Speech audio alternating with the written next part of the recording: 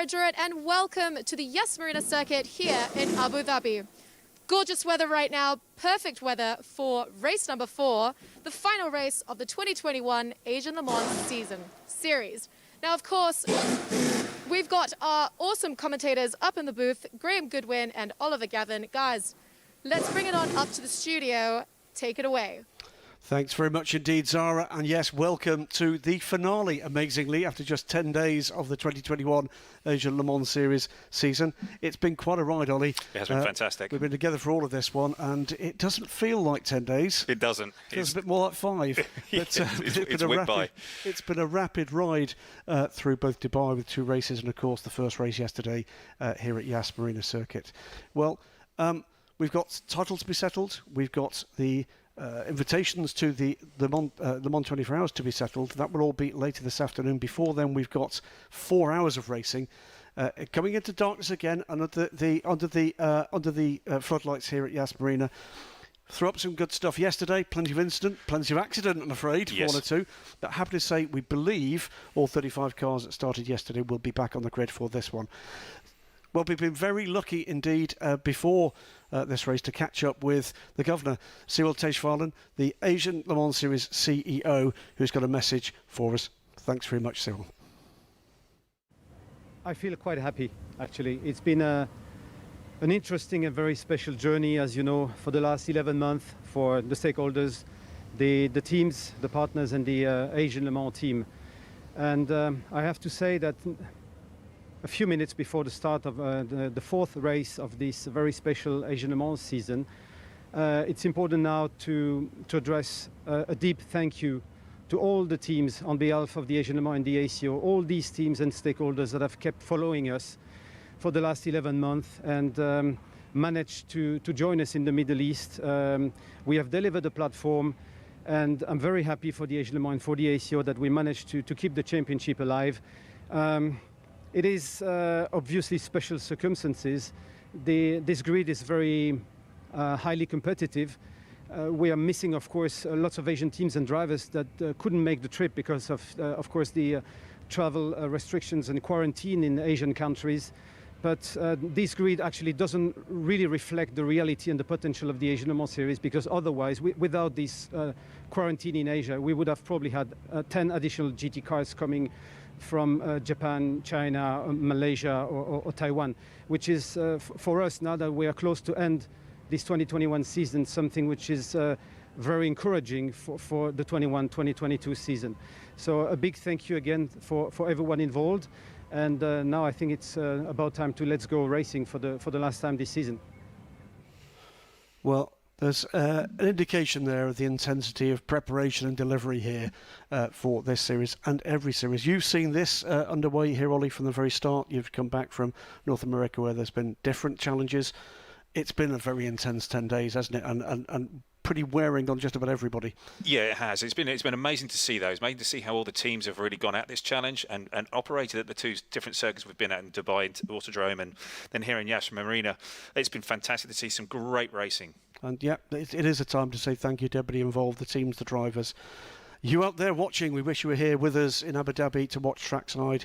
You're watching at home and you're very welcome to join us. The industry as well, and not to forget the amazing public health workers here in the United Arab Emirates and around the world that are keeping us all as safe as we possibly can be. As the local public information campaign says here, you're responsible. We're all responsible with keeping everybody safe here in the paddock. We are everybody at home, wherever your home is keeping safe too. And do tell us where you're watching in from on Twitter. Hashtag Asian Le Mans. Copy me and us at DSC Editor. Let us know where you are in the world, and we'll be hopefully talking to you a bit more directly through about 5 hours of TV to come from this one.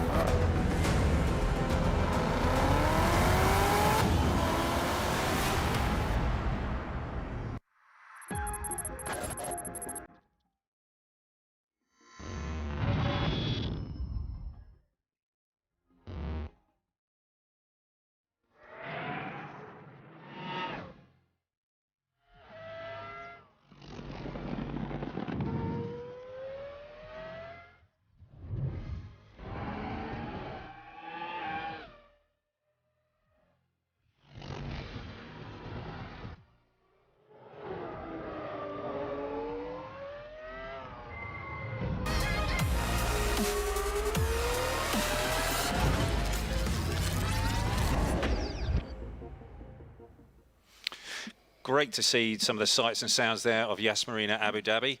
And what we're going to do now is we're going to take you into a lap of the racetrack. This 21 turn racetrack here, 5.54 kilometres here at Yas Marina, in through turn 1 into turn 2. The fast sweepers here at 3, then heavy on the brakes down into turn 5.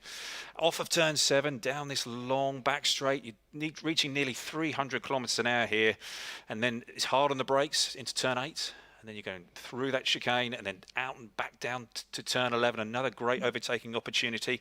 Then the circuit gets quite tricky and technical here.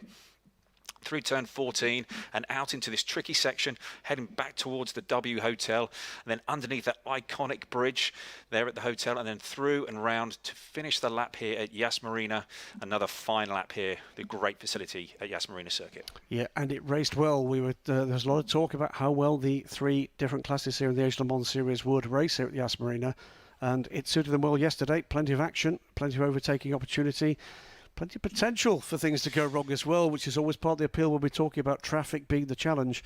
And that challenge comes not just for the really quick guys in the P2 cars trying to get through, but also the guys in the GT3 cars managing that, and they see that as very much part of the challenge they look forward to. Well, it's multi-class racing, isn't it? And it's tough. It's really trying to integrate all of that form of racing together. You know, you've got LMP2, LMP3 and GT, and they're all on the same racetrack at the same time. It's tough.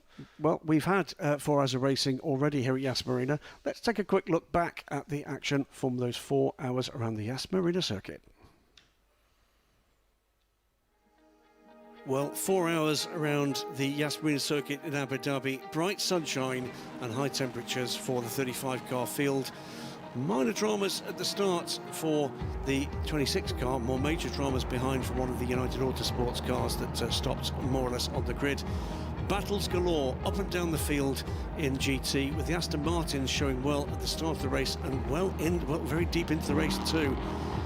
Battles too down that main straight with the 57 car, the 51 getting themselves involved in a tangle until before we saw the race-ending incident for the 97 TF Oman racing car. 99 though, the Precoat Herbeth car that took race 1 win in Dubai would come home with another run to the podium second, but it would be the untouchable pace eventually once the challenge of the Aston Martins had been dealt with. GPX Racing take the win here and are looking good for championship. In third place in LMP3, the number 3 car, the survivor after 2 early exits from the race from United Autosports, 3 Ligier. And ahead, it was the 2 cars from Nielsen Racing. Matt Bell closed in rapidly on Colin Noble. We'll find out post-race whether it was team orders that actually preserved the order, but Colin Noble and Tony Wells thoroughly deserved a great result after traumas earlier in this season in Asia. Colin Noble and Tony Wells it is that will take the win. In LMP2, Franco Colapinto would come home second place, bring home the 25 car in second place after some really good battles down through the field. Phoenix Racing here, Kelvin van der Linde doing the business in the last hour. 25 car it would be in second, 26 car would make it 2 G-Drive cars on the podium, but the overall winner from Judges Sport, a fantastic run from the team. All credit to Sean Galel, who ran all bar 1 stint in this race to bring home a thoroughly deserved win for Jota here in Abu Dhabi, with 4 hours more to come tomorrow.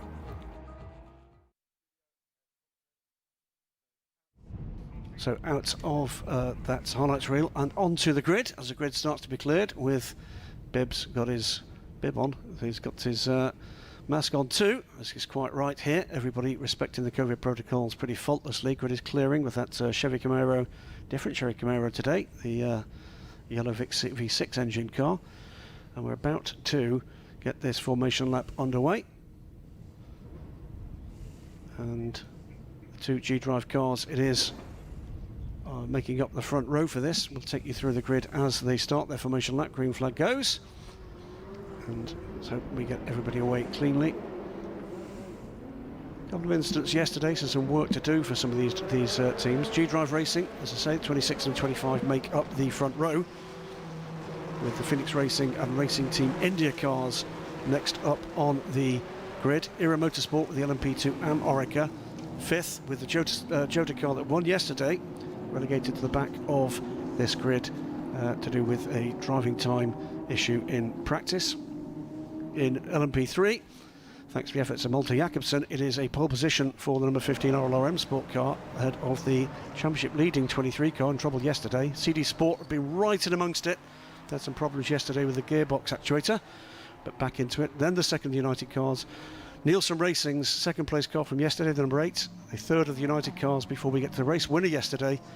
The number 9 defending championship winning car from Nielsen Racing, the Ginetta, and the Phoenix Racing Ligier. Hub Auto with the AMG GT3 Evo will be on pole position ahead of the championship leading GPX racing car. This is the Porsche, the number 40 car. Garage 59 went to the front of the pack yesterday, might well be looking to do that again. The 89 car, the Aston Martin. Rinaldi Racing flying high in the 7 Ferraris we've got here. Then the Prickett Herberth second car, the 93 car. Das Backler putting that one well up the grid. 51 with the Heritage style numbers on the AF Corsa car and amongst the pack for the GT3 cars. Third page, there's still one to come, and the depth in the GT3 grid here is just excellent to see. 19 cars in this as part of this record 36 car initial entry. We have 35 starters after one withdrawal mid-season, but we're going to be going racing before too very much longer. Back of the grid, the Kessel Racing by Car Guy 57 car. They've not had the season they were looking for. Looking to get back on winning form, the Car Guy team. Moving to Kessel Racing here, and the 57.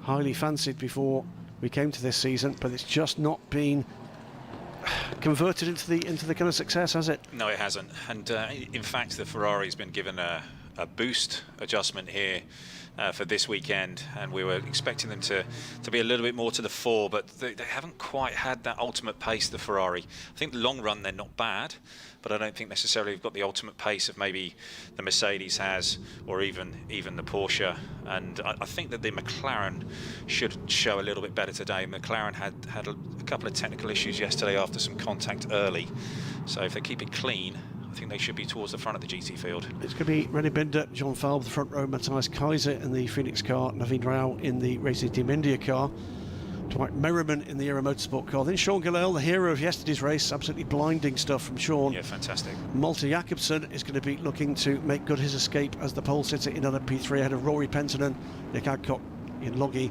Rodrigo Salas, Jim McGuire, Tony Wells, Mira Konopka and Leo Weiss. Liam Talbot will be taking away the AMG GT3 Evo from Hub Auto Racing ahead of Axel Jeffries in that Porsche. Marvin Kirchhofer will try to go to the front with David Perel, Stefan Gehrig, Francesco Pianvanetti and Brendan Aribe in the Inception Racing McLaren. That is the top 7 cars in the GT order. Just about to see the Chevrolet pace car pull off to our left, their right, and we're going to be just about ready to go racing with the red lights ablaze. Watch for the lights going out, then it will be power down. And keep an eye on turn 1. Now they go. Pole position man gets a bit of a run here. René Binder with John Falb looking his mirrors. It's going to be a cleaner turn 1 for the LMP2 cars. Big lock up there for the Ginetta just as the 44 car turned in. Looks to me like everybody's got away cleanly there though. 26 from 25. It's more or less the grid order. Phoenix Racing, but Sean Gillel looking up the inside immediately and makes that move for 4th position. The 28 car already ahead of 64. Somewhat battle-scarred, the Racing Team India car after big accidents in the free practice sessions. And Sean Gillel is looking to make early progress here. René Binder, we'll talk about him in just a few moments, Ollie, has been one of the stars, I think, of the Asian Le Mans series here. Just a combination of pace and consistency. Yeah, he's been fantastic. He's done a great job in every single race start. He's made very few mistakes. He's been clean. He's made sure that he's focused on his job in hand, and that is to start the car, have 2 really solid stints, and then hand it over to either Ferdinand Hansberg or Yiffy Ye. Oh, look, that was a tag on the rear of the CD Sport car from what I think was the number 8 Nielsen Racing car. Couldn't see which of the 2 cars were both there together. More contact as we just cut away from that shot. Yeah, it's always tricky here on the first lap, trying to get everything up to temperature. You know, judging those brake zones and brake points. and particularly when things aren't quite there in the window, it can just catch you out. And that's looks like what happened there. Well, it's a pretty with the Nielsen car. It was a pretty square on hit, so hopefully none of the legality panels, the bullets at the back of the LMP3 car, damaged in any way. But a very clean start indeed from the LMP2 field. These 5 cars away pretty much cleanly. 26 coming round to the anti-penultimate lap to complete the very first racing lap here for the race 4. Race 2 here at Yas Marina Circuit, the final round of the Asian Le Mans Series. And he's going to be away and clear here, Rennie Binder. Yeah, We've seen a lot of this. He's been getting away and really getting himself, tuned in. And I mean, yesterday, his looking back on the averages that the drivers were doing during the race, he had one of the best of all the drivers in the field. So he has been spectacularly quick. Yeah, just coming to the bottom of the shot, Nelte Jacobsen pushing hard, and the GT cars beating up some of the LMP3s right now with that tussle in the middle order. We've got the 40 GPX Porsche has its left side mirror hanging off. I think it's actually just lost it. Gone. Yeah. So Jeffries has been. It's still hanging on by a thread. Yep. So will that cause some problems? But going to the lead in GT, it is Marvin Kirchhofer in the number 89 Garage 59 car from David Perel. Is up to second in the Rinaldi Racing Ferrari. That's been the form Ferrari of the season, hasn't it? Yes. As Axel Jeffries looks to do what he can do, but getting by the number 3 United Autosports Ligier. Clear and by.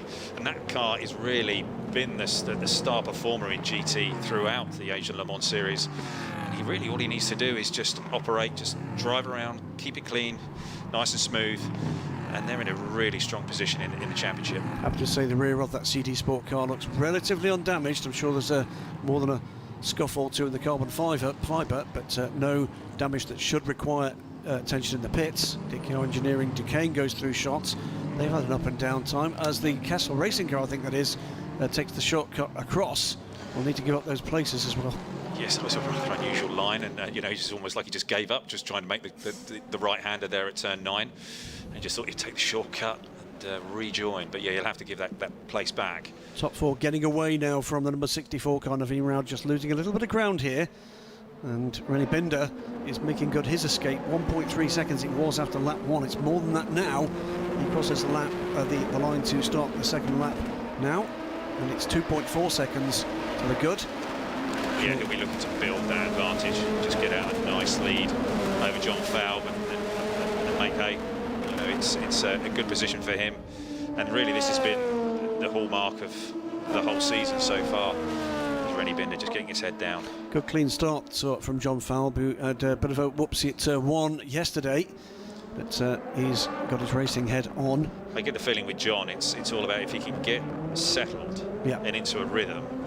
He's good. He's very rapid, but as we've said more than once during this season, the non-professional drivers, sometimes it's just that tiny error, that tiny moment, just throws them off that rhythm. It can be with them for 1, 2, 3, however many laps, but at the moment, not bothering him at all. No, he looks like he's getting into a bit of a rhythm there.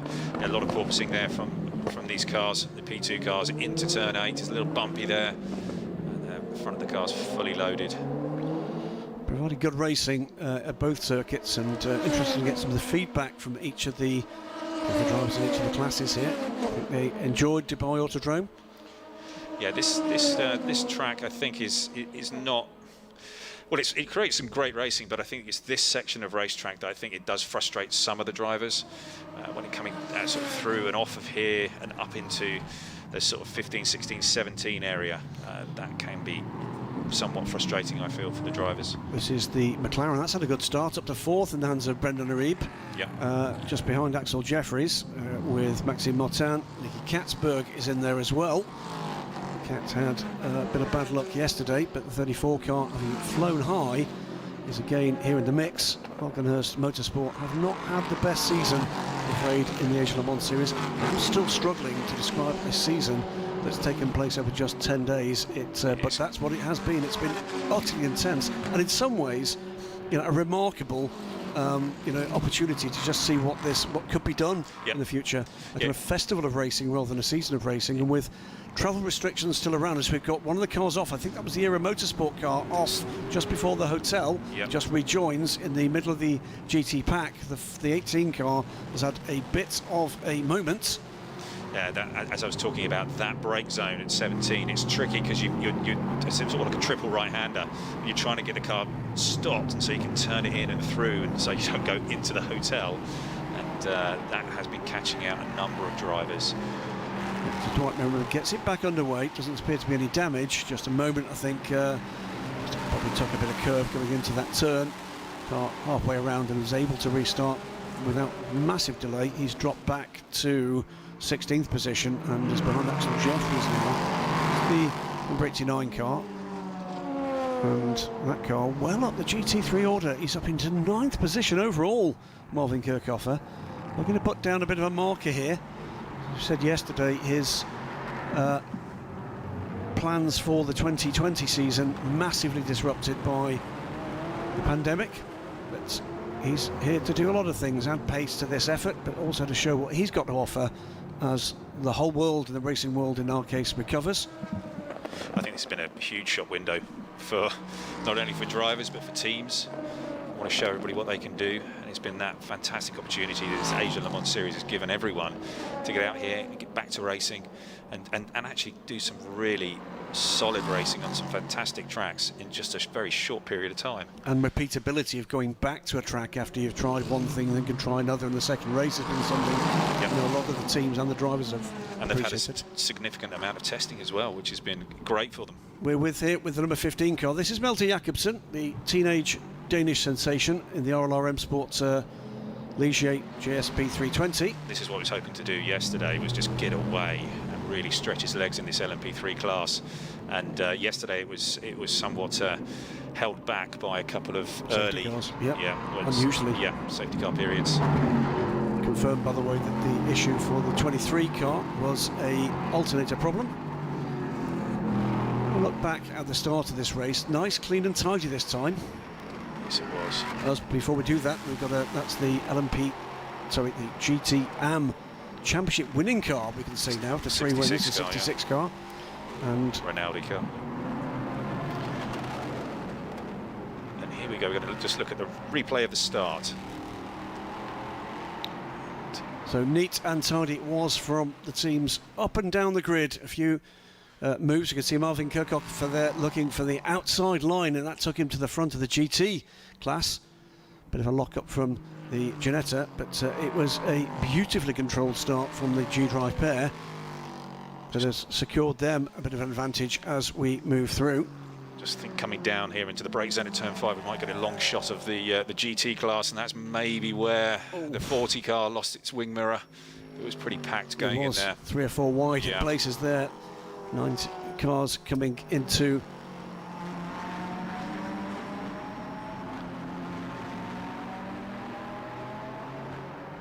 and that's a replacement door. I thought that's what we might see there. So they've decided that's just too much of a problem. Yeah, they were going to get. I think they were going to get called in for that anyway. Oh, this is the net result of whatever's happened. There's been contact there. Is that cause or effect? I think that was contact most probably, which caused the puncher, which then caused the spin.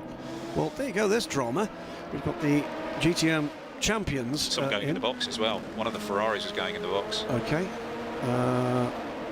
I think that was the GPX racing car leaving, but I may be wrong. GPX racing car on its way out. Car 60 has briefly been flagged as stopped on track as well, but maybe that the car. Car 60 is stopped at turn 18. That's the turn after the bridge underneath the hotel, isn't it? So number 60 car, which was a podium finisher yesterday.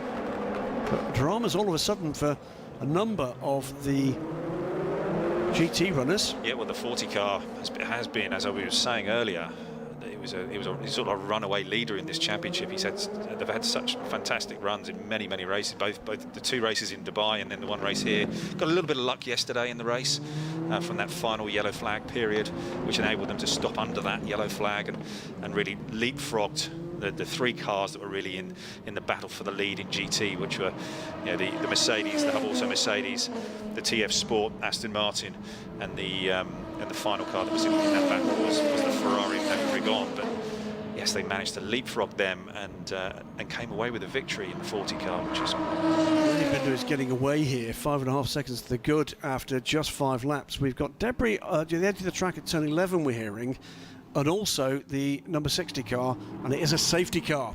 Safety car has been called. Wow. So that's not the plan that's either Rennie Binder, Malte Jakobsen, or for that matter Marvin Kirchhoff were looking for. That will be for the recovery of the number 60 car and removal of debris. And that Rinaldi car, by the way, is still on pit road, so is there more damage than just a tyre, or are they just serving that 110-second stop? I suspect it's the latter. They will burn that stop there. Yeah. Car's only just gone on the green Ferrari on pit lane is going to go into the garage. I think it is. Got it underneath the car. So that car, by the way, cannot be beaten now in the GT-AM battle. 3 wins. So that is our GT-AM champion, as the number 66 car is rolled back. So I wonder if it looks to me to be rather more than just a tyre there. So this safety car period is going to really help out the GPX team, that number 40 car. They're going to be able to close back up once they've got back out on track. It's going to be at the back of the GT field now. Pit entry is closed, and the car we know that it's off is the number 60 car. That's the Formula Racing car. Here comes the other Chevy Camaro. This is the safety car rather than the leading car. Fine machine. Fine machine. 650 horsepower. Is it really? V8 supercharged. 6.2 litre V8 supercharged. That's fantastic. Very orange. Anybody that knows me knows I like an orange car. Just that Mrs. DSC editor won't allow me to have one. Oh, dear me. But yep, under the control of the safety car. Big gap there behind these. That's the GPX car, isn't it? Just behind the leading cars. They're going to be a lap down. The overall order. They are going to be a lap down. So they are going to be the front of the GT field is going to be on their bumper. This is going to be very interesting, in particular with the number 99 car. Yes. Because they're in the realistically in the battle for the championship. But remember, in GT particularly, there is something else up for grabs here. We've got championships up for grabs. LMP2, LMP2AM, which has already been won by the Aero Motorsport car. LMP2 is still up for grabs. We'll talk about who might be in the mix for that one in just a short while. LMP3 still up for grabs. GT, the championship, but 4 invitations for the top 4. And the GPX Racing problem here has thrown that one wide open. Yeah, it has, and they're going to be have to look to see where that 99 car is. You know, there's an awful lot of racing still to happen, but this is not the start that they would have wanted. Nope. And it makes it less likely that they're going to be the car that gets those 25 points. And the to get those 25 points is going to bring other cars into the reckoning. Yes. At the moment, I think realistically, you've got what 4, 5, 6 cars behind the 2 race-winning Porsches so far that have got realistic prospects of making up those 3rd or 4th places in the championship, which will win them an invitation to the Le Mans 24 Hours. It's just trying to get this up now. So yes, it's realistically. So in GT, it's GPX, the Precourt Herbeth 99 car, and it's Rinaldi Racing the 55 car, Garage 59 and the 88 car, Inception Racing. I've just seen the car that's off. It's actually off just before the bridge in the runoff there. So it's going to be quite tricky to get. Yeah, it's going to be difficult to get that car. But it's it's going to. This might be out for a little while. Safety car. So it looks to me to be the place of safety, but remember there's also a report of debris, albeit offline. So if that car is away and safe, and that car does appear to be, by the way, out of the race, that's a real shame for the Formula Racing guys. The 60 car, started by Johnny Larison, who's the man behind that effort. They'd had a good race. I think they were actually potentially in with a chance of this. Yeah. The 3rd and 4th positions. There is the number 40 car. Yes, they were. They're 6th currently in the championship. There it is. Well picked up. It's not in a place of safety yet. That is still in line of attack, if you like. Yes, that's not. Tyres are up. Is that something dragging at the back, though? Yeah, it doesn't look. Doesn't look right, does it? No, I think it is low on the left rear. but no sign of life there, and I suspect that is all we'll see of the Formula Racing car. Yeah, it's going to be certainly see how this unfolds in GT. It's going to be the real battle. I mean, there's plenty of battles to watch through the field here. The P3 battle is going to be intense as well, seeing how the 23 car and the 3 car go and up against one another. At the moment in P3, it's the 23 in the championship, that is. It's the 23 leading the 9 and leading the 3 from the number 8 car and from the number 2 car. And they're the guys really in contention. Certainly the results yesterday with the Jota car topping finishing at the top of the results yesterday, and then the result we saw with United Autosports car having troubles yesterday, that threw things wider open than we thought we might see at the end of race 1. Yeah. With the 1-2 for Nielsen Racing yesterday, which, by the way, we should say, both you and I went and had a chat with a number of people involved in that. No team orders there. That was Colin Noble going to the end of the race on older tyres and defending. I think the only order was, if you're going to go for it, don't risk hitting him. Exactly. And I think if Colin, by the look of things, made it just difficult enough for Matt Bell that there wasn't a clean opportunity. It was simply a matter of Colin not making mistakes, and he didn't. Yes. So a great result for Nielsen Racing. Congratulations to the whole team. It's a fine win for them. It was fantastic. I've had some really tricky and quite difficult at times couple of weeks for them. Real fill up to get that 1-2 for the team. Absolutely. I actually think I saw Sven Thompson crack a smile for the first time since arrived, and he's normally quite a cheerful fellow too, but the management team there of Sven and Stuart Mosley did actually have an opportunity to enjoy this. The 60 car's gone. The car has gone, so I think this might be after this lap the final safety car lap. So we're not going to go racing yet. No. The safety car lights are still on and will remain on, I'm sure, for the next lap too. I see the car should start to emerge any moment now. You can see 3 hours 41 minutes and lights are still on. So we've also lost the 27 car, Giorgio Roda. Now where did that go? Yeah. And that car was in the same sector as well. I wonder if that's caused an effect all in one. It's possible. That was the car, the Kessel Racing car that went across the infield as well. The red car we saw at the start of the race and the main straight. So maybe he picked something up there, ran over some debris, pulled something on. Or I maybe just wonder if there's more than one Ferrari in that corner. Neither of them made it back to the pits. Raldi Racing car, by the way, still in the pits. It's not been a great couple of minutes for the Ferraris, has it? That's effectively 3 of the 7 eliminated from proceedings, including 1 of the front runners, and indeed our champion in GTM. And keeping a watch at the light bar on top of the Camaro ZL1. Does feel more when you say Z. There you go. British, damn it. Down the back straight it goes. Brutish thing, isn't it? It's a lot of power right there. Fine machine. It's 650 horsepower. You ever driven a Chevrolet? I've done a few laps in one. Yeah. Cruise or? No, I've done a few laps in a Camaro and a Corvette. Oh. But mainly a Corvette. We should talk about that sometime. Okay. A bit of a lock up there as Sean Goodell gets things back up to temperature.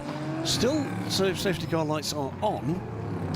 Yeah, I think that they'll be looking at close the gaps. Pit entry is closed. The so be Eduardo Freitas just trying to get the field under control before. So these drivers are being told by the team, okay, look, we're likely to go green very soon here. Could be this lap. Need to really be prepping the car to get it going again, getting that heat again in the tyres, in the brakes, prepping yourself for that restart mentally. Absolutely. To get going again. So, the light's still on that car? No indication on the timing screen at the moment. Maybe simply not happy that the field is out. The lights are out. The lights are out, so we are about to go racing. Ever the professional racing driver spotting the safety car lights going out. Eagle-eyed for that absolutely. Sort of thing. And Rennie Binder, as he did twice yesterday, backing the field back up here. He'll control the pace to the start-finish line here. Safety car will move around and pull over to the right. There is Rene. He'll choose when to push the loud pedal. Looks like he's going to go now. And away he goes. Back to green. Looking behind here, the 25 car likely be under pressure, but John Fowle keeps it neat and tidy there, makes it as difficult as possible. Rennie Binder immediately pulls out an advantage.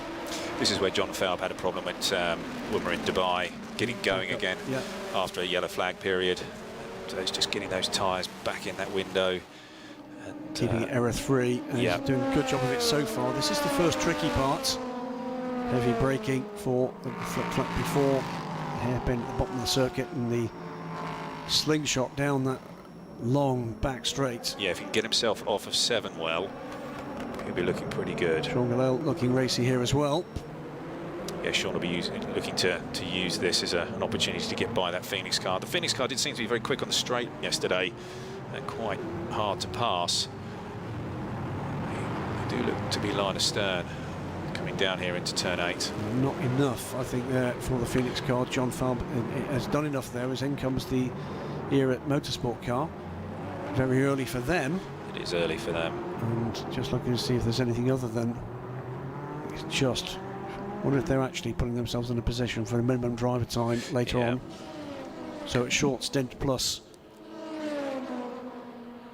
Exactly. Pits were closed until the safety car, of course, came in. Yeah, John seems to have done a fine job here, getting back up to speed and holding off the Phoenix car. He's another one of the gentleman drivers, the bronze rated drivers, who really does want to measure himself against the quicker semi-pros and pros. Yeah. He's not one of these guys who is interested in just jumping in for 40 minutes. He wants to be a clear part of the race strategy, the race win, he hopes. Already an LMP3 champion in Europe, and would dearly love to take another title home to Las Vegas.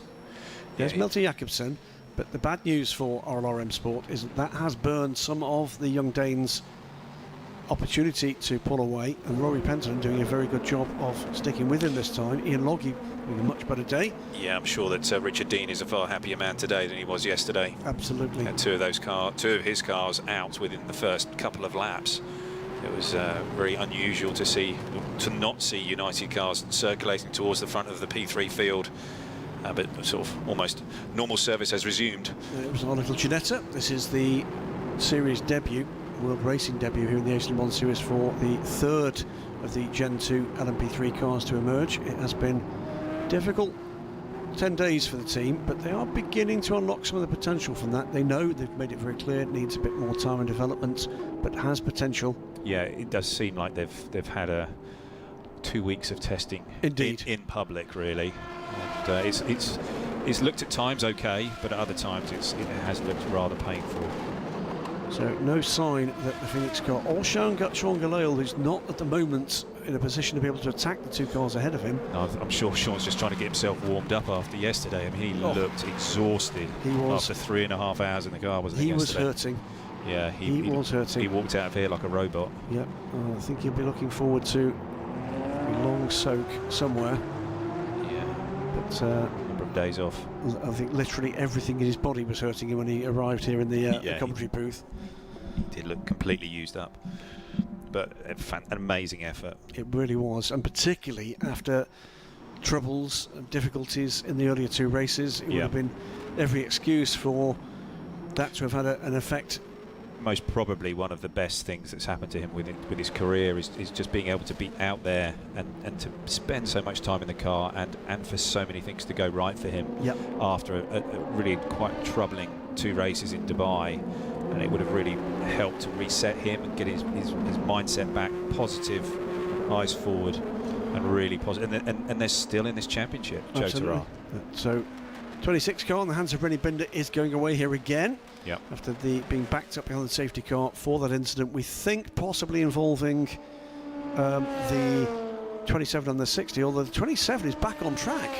Yeah, I think that they went in the garage. They had contact. You think that was the one you saw? Yeah, I think that they had contact possibly with the 60, and then they had to go in the garage. They've got that fixed and then back out on track. Yeah, but that car is back on track after 6.5 minutes in the pits, so I think you're bang on right. You spotted it, I didn't. Interesting to see how the 40 car, the GPX racing car, is now performing, where they are. They are on right track. 32nd. They are almost the last car running.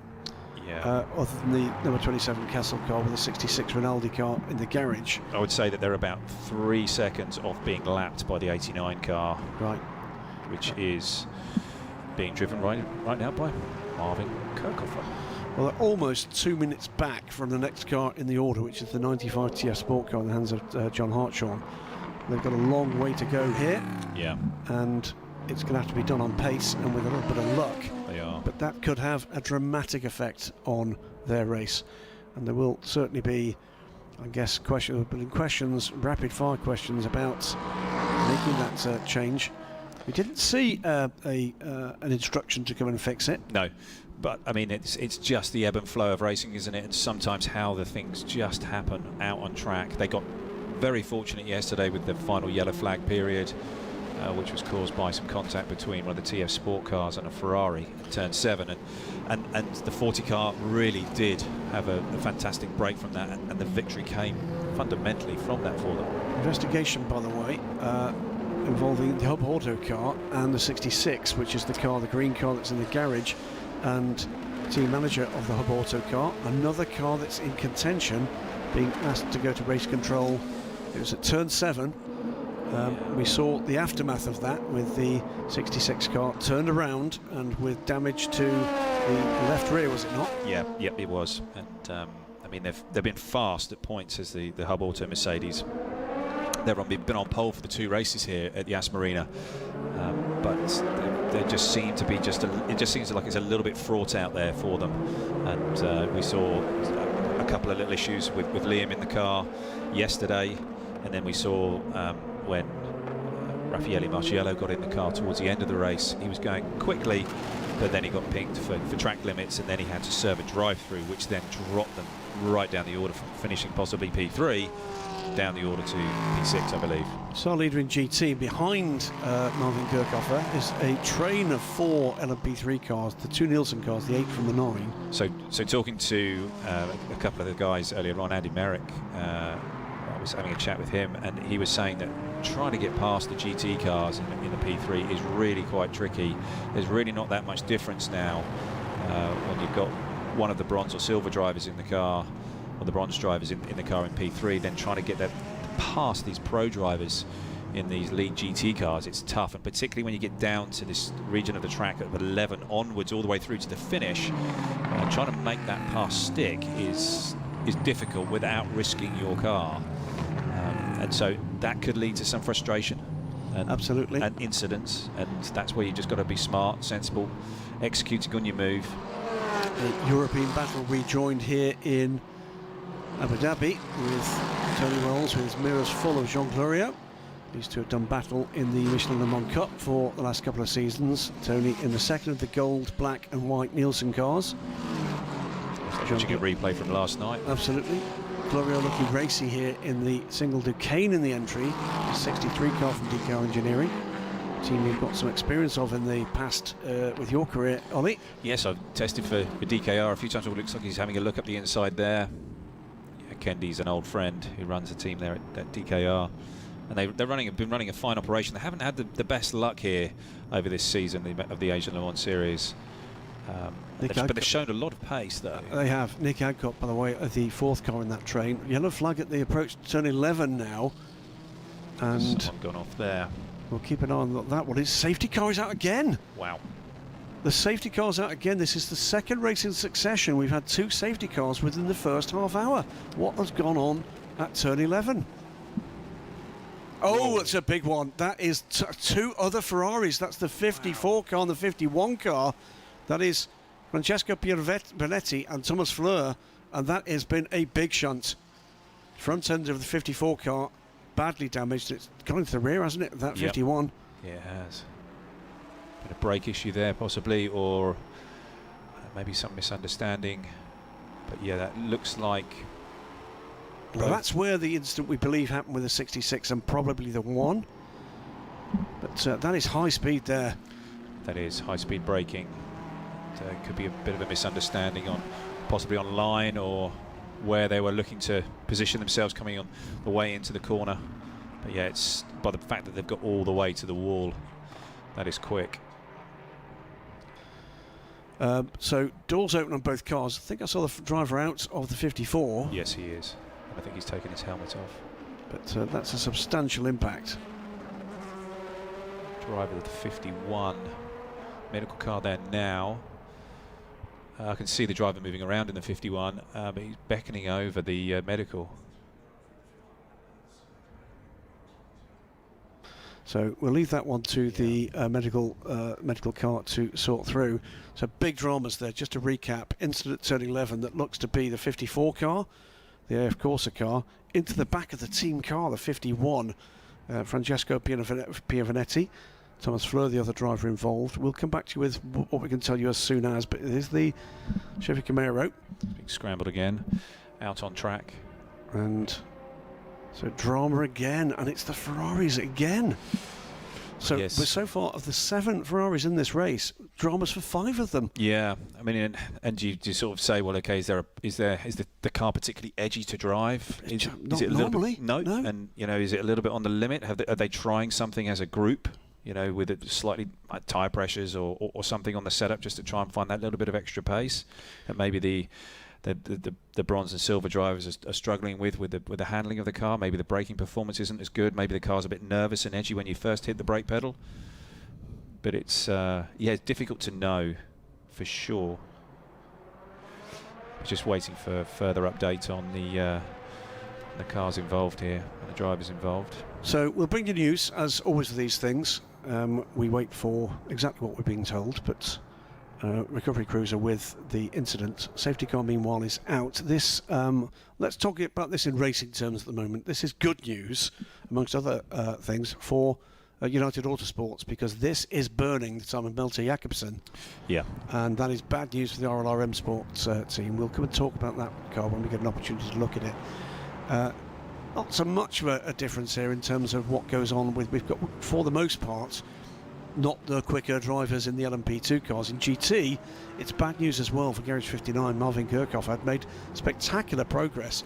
Maxime Martin, by the way, unseen by us while we were concentrating on other things, was up to second yet again. Garage 59 1-2 with Nicky Katzberg up into third place in the BMW. So mega stuff from him. Yeah, it's almost this won't be good news for them either. No. So this is burning Nicky's time. Yeah, this is almost a replay from yesterday in terms of what the strategies was or is from those 2 or 3 teams.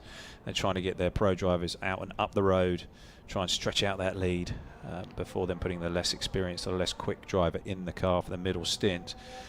But this is the 2 safety cars here have sort of backfired on that strategy.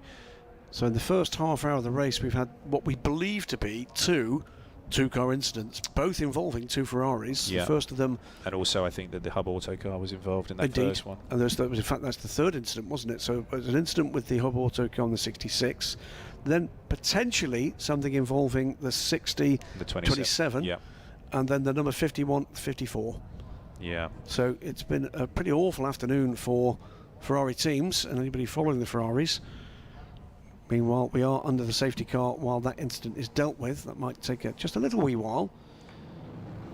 2 badly damaged cars there, front end of the 54, rear end of the 51. Yeah, that's going to again take those Ferraris out of any chance of a championship, or even the possibility of one of those 4 invitations to Le Mans. And, so looking at the rundown at the moment, the Rinaldi car, David Burrell, is really the only Ferrari that's in a good spot to challenge. And that's been the form Ferrari, the 55. That was the car that finished second in the second race at Dubai. Yes. Let's have another look back as we got the cars behind the safety car. Let's look back at the start of this race. In particular, take note in the middle of the pack here as with the GT car, the Aston Martin going to the front on around the outside of the Hub Auto car. This was the move that got Kirchhoff the lead. Now, I think it was Kirchhoff that hit the GPX car, and I think it happened at turn 1. Okay. They were on what I can only describe as a collision course, which led to the GPX car having the door mirror replaced. But it's the left side. Oh, you're of right, the it's the other GPX car. side. It's not The mirror that was incident. but it could well have been that he then had to move. But looking back here, we get just an indication of just how busy it was It's going into that turn. It's pretty By crazy. which time Kirchhoff was through, clear and away. Yeah, he was aggressive there at the start. He had a strategy. He knew what he was going to do. Absolutely. And he wanted to try and swamp Liam Talbot right there at the start and get by. And maybe that flustered Liam. Maybe, but the car that came out of that melee worst was the 40.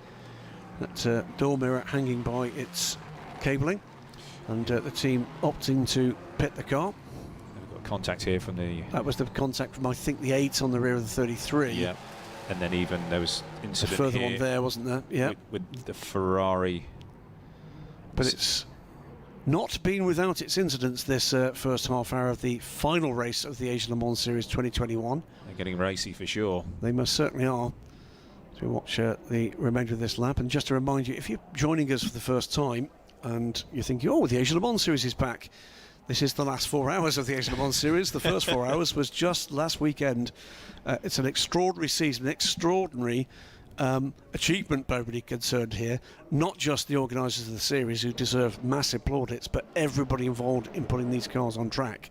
No mean feat to get here, no mean feat to have the deals in place, the logistics, the sheer bloody mindedness that has actually pushed people through here, and it's been a quite extraordinary experience to be part of this. Yes, it has.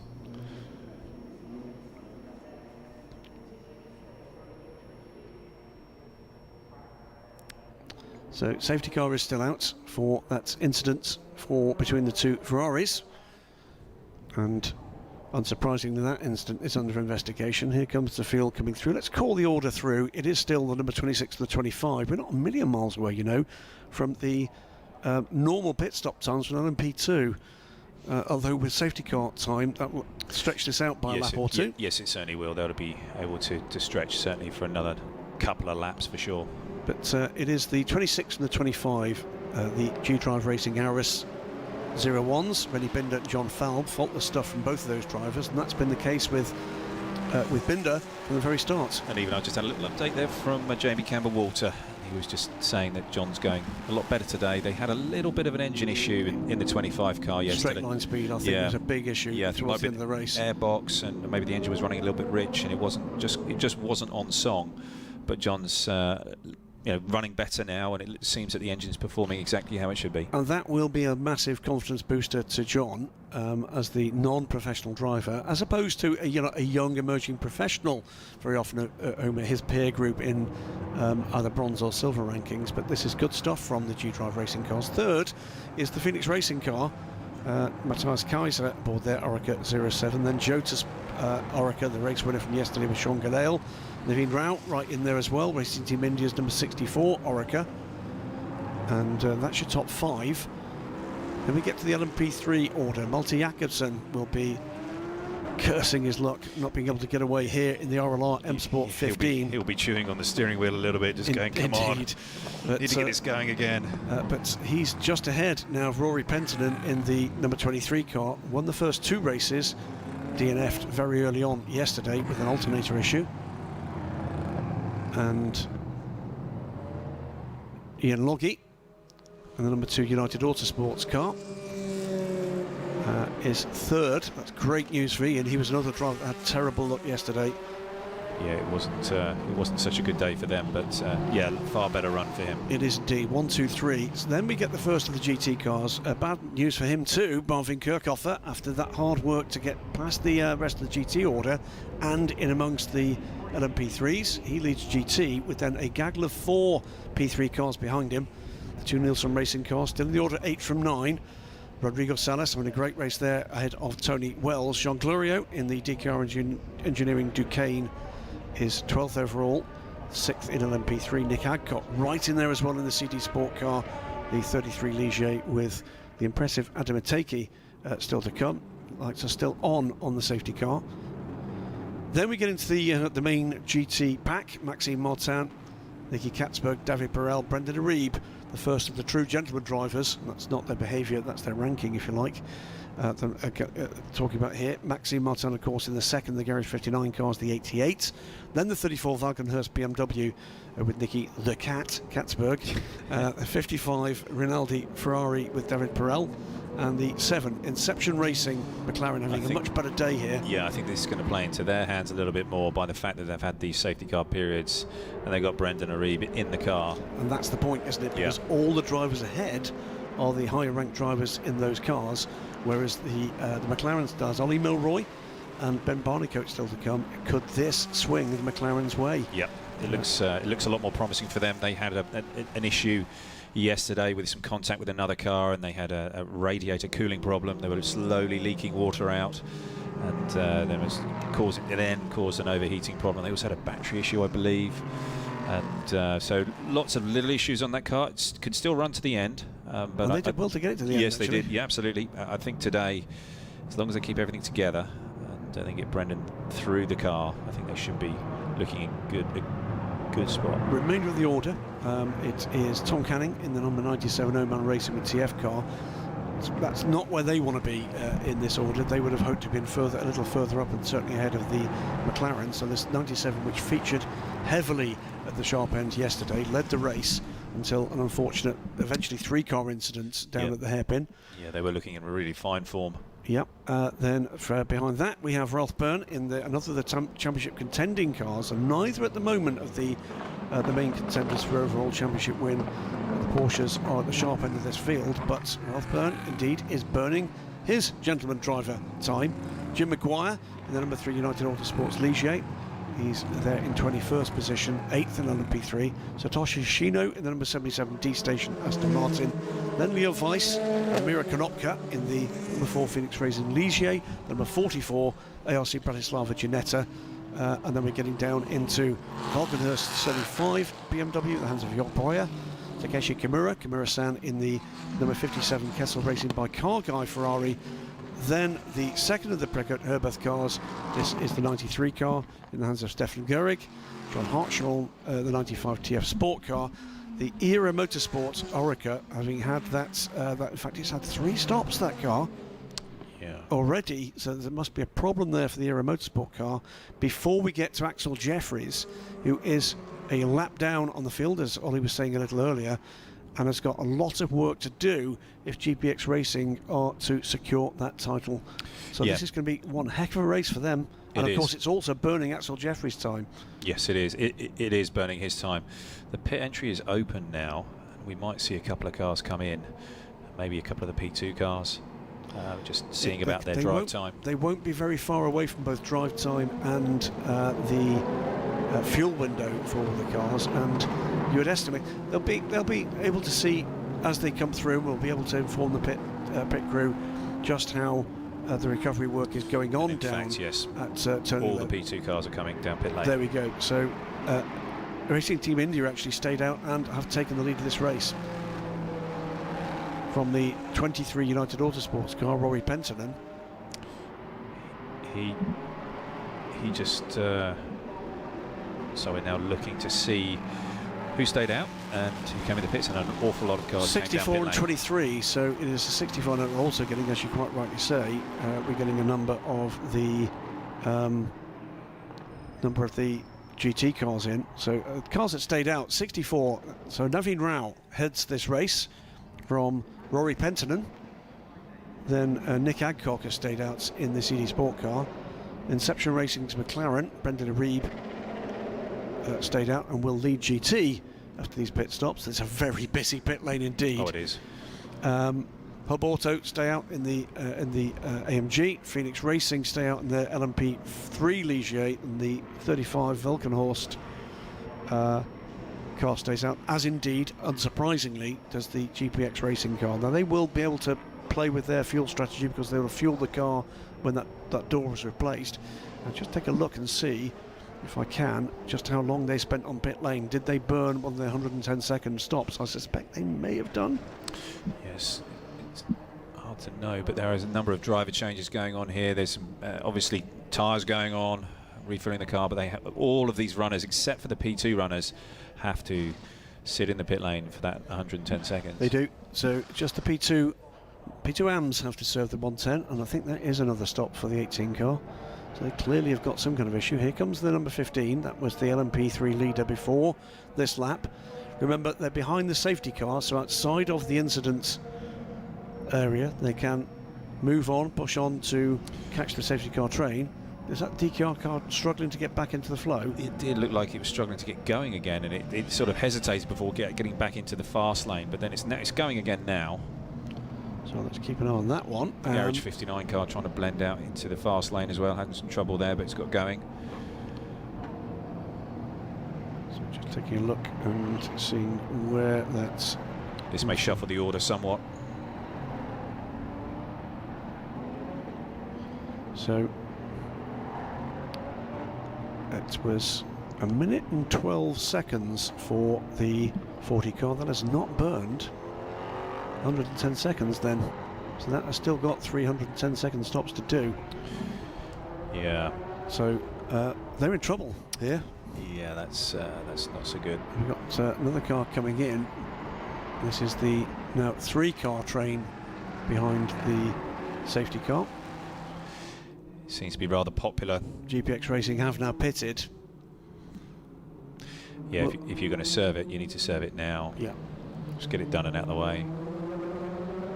110-second pit stop, so that it's not biting you when the track's green again. Yep. So the 2 cars, I can tell you, are being recovered, and there will be barrier repairs, no doubt, underway. But as well, lots of fluid down, albeit in the runoff area, but that will be of no less concern.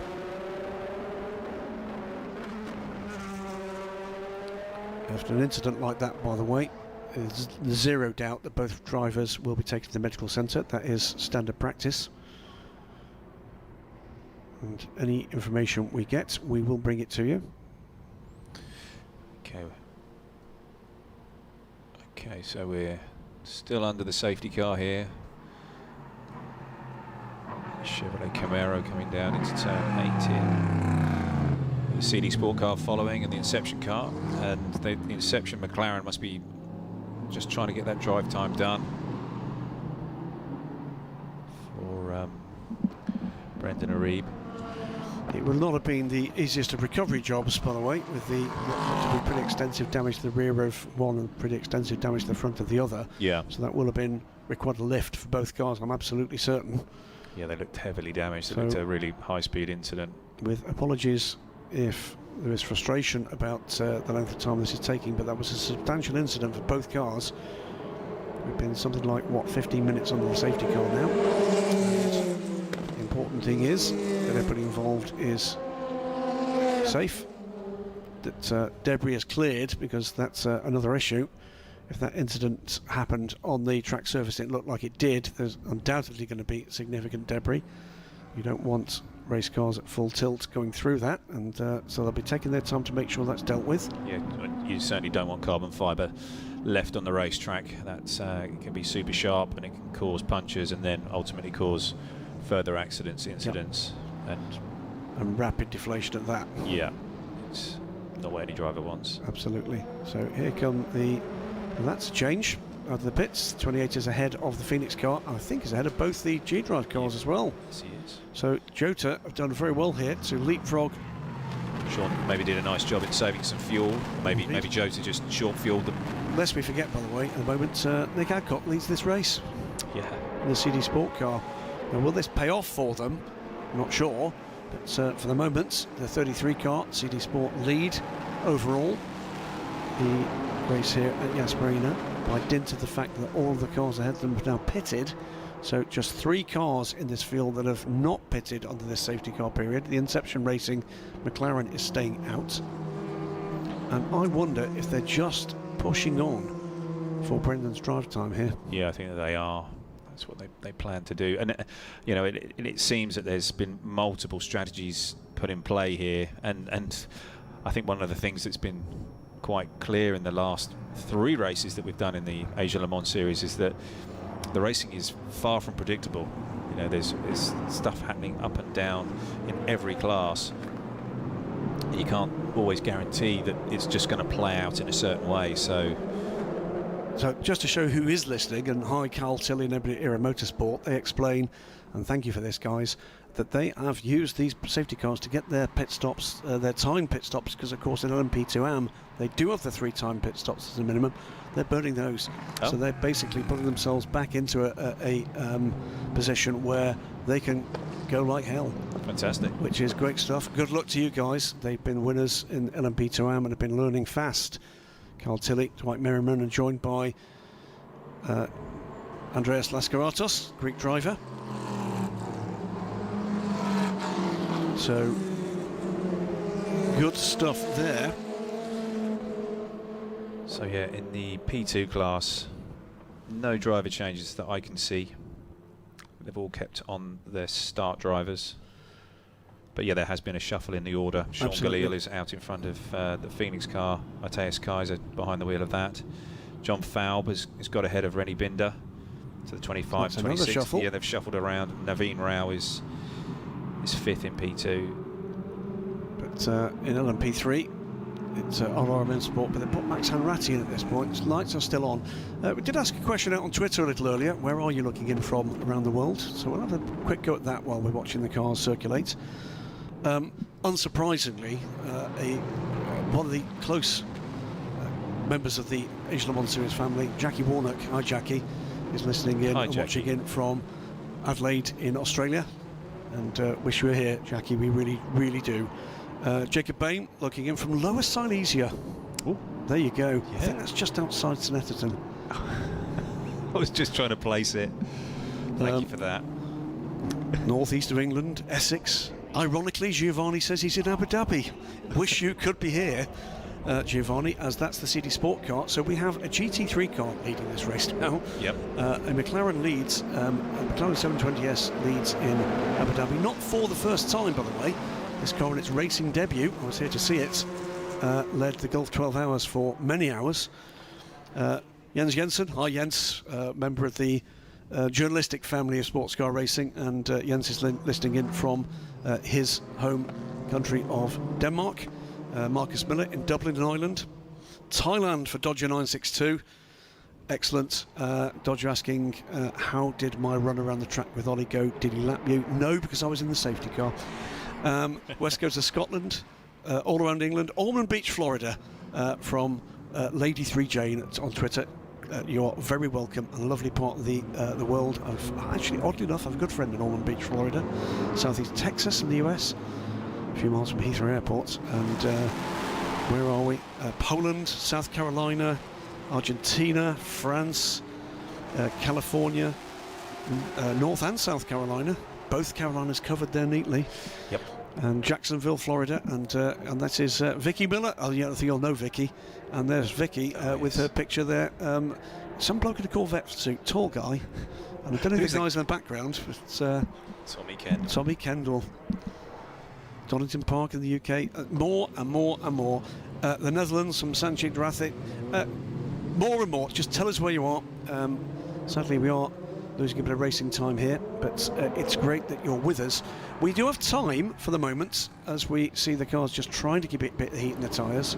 To answer a couple of questions on Twitter, so pop a few along, hashtag Asian Le Mans and at DSC Editor, and I will try to get to that. No, we haven't done much of that, but it's been fast and furious stuff. 13 hours of racing. Sorry. While you were just browsing Twitter there, we saw the CD Sport car in the pit lane, and the technical delegates from the series was just taking a look at that cheese wedge on the left rear. They did get the hit, didn't they? Yeah, yes. And that's where the light cluster is as well, and they were just asking the team just to take an extra look at that, and maybe some tape's gone on it, and just reinforcing it. Yeah, it is. Because we had some of that yesterday, didn't we? We did, and that is a mandatory part of the car. We are going to be another safety car lap here, just to remind people. Actually, just also, race control is reporting that Marshall's are reporting drops of rain. Well, it was. I was actually up on the podium earlier, as is my wont. Yeah. And it was very windy, and I'd say that wasn't you. It wasn't me. No. And in comes the McLaren. So the McLaren will pit from the lead of this race. Is he being followed in by the other car? It is indeed. Yes. So the BMW does not lead the race. No. So But that'll be the drive time done. that will be the drive time done. So that is, well, they're not going to lose out here, are they? No. It's great. It's great for them. In come 2 more cars. This will be a further top up, I think, and this will be drive time as well for some of those teams. This is going to have a dramatic effect on this race as we get deeper into this, so stick with it. Much as it's frustrating, I know that we're in the safety car, it is going to play back into what we expected already was going to be a pretty fast and furious finish, particularly in GT. This is not going to damage that, is it? No. To remind why we're on the safety car, it's for a significant incident between the 54 and the 51 Ferraris. Both cars have been recovered, both drivers have been taken to medical centre. We'll bring you any news we can with that when and only when we have an official bulletin. That damage on the left side. I mean, it looks like it got particularly racy in the GT class on that first couple of laps. Yep. There's damage on many cars. This car, by the way, just trying to recall just how much running we've had with this car. So this is the Inception Racing McLaren 720S GT3 from Optimum in the UK, and has already raced in the Gulf 12 hours at Bahrain, the Daytona 24 hours, the Dubai 24 hours, here at Yas Marina over 6 hours, and now into a 4th 4-hour race at Dubai for 2, and our second and final race here at Abu Dhabi. It's been a heck of a programme for this team. It has. And just the running that we've done in the Asian Le Mans series, Huge. it's been massive. Huge. And, you know, we've had 4 4-hour races, and then all of the practice sessions, all the qualifying, and all the testing as well. You go up and down the pit lane here, and you at this time on Saturday, you're seeing a number of quite weary mechanics and crews, because it's just really been non-stop, you know, with so much on-track activity. Trying to just fit in just general maintenance on the cars has been a challenge for a lot of teams. Absolutely massive. Still safety car lights on, by the way, so we're going to go back to a couple of more shout-outs. You're not going to continue with your story about your wind on the podium? It's just cold. It was cold, and actually one of the local members of our crew did say that they thought rain might be a possibility this afternoon. Didn't see any clouds in the sky, but they did say that it can kind of sweep in pretty quickly here. Another couple of hellos. Hello to Gustas Grimbergas. Gustas, the teenage sensation in LMP3 from Lithuania, has done racing in the European Le Mans Series. Thoroughly nice guy. And available now for an LMP3 team near you. I'm sure you'd like to say, Gustas. Hope we do see you in the European Le Mans Series or other alternative paddock. Michael Salavari, and I know Michael, another one in Adelaide, the massive motorsport community that's in Adelaide, together with, as mentioned, Jackie Warnock, we have our very own Jane Rowe here, Richard Crail amongst them, and Michael, a staunch supporter of endurance racing through his activities with the huge Reddit community, and also his own podcast. Not Racing. Indeed, in for the podcast. Not as good as my podcast, I should say, but pretty good nonetheless. But Michael will be, he tells me, eating dessert at 11:30 p.m. 55 car, that is a change of driver, and getting out from that car. So the weather here is saying it, a chance of any rain at the moment, but temperature is 26 degrees. That wind is a very steady breeze, 13 kilometres, and the humidity is low. Yeah, indeed. David Perel it is getting out the car. Coach Dave, for those of you in the sim racing community, that David Perel has a thriving business in setups for sim racing cars. I never knew He's that. well known in the sim racing community. There's a huge following for his racing activities in Europe and now in Asia. Great to have him here.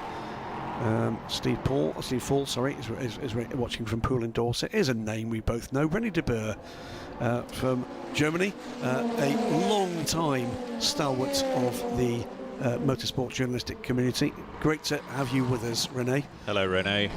And super bloke. Mixes journalism in motorsport and skiing. It's winter sports and motorsport. Him and Martin Haven too. You know, I think it's some kind of specialist interest group that's just got the two of them in it. But great to have you with us. Niche. Niche. But they're keen. We'll give them that. They're keen. Oh, that, and the lights are out. Lights are out. We're back to racing. So It's been great to see the that is- Chevrolet Camaro, but he's got to go and park absolutely it up again. one of the longest commercials of Chevrolet we've seen this weekend. And I did a piece with that earlier on. you did. It was very good. You can see that, by the way, on the Asian Le Mans Series Twitter feed with Ollie. Didn't need telling about the specs of this car, remarkably. It surprised me. So it's going to be Sean Galale that is that gets to control the field as in comes the Camaro safety car. Galale not messing about here, No, he was pushing on. very keen. We go back to green flag racing. It's 2 hours and 58 minutes remaining, and Sean Galale goes away ahead of the Phoenix Racing car. Galale from Matthias Kaiser, John Falb now, Rennie Binder, and Naveen Rao. That is your top 5 in LMP2. This is going to be tricky.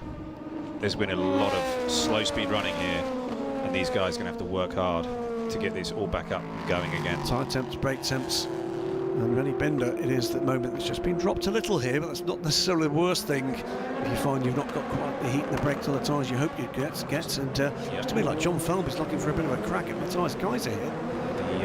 Nicky Katzberg getting racy here with the Aston Martin. He's made his way by, so I think that's changed It is. position. He's gone for the lead. Yeah. He's gone to the lead. Nicky Katzberg.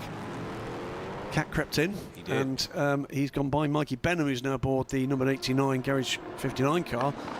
Looks up the inside, John Falb, and He's got going, hasn't he, John? Yeah. He's got his dander up, and he's actually got a good exit from there, and I think he's going to go to the outside.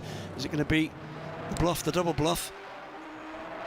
Mansell-like Yep. on the PK that is the Phoenix Racing car. I think he's got that line. No, wow. Under the brakes. Has he overdone it here? No, John Falb, I think, has got that done. Great move from John Falb up into second place. He's going to go hunting off now for the Jota Sport car ahead. That's a great move. That was an excellent move. Really, really good. Should remind you, John Falb, gentleman driver. You wouldn't thank me for saying that, but I told you he was a bit feisty. He was looking racy from the start, wasn't he, though, John? Yeah, yeah. And he said, give himself time to breathe and think about this one. Just Rennie shows you Binder. when you can get the car underneath you, get a confidence up, you know, that it can just start to come, the performance. And that's fantastic to see. Potential further problems to the 40, by the way, with their team manager Biast of race control. They've had a lot of pit stops. Wonder whether or not we've had a couple of stumbles. Through come the second pair of LMP2s here. That is the Phoenix Racing car, the number 5 car, ahead of the 26 car. The second, the G-Drive Aurus.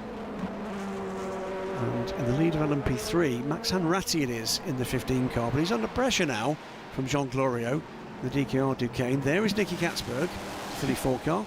So does that mean with the 15 car, do you think Multi Jakobsen will be able to get back in again? Did he get out early enough? I'm not sure he did. I think that might have rather spoiled their day. Yeah. But with two bronze drivers, I think they've got quite a lot of time to burn. Yeah. But either way, they lead the race again. And we have two orange and black LMP3s. The Ligier, the 15, the Duquesne, very different looking cars as well. Good to see that in a class with a spec powertrain, remember, same engine and gearbox in the rear of these cars. It's a 5.6 litre, something like 450 horsepower Nissan V8 and an X-Track gearbox in these cars. All those powertrains, every LMP3 cars. Up the inside goes Jean Glorio. Just had an update from Jamie Campbell-Walter, and I think it's Franco Colapinto that's now in the 25. I think our timing Is screens it? must be wrong. And that's the update from Jamie. So that would explain the change in attitude Indeed it would. of the car and the confidence level, it seems, in the body language of the car.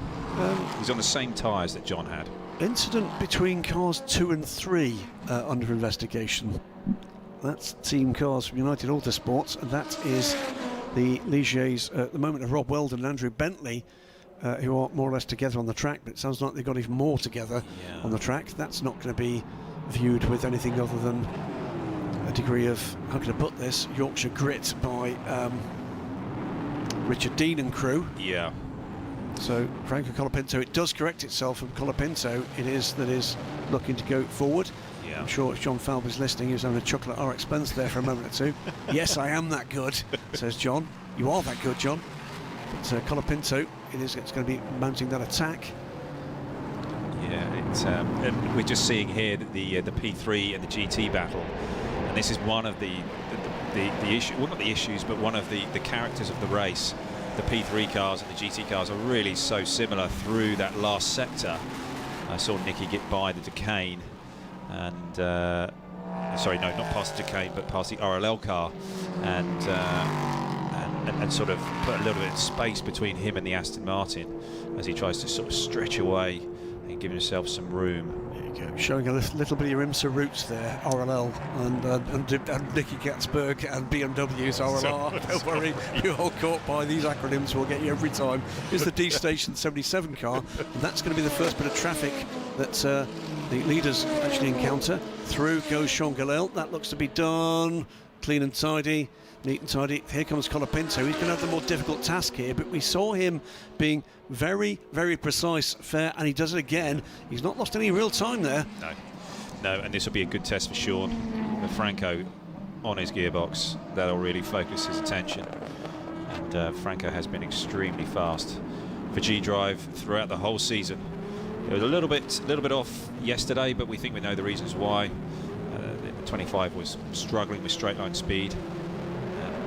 Now it looks like that car is back on song, and I expect Franco to be all over the back of the Jota car in about 4 or 5 corners. I think that's about right, and that's going to be a good thing to see. We've got the 2 remaining undelayed Ferraris in the race there, 55 to 57 together on track, just ahead of this group, and that is the battle, 3-car battle for 7th. Rina Mastronardi in the 55, the Alfred Renard, the 99 car, recovering to 8th position through those pit stops, and Con Ledegar are the 3 men on track in that battle.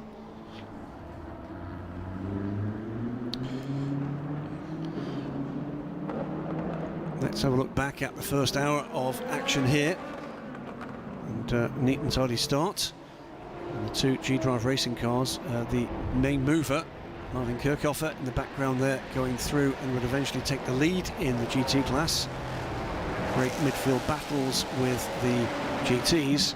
Battle 2 between the 2 Nielsen Racing Ligiers and the DKR Duquesne in LMP2. A flutter of porpoising there from the Phoenix Racing car, but controlled to the point of the incident that involved these 2 cars, the 51, the 54. Sent us to the 2nd safety car of this race. Sean Galel and the Jota car managing to get through that pit stop cycle back into the lead. And it's now Galel, Indonesian driver in the Jota 28. Ironman stint yesterday. Now he's got work to do with the 17-year-old Argentinian Franco Colapinto, as you quite rightly said, bottled up behind him. This is another bit of a marker, isn't it, in the career of both of these men. The more experienced racer by far is Galel, who's raced up to and including F2, and here Franco Colapinto in his first series in any kind of sports car, with very limited single-seater experience behind him at the age of 17, but a star in the making, we think. Yeah. Both clattering over the curbs there, coming around to complete the lap, and with a little bit of traffic ahead of the BMW. It'll be important for them to get through. Sean Galel in a hurry to do that. Colapinto, I don't think he's going to make it, does he, before the turn? Has to do it just on the braking for the turn. Slightly compromises his line in doing that. That won't help him to get on the back of the Jota car as they come round the twiddly-diddly bits, I think, as we've been calling them for most of this week. Well, you've been calling off camera, yep. Yes. I like to be precise in terms of my technical descriptions. Under braking, closes up again as they come round and through the chicane for the hairpin at the to fire them back out onto that back straight ollie. Yep, he's just looking for that opportunity now, and just trying to line him up. I'm not sure whether he's going to actually have the opportunity to pass Sean just on outright speed, or whether he's going to have to use a little bit of traffic as a pick to get by, and Sean might sort of stumble a little bit over a slower GT car. But it's going to be a good battle between these 2. They're both young, they're both very, very motivated, and they're both driving for good teams, good cars, and these guys have been battling it out through all of this Asian Le Mans series. It's been great racing, and yeah, excited to see how this plays out. 28 it is from the 25. These two are herring away from the two cars behind. It's a purple sector for Sean Gelael in sector 1. It's a purple sector for Franco Colapinto in sector 2. They're now 8.7 seconds ahead of Matthias Kaiser, as his mirrors, by the way, full of Rennie Binder in the second Aris. Where Franco just seems to be able to just carry that little bit more speed in on the brakes in that corner entry phase. Absolutely. They seem like they're reasonably well balanced or matched, sort of mid-corner off, but it's all about the entry into the corner that Franco's just able just to close up that little bit. In the classes, by the way, as we continue to watch this battle, because it's going to be a good one, LMP3 is led in 6th place overall by the DKR Engineering Ducano Jean Glorio, and just one position behind him is Nicky Katzberg in the BMW M6 GT3, the 34 car, 7th overall in a field that's got, 17 LMP cars in it. Yeah, he's doing fine work, Nicky. Fastest lap of the race goes to Sean Gelael. Great stuff from him. But it's not. Boy, did that race yesterday not do him some good. Yeah. And just a couple of tenths off that, both in the 157s, 157.4 for Gelael. But now with LMP3 traffic, it's a bit more of a challenge here. And this is going to give Colapinto a bit more of a run as they come down into the back straight. Don't think he's quite close enough, though. Not quite, but he could use this just to close up just that little bit more, so then the run through 8 and 9, and that's one of the things about the character of this racetrack, is being able to use the double straights here and to try and then execute the pass into turn 11. Is he close enough? He's pretty good. Just all about this exit coming off of 9. They've got wide open spaces ahead of them, so this is, free racing if you like. It's a drive-through penalty, by the way, for car number 1 for causing that collision with 66. So that is really bad news for Hub Auto, and particularly with the field as tightly spaced as they are after a safety car. That is going to cost them dear.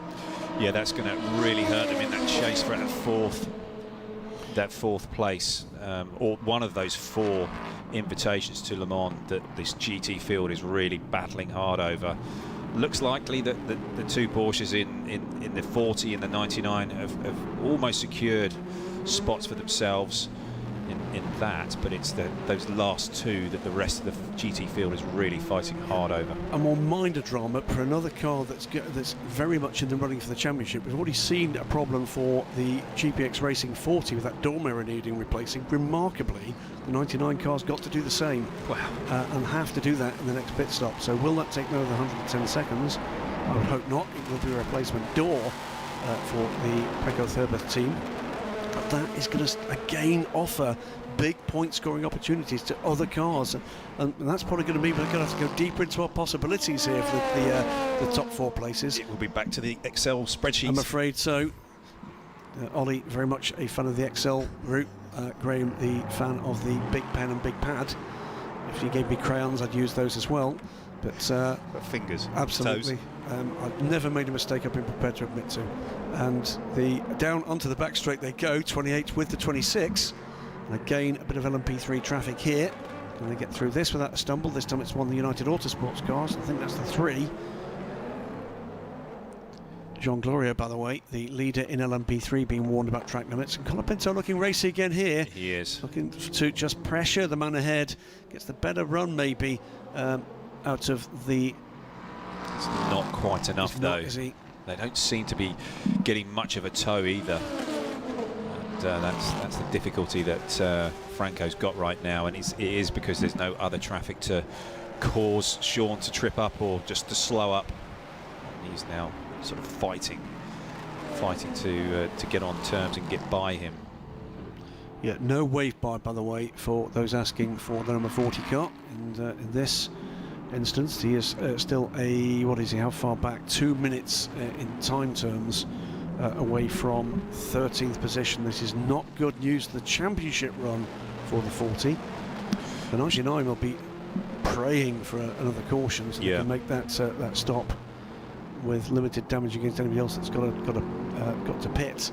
But this one, with the 2 early safety cars, again just throws the spanner in the works in terms of the predictable strategies of these teams. Not very many of them off strategy, it has to be said. For the most part, we're picking at the same time. But what we're looking for as we get deeper into this race are the teams that burned the time of the less experienced and the less quick drivers. Yeah, I think we're going to see how that's going to play out. Watch this. Is this the moment? It is, I think. Big look up the inside. Not quite able to do it, but he certainly gave it I think lucky that the track was as wide as it was there, but Colapinto saw the opportunity. There wasn't really room to get the car stopped. He kind of checked himself there. He did. He didn't really go for that. I don't think he was really too sure where Sean was. Yeah. And he thought it's way too early in the race here. Don't want to risk the car. Isn't that a good sign for a young man like that? It is. You know, you see a great big gap opening up as the number 28 car goes back, goes past the McLaren.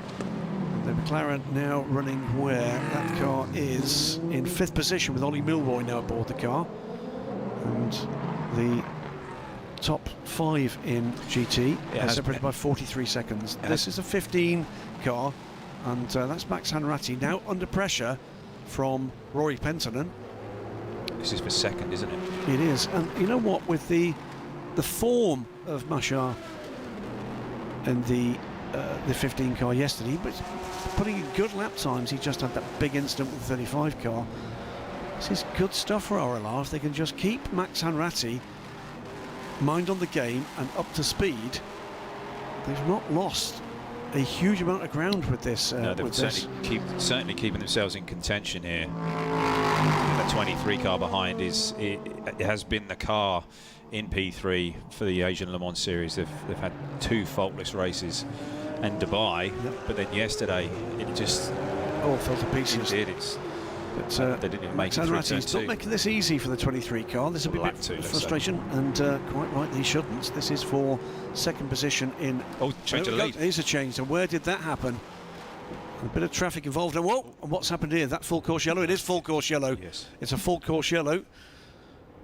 And what happened to bring out the full course yellow? We've not seen any incident as yet. It's action-packed today. That was edgy stuff, wasn't it? Yeah. Whenever they go on the anchors, you've just got to hope that everybody's heard it and seen it. All those light bars and the panels that come up around the racetrack, plenty for the drivers to see, but you just hope that they're all in the right spot as they all come on and as those drivers then hit the anchors. It must be very, very easy to be just focused on the man ahead. Yeah, it can be. It can be. And, you know, you just hope that the panels have been placed in the right spot. And, you know, with a racetrack like Yas Marina, they're on that sort of stuff. Absolutely. So, I'm still waiting to see where this incident is. We will let you know as soon as we see it. But Franco must have been using the traffic to get by, and use that opportunity to get by Sean Galil and take the lead. Once we get out of this period, this full course yellow period, then we'll see what the G-Drive car can really do in the hands of Franco Colapinto. He has been one of the revelations of the series, and he's just shown such a fantastic speed in the P2 G-Drive car. Again, there'll be mild frustration. He's not able to use his speed. And so let's wait and see just exactly why. We've not got anything here, and it is debris, I think. Is it this, mate? This bit here looks sharp. His phone? Did he drop his phone? No. He says, no, it's not that. Ah, right, it's there, he says. Nice hat, by the way. I think it's one of the bollards. You think? Destroyed? Possibly, yes. There'll be a moment of silence for the bollard.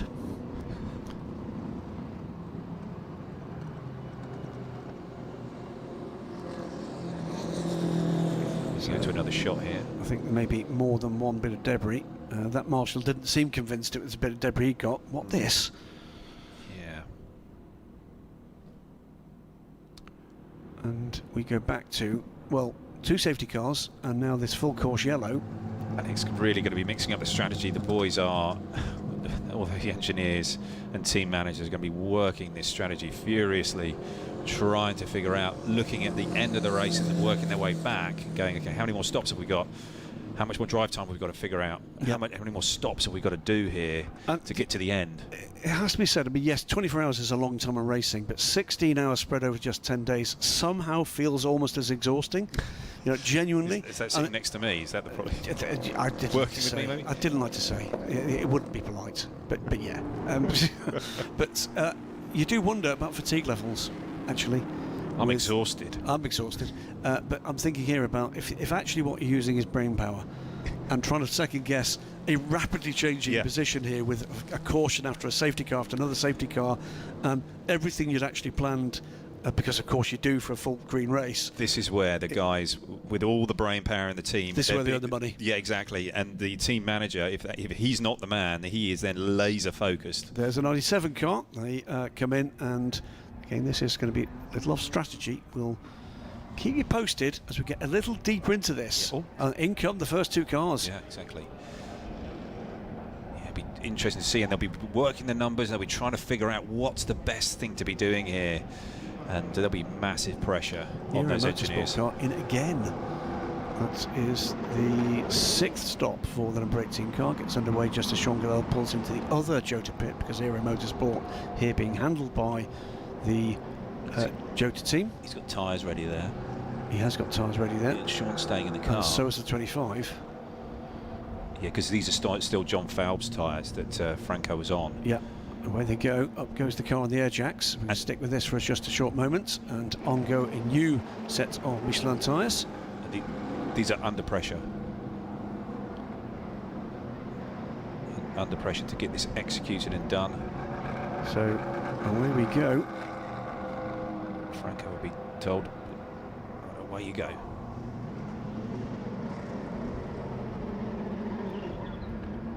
And there is the Jota car has beaten them out. Is that the 26 car in as well now? I think it is. It is. The 5 car is in too, so all the top 5 have pitted. So it's good work by the look of it from the Jota team.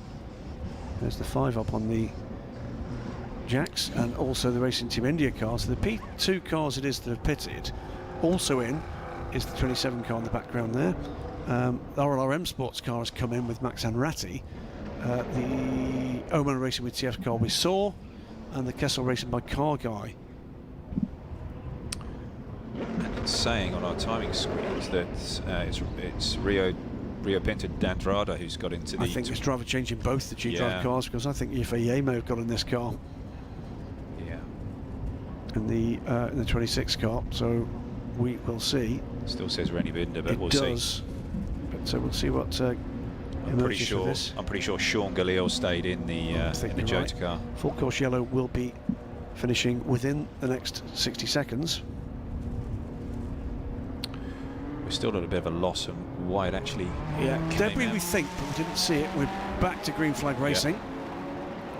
Yeah, we're back to green. And away goes, well, it's Rio Pinto d'Andrada is back aboard the 25.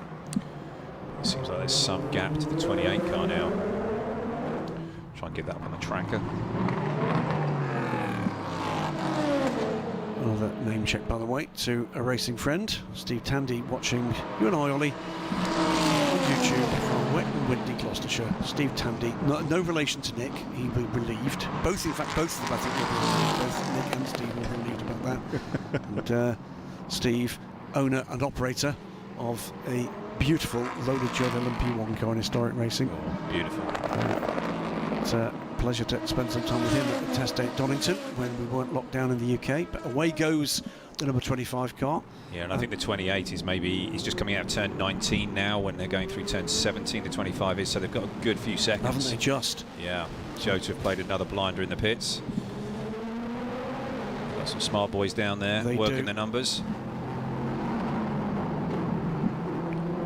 So let's have a quick look at what we had by way of pit stop times for those two cars. Comes at Duquesne.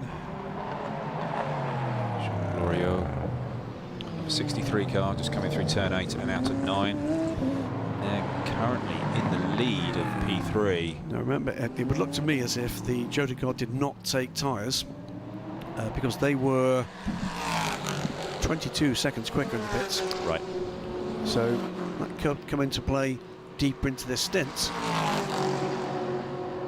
Yeah, because the Franco Colapinto went out on John Falb's tyres, didn't he? He did. So here's the 63 car. This is our leader in LMP3. 6th overall for the LMP3 leader. Nicky Katzberg still the next man on track, 7th for the GT leading car. But Nicky will be burning that time. Remember, this race will finish, doesn't look like at the moment, will finish in darkness, full darkness, under the floodlights. And if you're a lover of sports cars looking at their very best, that is about as good as it gets.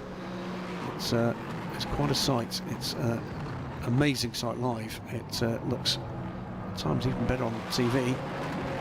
They do look spectacular out there, don't they? They do. It's such a pleasure to see them looking like this. It's been a colourful grid for this 2021 Asia Le Mans Series. Teams have done a great job in presenting these cars in beautiful fashion. We go with the GPX car way down the order, of course, with the 34. And he's trying. This is Nicky looking to put the 40 a lap down, or a further lap down, actually. I think that the 40 is. I'm just trying to find out the timing screens here. It's 30. There's a number of a couple of laps down. Well, we're about to see, aren't we, a comparison in straight line speed here between these two cars. So it'd be if we can keep this up the inside, he goes. Yeah, just executed like that. But it shows the traction of the Porsche there. It's just straight on him. Yeah, it really was straight on him. But the power of the M6. Look at that. That's a lot of giddy up. Stretching its without a doubt. Its legs. The LMP3 car flashing his lights, not quite sure why, because they're almost as quick in a straight line here. And no chance the LMP3 car catching them before they get into the left-hand turn. Here they go, and again the Porsche gets power down quickly, but that BMW is looking very capable today. It is indeed. It is indeed. I'm pretty fired up, I think, Nicky. We'll be looking for another result. They had a good result in the first race in Dubai, didn't they? They did, on the podium. But it's not been, the last couple of races haven't been so kind to this car. He's pulling away here. Yep. A little bit of a mismatch here. You know, Nicky is right in the zone. This could be further bad news here for the 40. The 40 has got a drive-through penalty, as has car 18, by the way, the Aero Motorsport car, for crossing the white line at pit exit. This is not going to be GPX Racing's day. No, it's not, and it's gonna really add to the headache in that pit lane for trying to figure out where they're going to end up in this championship. I'm pretty sure they're confident with their position for an invitation to Le Mans. But in terms of the championship, it's blowing them out of the water, isn't it? Yeah, but it really does all depend on where the 99 comes out. That car at the moment, with Alfa Renard now at the wheel of the car, is in 6th position in GT, so not that far back, and we've seen that car come from quite a way back. Yep. Klaus Bachler still to come in that car, and he's been, sorry, excuse me, it's not Sir Klaus in that car, is it? Robert Renard still to come in that car, twin brother of Alfred.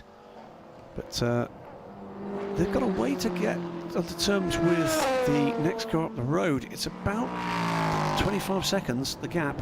The gaps are substantial, despite the fact we've had that safety car, those safety cars rather.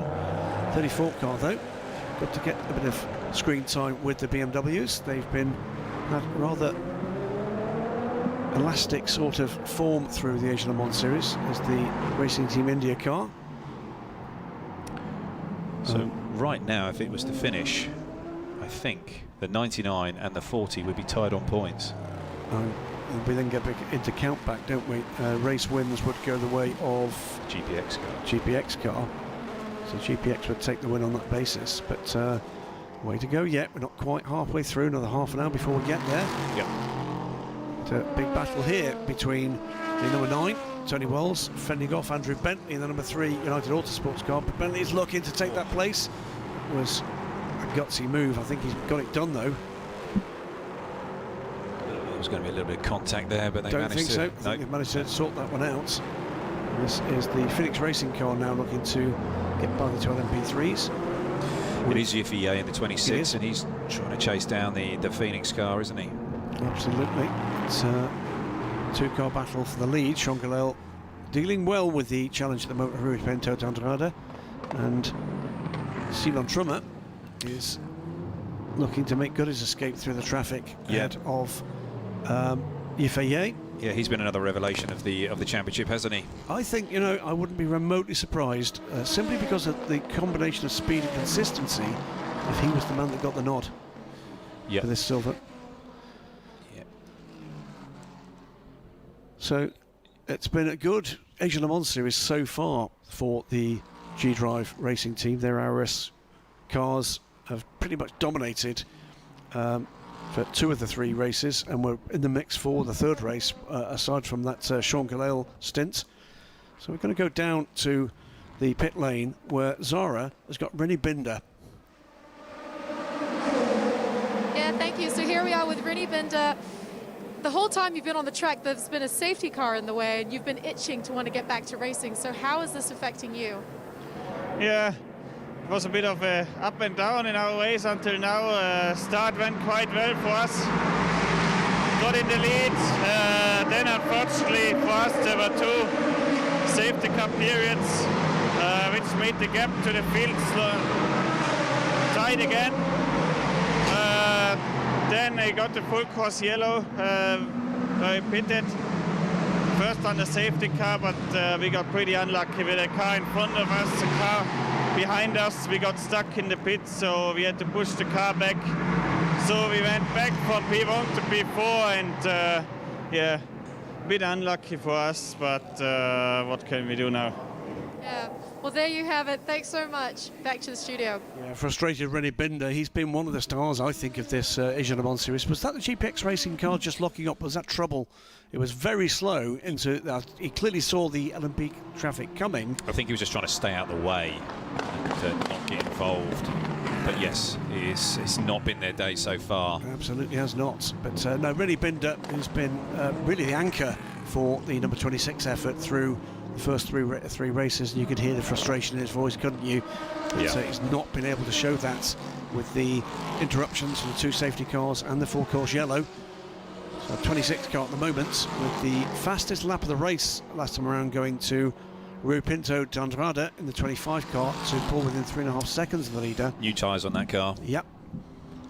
And Yifei still within 1.5 seconds of Simon Trummer in 3rd. So he's trying to close the gap against the Phoenix Racing car. This is Yifei. There is Simon Trummer. Just looking just to try and close that up and carve out an opportunity to pass. The 63 car here, the DKR car, still first in LMP3. And this car's, we've said this many times during the series, that they've been really fast, got themselves in some fantastic positions and really race-winning positions. But then something's happened. The cartoon anvil is kind of above this car. It has been through all 4 races, and at times it's been almost ludicrous stuff that's going wrong for them. No doubt there's speed in the car. Yep. The reliability hasn't been there for them.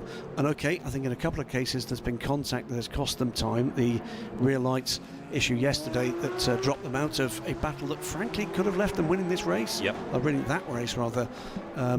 Yesterday evening, but looking good at the moment. They are something like 8 seconds to the good over Rory Penttinen. Rob Weldon is up into 3rd place now, having just passed the number 4 racing car, Jarek Sluten, and Michael Jensen in the CD Sport car in 5th position. But 2 cars really in the hunt for the win in this class at the moment, with a further cluster of 3 cars 30 seconds or so further back, but running together with a further 3 cars just behind that. And that further 3 cars includes, by the way, the Ginetta in much better form today. Yeah, maybe they've got that bit more in the zone. They've been working and working away on that car to try and get it more in a window of operation. And yeah, it had a little bit of a lock up to turn 1 on that first lap, but apart from that, yep, it's been going pretty well. It has potential. I mean, talking to the ARC Bratislava guys and the Ginetta guys who are here, the car has potential. It just lacks a bit of development time, and I hope and I hear that we may see either that or its sister car or another car featuring at least a couple of races in Europe later this year. The machinations of the outcomes of what's going on with COVID might affect those plans plural, by the way, not just one team. May not be that we see a full season entries. Up the inside of the DKR car goes the leader. Happily Jean Glorieux saw that coming.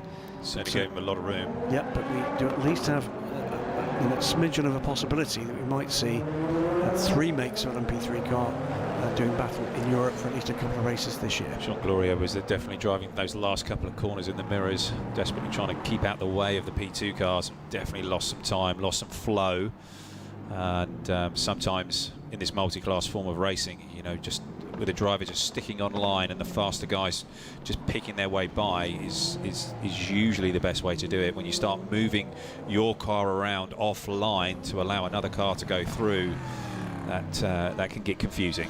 Nicky Hatzberg, by the way, has a minute's gap on the rest of the GT field, courtesy of what's been a stellar run to the front and away for the number 34 BMW driver. Of course, he is the professional driver aboard that car, and there are gentleman drivers aboard the others, but building up the gap that he would have liked to in that stint, which has not been the story for very many of the other drivers in this race, who've served a lot of their quick driver time behind a safety car or in the full course yellow. No, certainly Nicky's showing his class in the BMW M6, and he's certainly stretching its legs and getting it as far in front as he possibly can before handing over to his teammates. Yep. He's giving them a really good chance of a strong result here today. But I'm looking further down the order in GT, the 88 Aston Martin and the 7 McLaren. 7 McLaren's got Ollie Milroy behind the wheel now. And he's catching, I think, will be by Alexander West for second on this lap. Yeah. Yeah, he's the 7 McLaren, the Inception racing car. I think they're sitting in a pretty strong position at the moment. Still got 2 hours and 20 to go, but I'm sure they'll be going to be happy with their current strategy. But it's a good race so far for the BMW, and I can't think of another car on the field that's had such dramatic differences in form leading the race here. Has been at other times seeming completely out of it. Yeah, I don't think that this racetrack really suits the M6. Anything that's slower than a third gear corner, the M6 is not that happy. Now quite an old GT3 car, of course. We're expecting the M3 GT3 in the 2022 season. That car will be M4. M4. I do apologise. I'm an older guy and getting my model names I was never wrong. going to say that. This is the battle, by the way. This is the battle for second. Just seen that going through. Here comes into the last corner. Alex West holding off Ollie Milroy. Ollie in the Inception racing car shares everywhere at the moment, it seems, with Brendan Arebe and Ben Barnicoat still to come here. He's not going to get the opportunity here for a bit of a crack. He's got his mirrors full of the flashy lights in the number 15 car. Looked like Ollie was just trying to let the 63 car go, or the P3, 15 go there, but he just didn't quite take the opportunity. Yeah, Max Anratti might be flashing the lights. You've got to catch them first, Max. Yeah. But here looks Ollie Milroy up the inside. Is this the opportunity to take the position? Alexander West has seen him coming. I think he's going to let that one go, and through into second place goes the McLaren. Nicely done. This we thought yesterday, didn't we, that this might be a car to watch, and so it has proved, with no contact at the moment, apart from a bit of damage to the side of the car we spotted earlier. But away he goes. They're just cosmetic, it looked like. Absolutely. Off in pursuit of Nicky Hatzberg. Maybe someone from McLaren will get in contact and tell me, no, there's a critical part. Critical part of the car. It will implode on itself. No, it won't. It does look like a supercar, this thing. The 720 road car, a great looking machine, as indeed is the Aston Martin behind. Hashtag Real Britannia. But away he goes from the Vantage. Ollie, silver rank driver in the car. Not that one, no. Ollie Milroy. And makes his way past the site of the incident that brought out that long safety car. There is the 18 car, Era Motorsports, and Andreas Laskaratos. We don't have enough Greek drivers in international motorsport, but here's one. Andreas, a very proud Greek indeed. And, as often in the past, featured backing from the National Tourist Authority. Not I'm afraid, a backer at the moment that's going to be getting terribly much by the way of custom, as around the world we all hunker down and get on with things until the end of this extraordinary period in world history. Away goes Laskaratos past the number 1 car that's now served that drive-through penalty. Oh, he's got a problem, the number 1 car has. He's got something coming from the right side, or something's rubbing, or he's leaking some fluid possibly, but there is something going on there with the one car. Okay. Some smoke. I think he's got the bonnets not quite seated properly. Yeah, maybe. So he's way down the order, and it is Marcus Gomez aboard that car. Something of no man's land, 29 seconds back from the car ahead. He has, I think, just passed on Henry Molkenhorst in the other BMW, the 34 car. It's not the 35 race, car, rather. not the race that the number one would have wanted. No, indeed not. And that's a car that does look to be in some trouble in terms of its potential to be where they'd like to be for an auto entry at Le Mans. Doesn't mean to say they're not going. No. It does mean to say they're on the agenda of the selection committee rather than an automatic invitation. Black and white flag, meanwhile, for car 27 for abuse of track limits. And that is the Kessel Racing car. The car that had all of the trouble at the start, wasn't it? It was, and is somewhat out of contention. That is, although we've lost one of the three runners in the GT Am class. There's a podium here for the number 27 car if they can bring it home. The gap between Sean Galil at the front there and Ruda Pinto-D'Andrada has come down to 1.7 seconds. And that was out to about 6 at one point. So is that tail of tyres? It should be. D'Andrada form yesterday, he certainly was suffering with that, whatever that straight line speed problem was for the 25 car. Yeah, he's far closer today. And really I would be remotely surprised, by the way, if that issue was somewhat intermittent, because he was putting in some good lap times and then just falling right off. And it was more than you would expect with traffic. No further action, by the way, for the incident between the two United Autosports cars, the 3 and the 2 at turn 11. We didn't see that incident, but Richard's gone down there. I'm sure his drivers' heads together. I'm sure there was some interesting radio traffic there. Those two cars, by the way, 15 seconds apart now. Rob Weldon up into third. As what's happened? Basha Mandini, they've just the RLM Sport cars pitted for another driver change. Basha Mardini had a good race yesterday, but had contact with the 35 as climbed in. He's now 10th, which is looking where these cars are now in the order. Jean Glorio is with Rory, has Rory Powell's touch, and it round goes the leader. Sean Galil. It's the 89 car and the 28 car. Galil has got it gathered back up, but that has put D'Andrada through. I'm afraid I just glanced at the timing screen and missed the point of impact. 89 car trying to get going again. I think he's got damage. Damage there. So the 89 car, yep, that was in the hands of Mike Benham. And we'll get another look at that, I'm sure. So stick with us while we just gather up what was on there.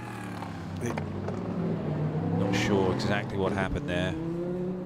Get a replay here. See whether or not we can have another look at that one in just a moment. Mikey Benham goes through. I think he was just gathering up. Let's go and look back at that incident of what happened. Was that Sean going up the inside? I think it was. I just think he was just a little bit impatient there, just trying to get by the 89. Yeah, the gap was closing, wasn't it? And it's cost him dear. Trying to, yeah.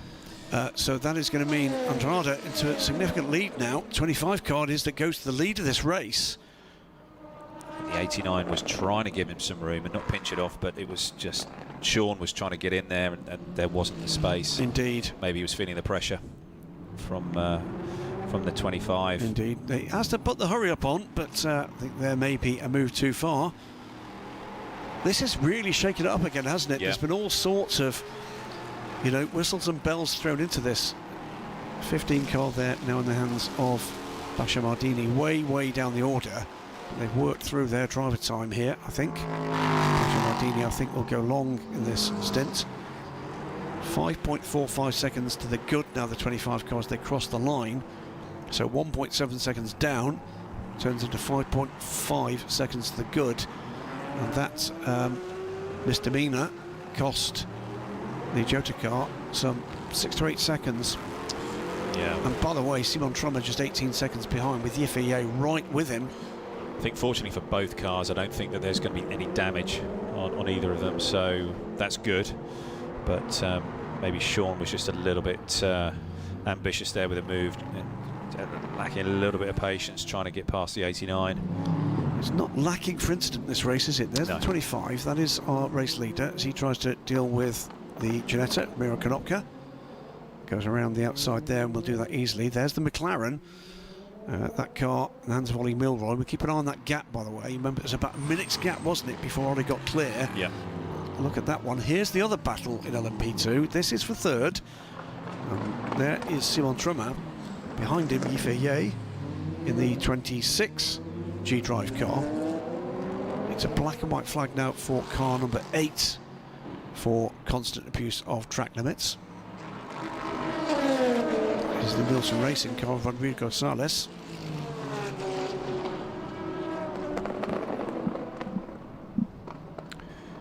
Phoenix Racing car just working his way through turns 11, 12, 13, just heading back towards the hotel here. He's fending off the attentions of Yifei, Simon Trummer.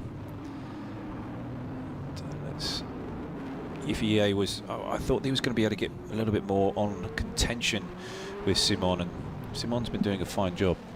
Just a quick update. We said we'd bring you details of any news we had following the very heavy incident between the two Ferraris, the 54 and the 51. We can give you this statement, which is that following the on-track incident earlier today, the drivers of car 60 and 51, that was the other incident with the Formula Racing car, were taken to the medical centre for checks. Both alerts, talking to the medical team, and subsequently one driver has been taken to hospital for further checks on a leg injury.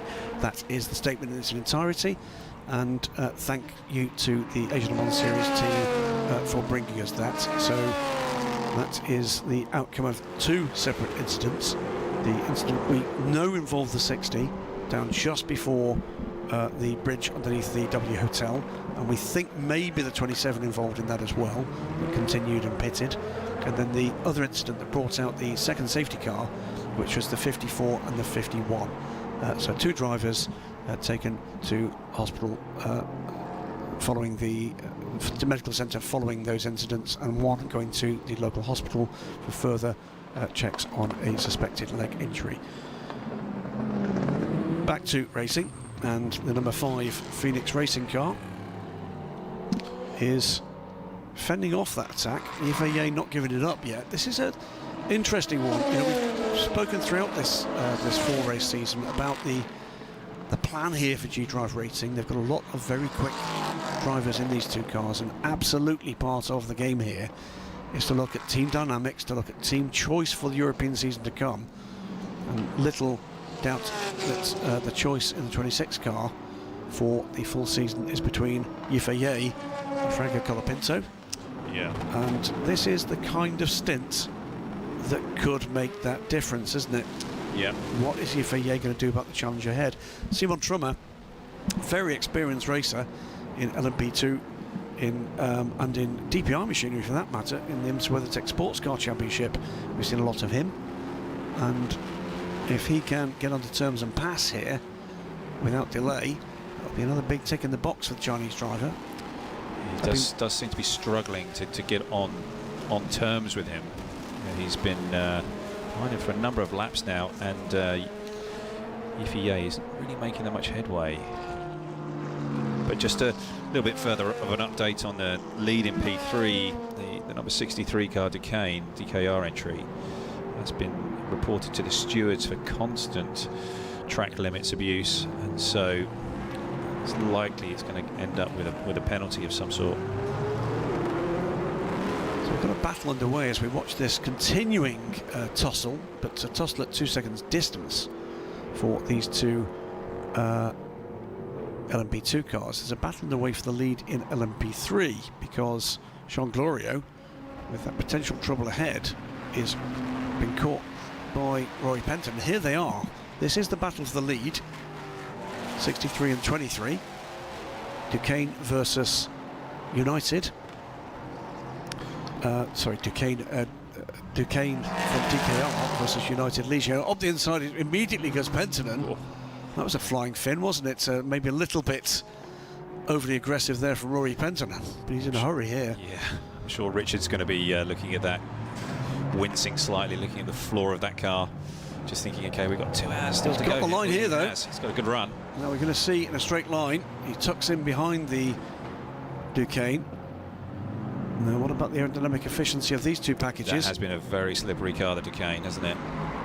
As the normal was before, but more fundamental difference, I think, between the Gen 1 and Gen 2 Norma Duquesne than there is between the rather evolutionary but extremely efficient Ligier. As we watch this battle, by the way, I think I'll use the phrase much trouble 27 Kessel car gets a 35-second stop and go penalty for speeding in the pit lane.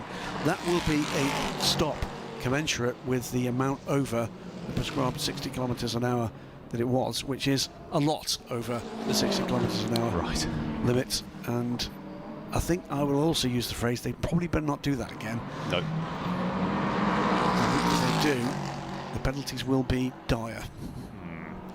So Jean Glorieux, bronze ranked driver, and with no little form in LMP3 racing, has been part of the success story of DKR engineering in LMP3 for the past 4 years. 4 times consecutive winners of the Michelin Le Mans Cup. The number 8 Nielsen car in P3 has also been reported to the stewards for constant track limits abuse. So they're going to have to watch that as well. Again, here comes Rory Penton. He's been looking for the better line through here. He gets a good line through. Yep. But then so does Glorieux. This run down through here, this first sector, seems to be where United have a bit of an advantage. And if Rory can line him up properly, maybe not run so wide over the curb, maybe line him up for turn 5. That's what he's trying to do now. Absolutely, he's trying it again there. Tries the dummy, doesn't work. Belgian driver manages to just take the line. But slides. Sneak up the inside here. Oh, no. Don't think there was contact there. No. But you think he's may over the line here, but it was got good traction. This time he slides a little, but still gets the better run out of that corner. Good traction out of that corner of the Duquesne. Yeah. Better, I think, than the Ligier. Yeah. This is an intriguing slippery battle. Yeah. Flashing lights will immediately make the car pull over ahead, of course won't. Rory Penton looks up the inside, no room there. It's an impressive run here from Jean Glorieux, isn't it? You get the impression that the Duquesne is actually the quicker car around here. If Jean Glorieux could just get his head down, focus, eyes forward, stretch his legs and just get away from Rory Penton. Absolutely. And what they're looking for now is that the racing gods don't desert them, as they pretty consistently have through the last 3 races. The pace is there in this car, there's no doubt about that. It is. And Laurence Heur, still to come in that car, is going to be another mighty force, as he has been throughout his LMP3 career. Great to see some emerging talents in the LMP3, and increasingly we're going to see there's a bit of a lock up there. And another one. Run wide there at 7, and it's so easy to do there. We saw a number of cars in testing doing that. And, yeah, he's just got himself now. His mirrors are full of the 23 car. And he's just looking, isn't he, for another of those tiny errors that gives him the chance to get a line into that corner. That Aston Martin is also going to be stressing Jean Glorieux. Yeah, where's he going to catch him? Yeah. And flashing the lights this time for the Ligier. Distracts the man ahead as he has to deal with traffic. Mind games.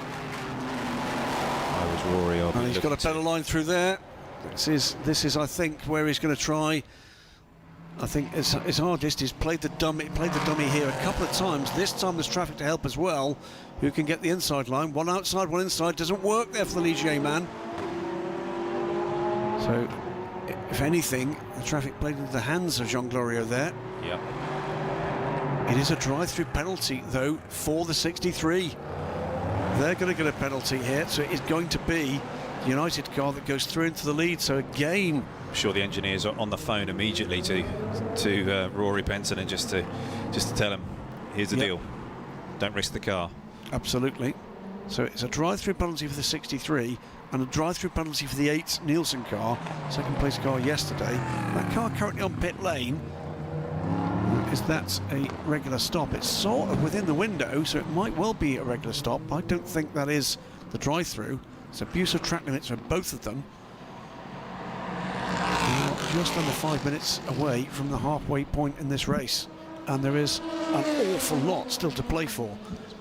This is just shaping up at the moment, Ollie, with 2 hours of this 16-hour season to go, to have some real drama towards the end here. GT we've talked about already, but the LMP classes as well, they're not doling out the race we expected they might. No, not at all. Sean Gelael, by the way, drops back to 8 seconds back from Rui Pinto de Andrade, and Yifei is still right with Simon Trummer. Those two 18 seconds back from Gelael, 26 seconds back from the leader. Yeah, I was expecting Yifei to get past the Phoenix car. He hasn't quite delivered on that yet. Here's the LMP3 battle. Is the 63 car is going to take that stop straight away. So grinds down the pit lane. The car, I'm sure this is going to be the drive-through. He's not far away from his fuel window. There's the 64 car, Racing Team India car, in the hands of Narayan Karthikeyan. Didn't seem very confident there where he was going to go. He had a number of tugs at the wheel, trying to figure out which side that he was going to go of this 23 car.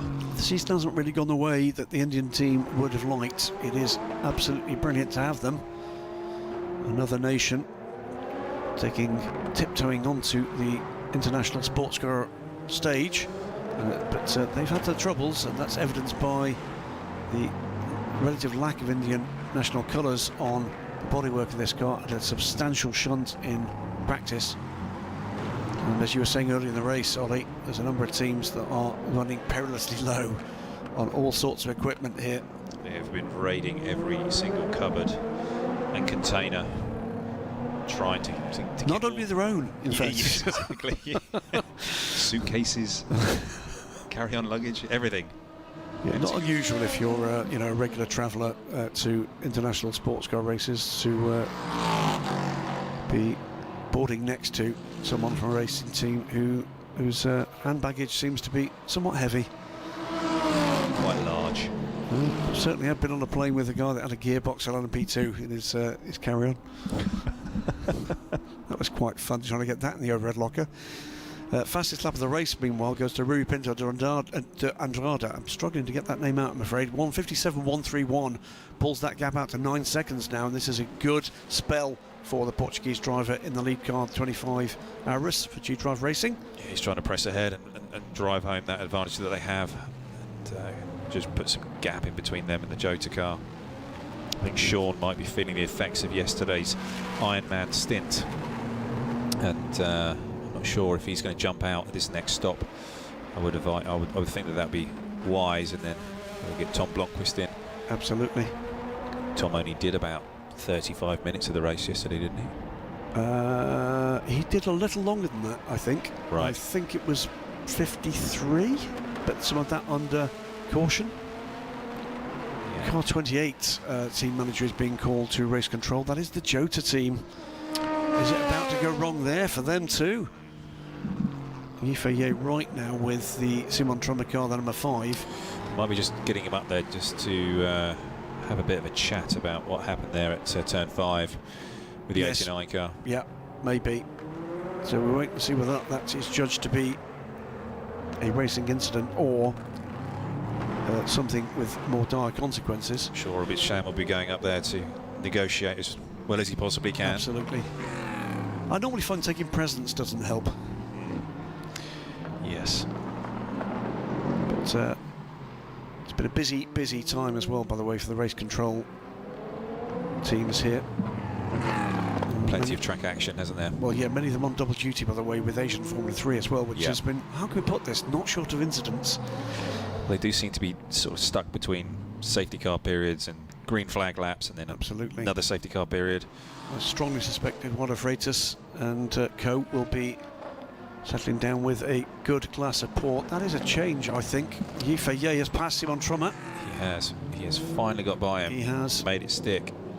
Maybe he used this traffic as a bit of a pick, but we didn't see that passing. They're getting pretty deep into their stints here as we pass the halfway mark.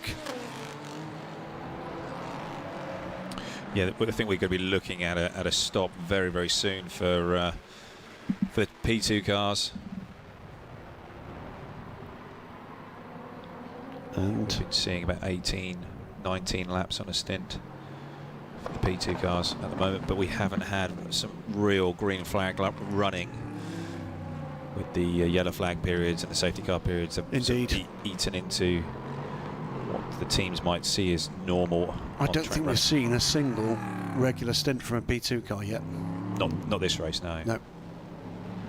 But into the second half of the final race of this 4-race quick fire season, and away goes Yifei into third position. The gap he's got, by the way, to Sean Galel, it's only 19 seconds. Now, if that incident is a drive-through, that will be second place gone. Yeah. And probably third place as well. They're close enough that I think a drive-through would be enough to drop Sean Galel in rapid order from second to fourth. So we will have to wait and see just exactly what comes out of that incident. A bit of a run wide there from Yifei, gathers that back up, fires it back around for another run down this long back straight. I think Yifei has just put in his fastest first sector. Now he's been released from behind Simon Trummer. I think he's going to really get his head down. He'll be light on fuel as well. Let's have a look back at the action from the last hour here at Yas Marina. Well, it's been incident-packed, so with quite a lot of time, I'm afraid, under a safety car. But in GT, the race swinging the way of the Inception Racing McLaren up into second position, chasing down the BMW, which in the hands of Nicky Katzberg has gone away at the front of this race. This is the 34 car, and 34 car making hay through the chaos that's been around. Chandler Hull now aboard that car just as we speak. GPX Racing car behind, not having its a good day today. 63 and 23, DKR Engineering, Duquesne, and the 23 United Autosports Ligier have been battling away towards the end of the hour. That would finally go the way of the 23 car in the hands of Rob Weldon, who's taken the lead of the LMP3 battle with problems for the 63, including a drive-through penalty, yet more issues. So 63 it is in second place. Rob Weldon, the double winning car in Dubai and then a DNF yesterday. They're going to be looking to do what they can do to nail in this title. Work to do yet for United Autosports. In LMP2, it's been tale of two battles, 26 and the 5 car. That's a battle finally going the way of the 26, very deep into the hour. Yifei now trying to drive away and close in on the battling pair ahead. Sean Galel is next target. Sean Galel in second position after being taken, the lead being taken from him by Rui Pinto de Andrade. Back to live action. Chandler Hull, by the way, aboard the BMW now, which puts the McLaren of Ollie Milroy into the lead of the race. Ahmed Al-Hati runs through into second. Alfred Renard up into third. Rina Mastronardi is fourth. The BMW drops from the lead to fifth place. So that's the 99 car, and they are in that position. They would be getting the championship. Yeah. That's them getting into position where they can take the championship from the 40 car. And with Robert Renard still to come in that car, which is a good position for them to be in. Progress, by the way, for the GPX Racing car. They are now 33 seconds back from the 35 Volkenhurst car. So position potentially up for grabs, but they've got an awfully long way to come back. Yeah, that's going to be a tall order for them. We must be getting into the pit stops here and people rolling through their different strategies. I'd say that the 40 car is going to struggle from here to get decent points today. I think you're absolutely right. It would need real dramas of the sort that I don't think anybody really wants to see for any of the players here after a hard-fought, rapid-fire and difficult season for everybody in this paddock. Said it before, said again. International travel, not easy right now. going and coming back. Yeah, we're going to experience some of that. We are indeed. Light beginning to fade here, and you can begin to see the impact of the floodlights, and just got a quick glimpse in the background of the lights on the, I think we call it iconic, so often misused word, W Hotel coming on. I wonder if we're going to get another light display that we did last night. That was, I know, a big lift to the organising team here. Number 3 car is on pit road. This is the United Autosports car, Andrew Bentley from the lead in LMP3. Rob Weldon drops back into second position after taking his pit stop. Something's happened here, and the driver's being sent back out to the car to do something here. I'm not entirely sure what that is. I think it's to help the driver get in. And, different teams operate different systems and how they're going to how they get one driver out and install another into the car. Some have a driver helper. Some teams use the driver that's getting out to help the new driver get in. And sometimes with these different systems, you know, some drivers can get confused in which way they're going to do it. Yep. Well, we're looking at this. It's a black and white flag, by the way. Final warning for car 40. It is really not going their way, is it? No. How many incidents? I mean, they you know, aside from the stumble from Alan Thurte, it's been more or less a faultless season to this point, and all of a sudden it's all going horribly wrong. Yeah. Manuel Maldonado, meanwhile, in the 23 car for United Autosports, warned for track limits as well. That car running 5th. The young man from Venezuela. Impressed by the United boys there. The guy doing the rear wheels, he just picked that tyre and wheel up like it was just toy. Yeah, just tucked it under his arm. Yeah. Yorkshire. Yeah. Yorkshire. Those wheels and tyres are really heavy. Yeah, indeed they are. We had a WC Porsche mechanic some years ago for the LMP1 team that would basically pull one wheel off, lift that above his shoulder and put the other wheel on with the other hand. Extraordinary strength.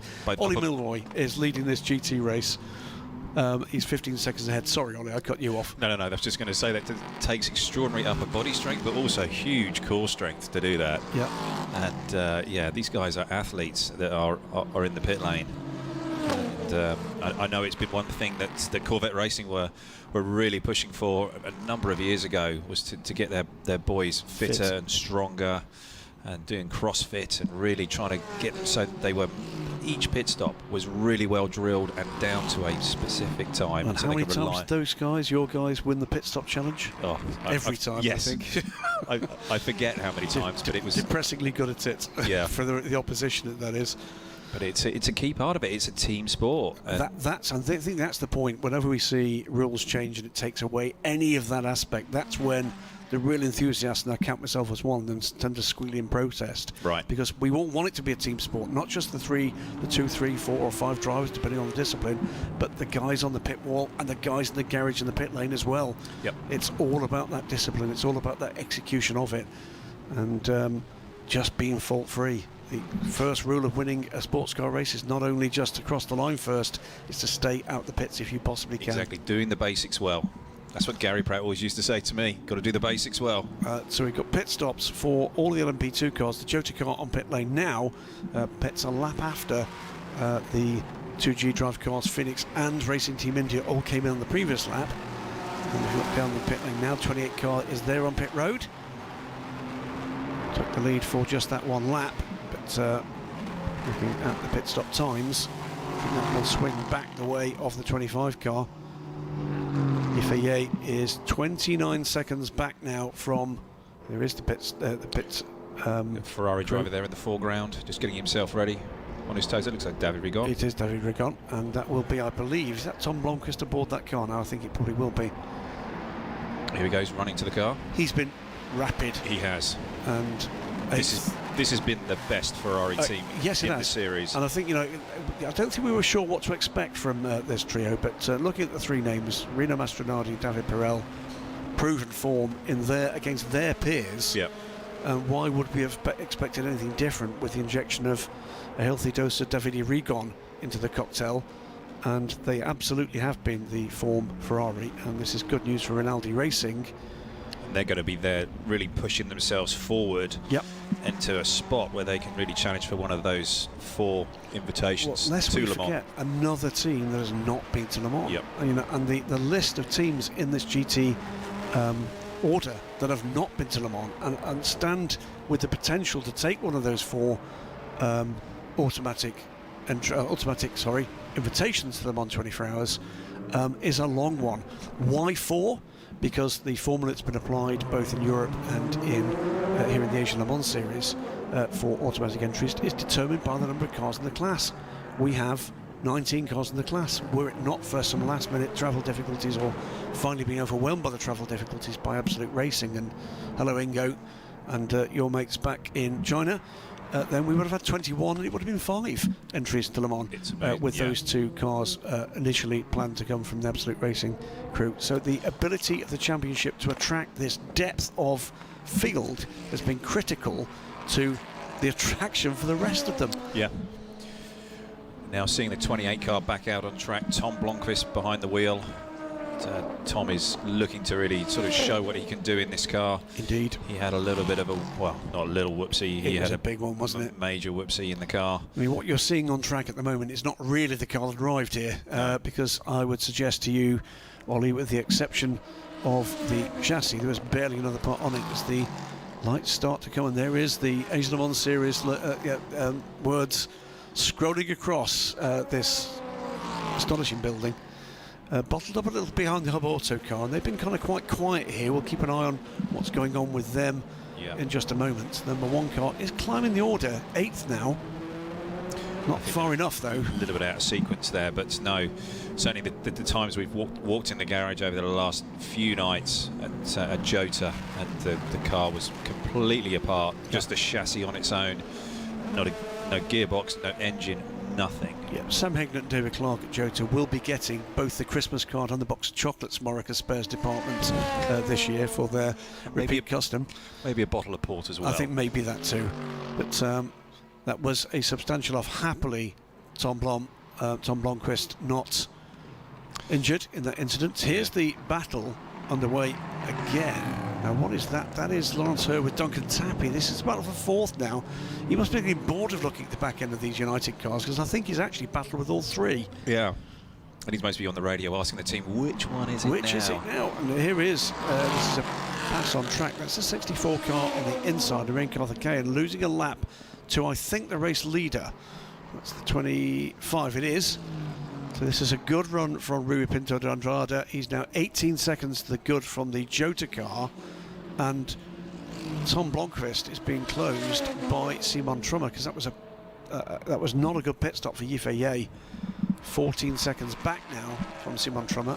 We're not sure who took tyres. I suspect Yifei Ye did. Yeah. Oh, that's the 63 running off. I think maybe just a little bit distracted by the oncoming. Again, it's that turn 17. Yep. Does seem to catch out a lot of guys here. So as we watch this train of LMP cars go through, it is the 25 Aurus and the 28 Jota Orica, then the 5 Orica from Phoenix Racing, the 26 Aurus of G-Drive Racing, and then the Racing Team India car. Andreas Lascaratas still aboard the Aero Racing car, 6th and leading LMP2AM, the only entry in LMP2AM, but he's still running reliably. LMP3 is separated by 48 seconds. Rob Weldon from Manuel Maldonado, 2 from 23, and the pendulum swings back. Both the 2 cars that retired in the first 10 minutes yesterday lead the race now.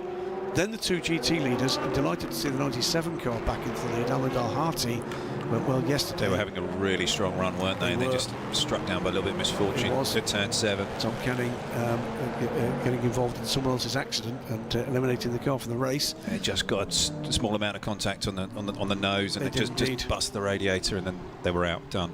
Drive field penalties for car 2 though. Shouldn't have mentioned it. And 63. That DK Engineering car, a second drive-through penalty. So that's going to stir up the order. The DKR guys just can't cut a break, but it seems a bit self-inflicted. Does seem like they've got the gun on their foot.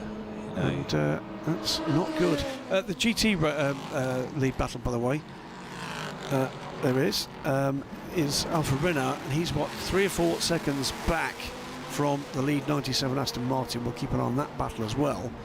It's the 15 car. Here is the number 18 LMP2 AM champion. The light blue and white era racing car.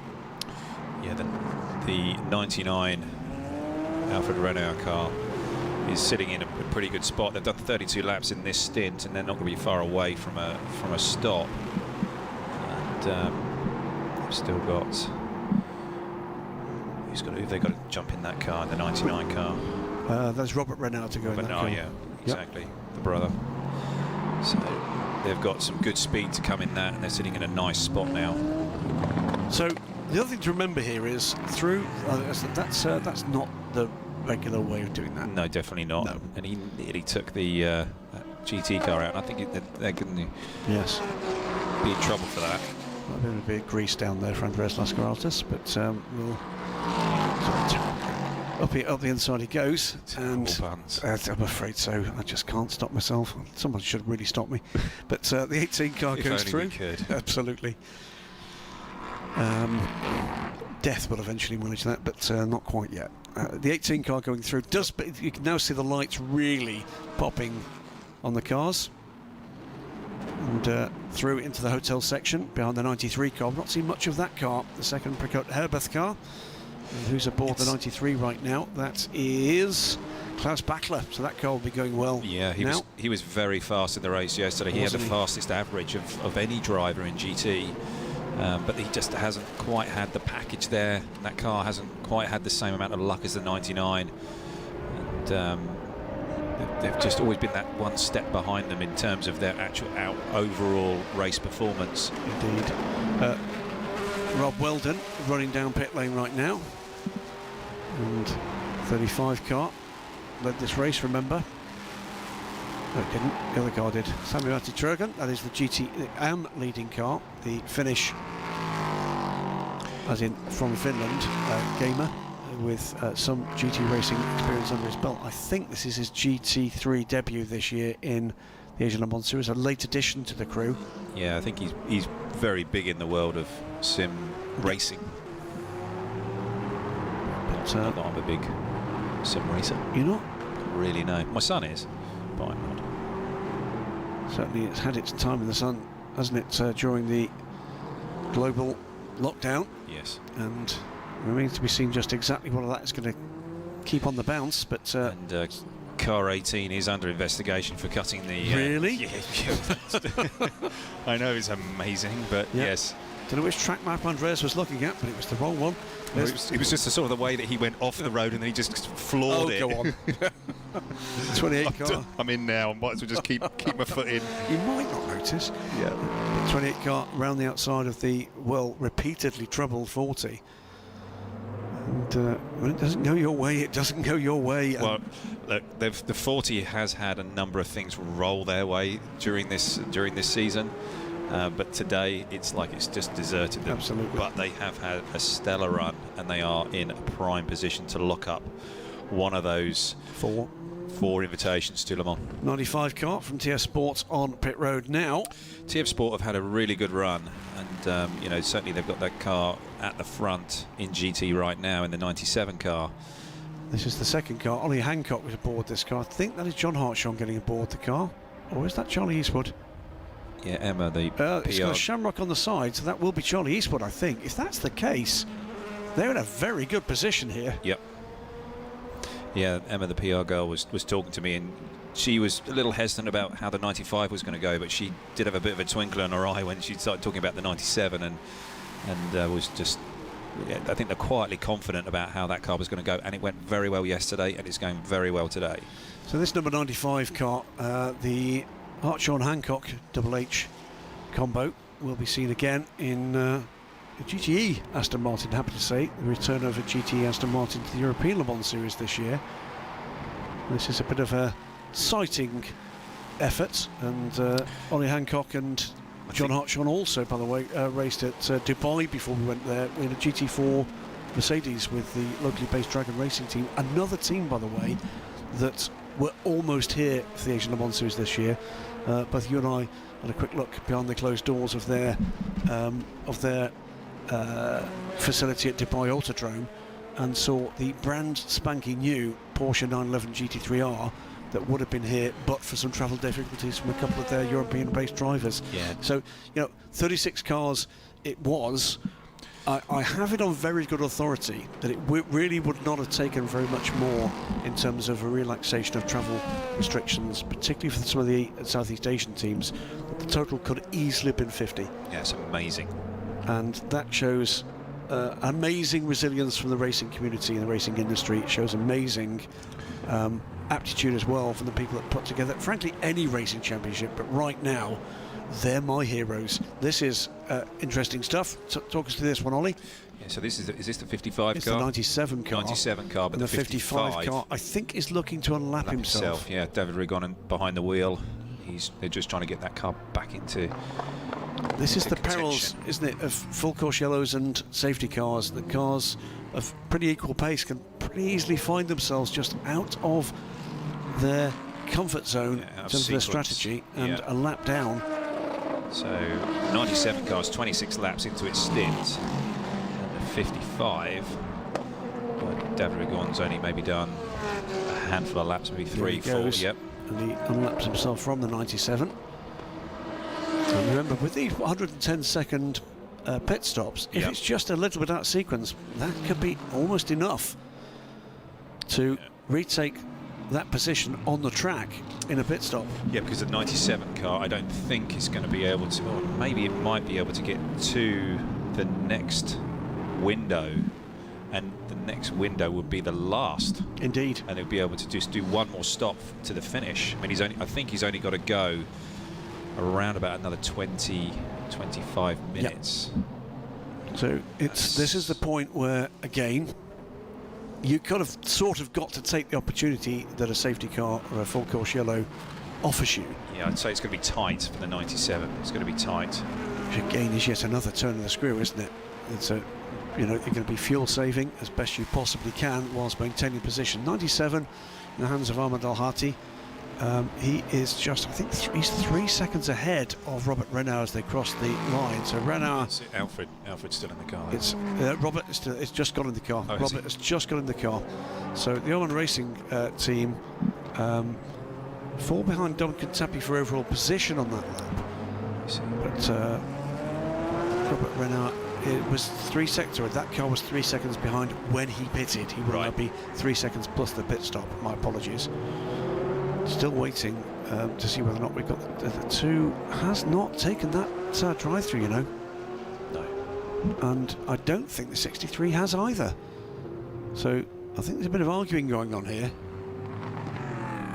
Yeah, I'm sure that both of those team managers are up there negotiating, trying to see if there's a way around serving those penalties, but Eduardo, pretty strong with his rulings. So battle's beginning to develop, but not really fully lit yet. And we're in that place at the moment where the final pit stop strategy is not really clear for a couple of these cars. No, I think in GT it's going to come down to how far can this Aston Martin 97 car go, and whether that gets back into the clutches of the M6 behind and the Ferrari 488. I think they owe some pit stops as well. Maybe we're going to be stopping very shortly. Ben Barnicoat, by the way, now aboard this number 7 McLaren. We saw this car lead the GT pack early on. And I think that they're in a strong position now. Ben, say, not just this car, but this driver was a big part of the debut in international motorsport for the 720S GT3 here at Yas Marina. But Ben, and I think saying all of that, I might have to row back on that a little bit, because I think they are going to have to make another stop. They're not in a window where they can just do one more. They've got to do one more stop. It's not their final one. They have done their final one, so there's going to be a splash of fuel for them. Oh, they just had the 2 stops at the moment. They have had, yes. Yes, just 2. Yep. So here's where could be intrigue. Whether or not some of these teams chose to do almost a stop they didn't need to do under the safety car to burn 110 seconds. Yeah. Now, if they did, you could find that when we get to the get to the stage where these teams could be in a position with a shorter final stop, then perhaps teams that haven't burned 110 seconds. We'll take a quick look through the data we've got here and let you know if there's any of those surprises to come. But that's the kind of opportunity. We heard Era Motorsport were burning their 110 seconds a little earlier. That, for no other reason, by the way, will give them the opportunity to practice that discipline as a crew of getting through a full service pit stop at full tilt later in the race. The only car that I can see that's done that, that's towards the front, is the Kessel car, 57, with Com Ledegar. Let's go down to the pit lane where Zara has got Ollie Hancock from this car, the number 95 TF Sport Aston Martin. Thanks so much, Graham. So here we are, yes, and you guys are leading 2 and 3, right? So you're leading third at the moment, but you've been boxed in. So what's your strategy for the rest of the race? That's a really, really interesting question. I think the ultimate is to remain flexible. I always say save your best till last, and we've done exactly that with both of our cars actually, which is really good for us. We've got arguably some of the best GT3 drivers in the world driving our cars right now, which is mega for us. We have to remain flexible. There's been plenty of yellow flags, full course yellows, a couple of safety cars even. We just have to strike when they arrive, if they arrive, and make a call when it happens. Awesome. Thanks so much, Ollie Hancock there. Back to studio. Thank you very much, Ollie, the silver rank driver there, and well, one of the Hancock brothers that race around the world, and elder brother Sam, long-time factory driver amongst other things for Aston Martin, now well, a much followed internet vlogger, I think we'd call him, and also classic car expert. And Ollie, hard-working both in his motorsports and in his interactions with the racing community. Great to see him in regular and gainful employment, keeps him off the streets, it's always good. But Ollie thoroughly enjoys his racing, and it's always a pleasure to catch up with him. Yeah, I saw him in Dubai, and he was so enthusiastic, always got a smile on his face, always positive, loves his racing. He's great fun to chat to and get his take on things. It's a 25 car, so Rupinto D'Andrade 11 seconds to the good now, and holding that gap well with Tom Blomqvist. Both these drivers in the 158s last time around 16 seconds back from that pair, or rather from Blomqvist, is Simon Trummer, and a further 13 seconds back Yifei Ye. So pretty broadly similar gaps now with the top four before we get to the 90-second gap from, I think, the somewhat hobbled Racing Team India car. Knowing Karthikeyan is pushing, but I'm not sure that he's got quite the car underneath him that the other four teams ahead have. Yeah, so Tom has actually got a far better average than Rui Pinto D'Andrade in front of him. But that gap is 11 seconds now, and it doesn't seem to be making a huge amount. I think there's been a response from the leader, but once he's seen that Tom's got the pace in the car. That's the LMP2 battle. In LMP3, it is the number 2 car of Rob Weldon, ahead of Manuel Maldonado in the Sister 23, and completing a current top 3, all United Autosport, is the number 3 car with Duncan Tappy. So Weldon, Maldonado, but his cousin Manuel. Is it his cousin? It's his cousin. Okay. Where's he from? He's from Venezuela. Oh, okay. I found that out in dramatic form. Duncan Tappy in the number 3 car. 1, 2, 3, separated by 36 seconds, those three. In the non-United Autosports class, in 4th position is Lawrence Herr, and Lawrence is pushing on. He is, let's have a quick look, about 25 seconds back from Duncan Tappy in 4th, and he's about 9 seconds ahead of Colin Noble in 5th, and that is a live battle. That has an air of familiarity about it from last night. Lawrence Herr and Colin Noble battling away, and indeed in most weekends I've spent racing over the last couple of years. GT is still led by Ahmed Al-Hati in the number 97 car. Ahmed is in 10th position overall. I think they've got about 4 laps, I think, before they're going to have to pit, unless they can just stretch it, but that's not going to be enough. No, it's not. It's not going to be enough. They're going to need to stop again. Yeah. But it's good to see that car in good form. Has about 40 seconds gap to Com Ledegar in the 57 Castle Racing car. They're also going to have to stop again in about 3 to 4 laps, it looks like. Which means, and where are we with the number 34 car that's just been Adam Ateki? The 34 car is about 13 laps into its stint. Right. So they potentially going to take the lead again. Yeah. And then looking at it, it's the 7 car, Ben Barnicoat. And he's looming large, isn't he? Looking at the relative lap times here between Chandler Hull and Ben Barnicoat. That McLaren is looking ominous. In a very good spot. So they're the gaps to keep an eye on. This is not done. We have just under 90 minutes to go till the end of this season. And at the end of that, we're going to know which 6 teams are going to get those coveted invitations to the 2021 Le Mans 24 Hours. They'll be the headlines you'll be reading, I would think, within about 30 seconds of this race finishing. But the reality here is we've not got titles done either. So there are titles to be won, there are invitations to Le Mans to be won. There is almost inevitably going to be upsets and anxiety in the next 90 minutes for some of the runners and riders we can see here. As up the inside of the McLaren goes one of the LMP2 cars to take track position. It's one of the G-Drive cars there. We're now, in the way that tends to happen here in the United Arab Emirates, the sun has been kicked off the cliff and it's gone down so quickly it's ridiculous, and we're in full darkness outside the floodlights. Yes, and that track temp will be dropping away, and those boys will be working away with those tyre pressures and making sure that they're pressured up to get in the window for the next stint. And they'll be working their way back. You're thinking about, okay, how many tyres have we got left? What have we got coming up?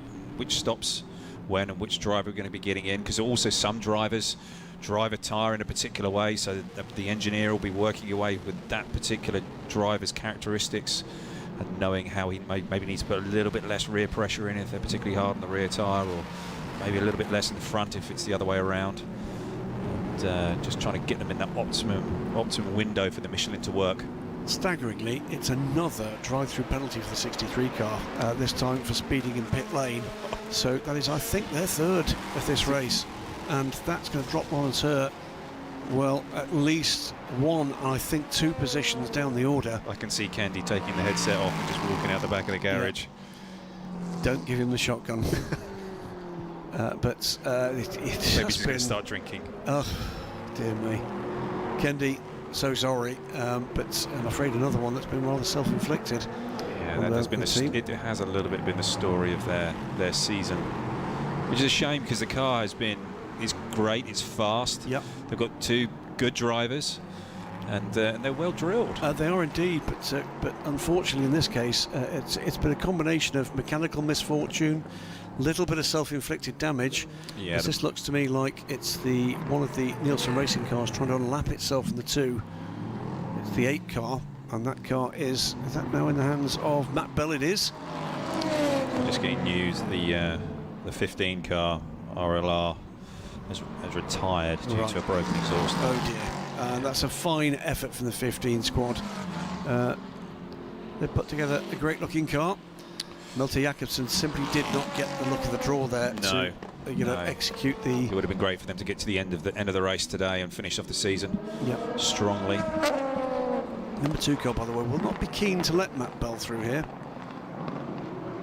So, but we'll keep an eye on this battle for the moment, because Matt Bell looking quite racy, keen to get by here. He is, and the 2's just had a little bit of a wiggle there.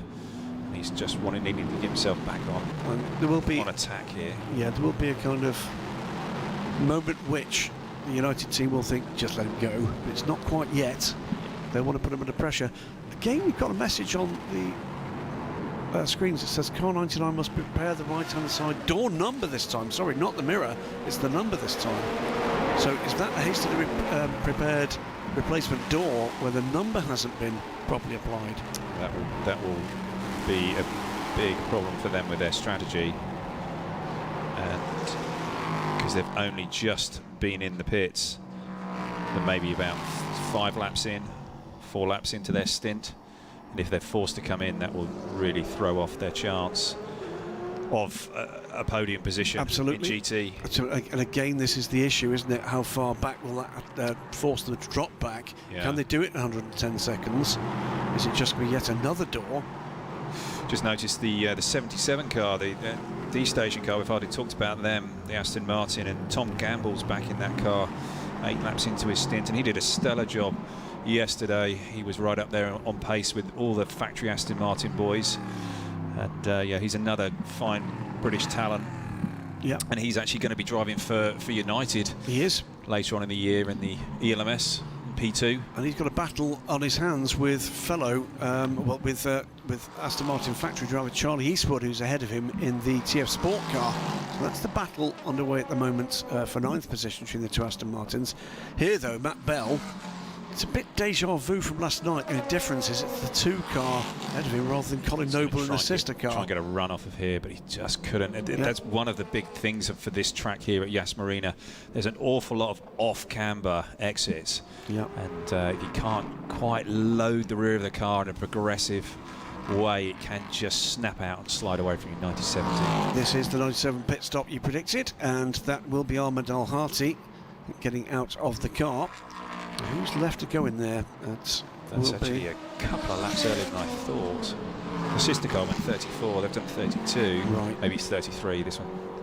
We haven't got counted on timing and scoring, but... Tom Canning. Yep. They've got a different spare hood, well, that will be bonnet, as you say. Absolutely, that will have been, lesser Americanisms,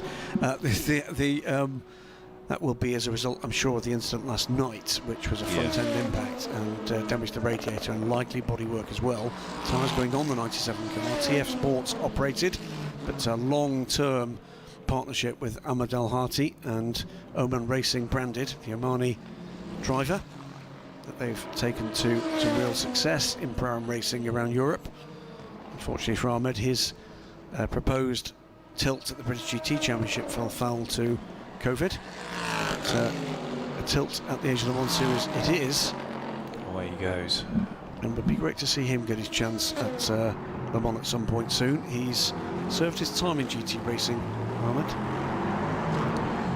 So do we think that that's going to be... So it'd be Johnny. Johnny Adam? I thought Johnny was in the start of the race. I think it may be Tom Canning getting in that car, is it? Okay. No, you're right, it's Johnny Adam. I thought Johnny was in the car to start. Okay, fine. Let's let me look. Johnny Adam, it is, and that's going to be. It was Tom Canning. It was Tom Canning. We missed that one, so he's done his double. Sorry, Tom. Tom, the youngest-looking racing driver I'd ever seen when he first started. I was going to say, there's an awful lot of young-looking racing drivers here. I know I'm old. Trust me, he sitting looked next very to an young. old guy, but and now he still looks young. Damn it! But it's taller. But that's a guy we're going to hear a lot more of. Tom Canning was getting aboard what then was a GT4 Toyota GT86 and doing great things with it. And nowadays is out there and peddling Aston Martins with rapidity. A good career and future ahead for him, I'm sure. Johnny Adam, though, is a good man to have on your side. Also on the outlap, by the way, Mikkel Jensen now in the 57 car. So that's going to be Mikkel Jensen versus Johnny Adam in that little battle. Wherever they come out, Chandler Hull goes to the lead again. This, remember, is the lead earned by Nicky Katzberg. Yes, so with Chandler, so that'll be who is in next with him. That is Jonathan Miller. Jonathan Miller, yeah, fellow American.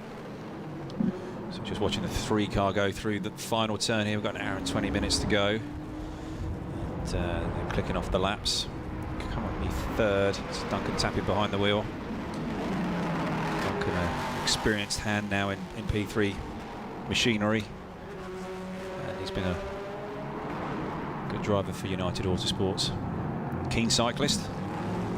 Fit lad. Which one? Duncan Tappy. Is he? Yeah. Golfer as well. Yeah. Got a hell of a handicap as well. But Duncan's super bloke. Been around for many a year. Has done a lot of racing in LMP3 successfully with another man that's in this race in a different car. One of the Garage 59 drivers, Mikey Benham. The two of them race winners in and title contenders in the Michelin Le Mans Cup, winning the Road to Le Mans race some years ago. And famously, the wrong anthem was played on the. In fact, not an anthem at all was played on the podium at Le Mans. The Britannia was played for their win the Road to Le Mans, which I think amused them both greatly. I, of course, immediately sent a letter to the government to complain. It wasn't the German beer song then. That was played that time. No, that's been done as well, and indeed the incorrect anthem for Kazakhstan, famously. Don't think the Kazakhstan national volleyball team were expecting the rather jokey theme from the Borat movie to appear, but they did. Still, though, Matt Bell's not found his way around here, and I suspect that bad words are being said into radios in a somewhat Geordie accent at the moment. Yes. Matt Bell from Newcastle, in the northeast of England, who said yesterday the younger, some, particularly Matt, would say better looking than the Bell brothers. Certainly the more hirsute of the two. The older brother, Rob, long-time McLaren factory driver. Hello, Rob. Follically challenged. That's what you say. I never said anything, Rob. Never said anything. He knows. It's a fine battle, not for position, but to stop the Nielsen racing car from getting that lap back. So Yeah, he does seem to be rather stubborn. with the shuffle around of those pit stops, rather neatly we come to the point now, by the way, where the top 6 are LMP2s, then the next 8 are LMP3s. We'll see that for. No, and Tom Blomqvist is right up there now with Rui Pinto d'Andrada, only 1.7 seconds behind.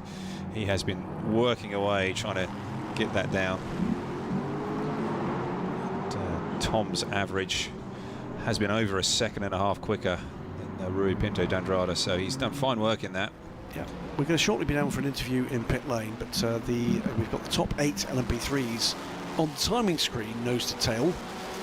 2 from 23 from 3, 9, 63, 33, 8, and the 4. And then in GT, it is the 34 BMW, the 7 McLaren. That gap, 52 seconds. But the difference in times at the moment is pretty substantial. Yeah. So what we're going to do now is go down, we're looking at the 97 Oman Racing by TF car. Let's hear from Ahmed Al-Hati in the pits for TF Sports with Zara. Thanks, Ram. Here we are with Harty, leading GT. We just want to know, how are you feeling about this? To be honest, really happy that we were able to lead in our class in my stint. It's very, very tricky regarding the different strategies. We're still not really sure how everything's going to unfold. We were in a very strong position yesterday as well, but with unlucky with other cars. It's a very tight grid, very fast, very competitive grid, and it's hopefully it's going to be a good finish to this round 4 of Asian Le Mans. Excellent. I really like that. Back to studio. Thanks very much, Zara, and thanks very much, Ahmed. It's been another strong run from the Omani driver, and that'll be a real boost to him. As that's the 27 car. I don't know where he'd been racing, but it wasn't here. It's just like he's just come out of nowhere. It's just bizarre. Yes, that's an unusual line. I think we'll give him that. They have had a rough race in the 27. They most certainly have. Yeah. Meanwhile, by the way, not quite sure what's happened there. Stop and go penalty. Cutting turn 9 and gaining advantage, not seen for which car though. New leader in GT, it is the McLaren. Now something's gone on there with the Volcanhurst car. That's not been in and out, I don't think, but it's lost something like 52 seconds. Yeah, they're only 19 laps into their stint, so I'm not entirely sure. That was 52 seconds the last time I looked, and Ben Barnicoat is now thrown in the lead. Yeah. But a couple of very slow laps for Chandler Hull, so I wonder if he's had a bit of an adventure. Tom Blomqvist, meanwhile, is within a second of the lead now with a 1:57.218, and he's got his dander up now. Yeah, and he has, and he's been chipping away at that, and he's had an excellent run. Yeah, he's 1.2 seconds quicker on average than Rui Pinto d'Andrada. So yeah, there's no doubt. Or there's no. Tom's done a fine job. He is. So he's gathered himself up.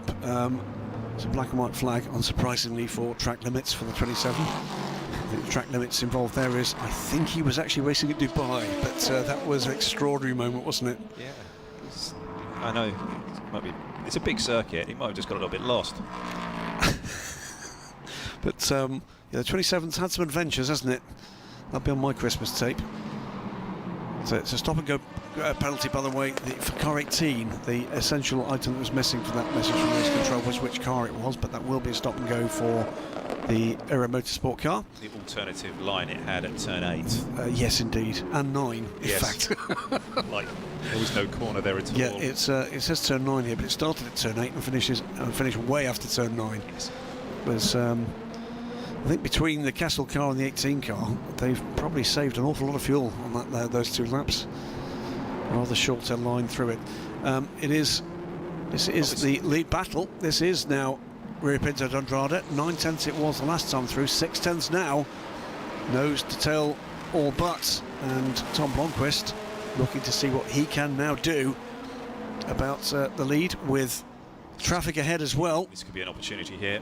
So Tom Blomqvist, well done there. Andrade gets through, and it's actually Tom Blomqvist that's held up by the BMW. It's from the position you are in an Orica, that must look like a block of flats, that BMW. I was looking into the wheel arch. But, and again, the second part of the traffic, that is the number 3 United Autosports car, again falls the way of the Aurus. So he's pulled out a bit more of an advantage here. Yes, he has. So, an hour and 13 minutes to go here. And we're going to have a couple more stops for the P2 cars. Indeed. And that's the end. That's where we've seen the ebb and flow before. Yep.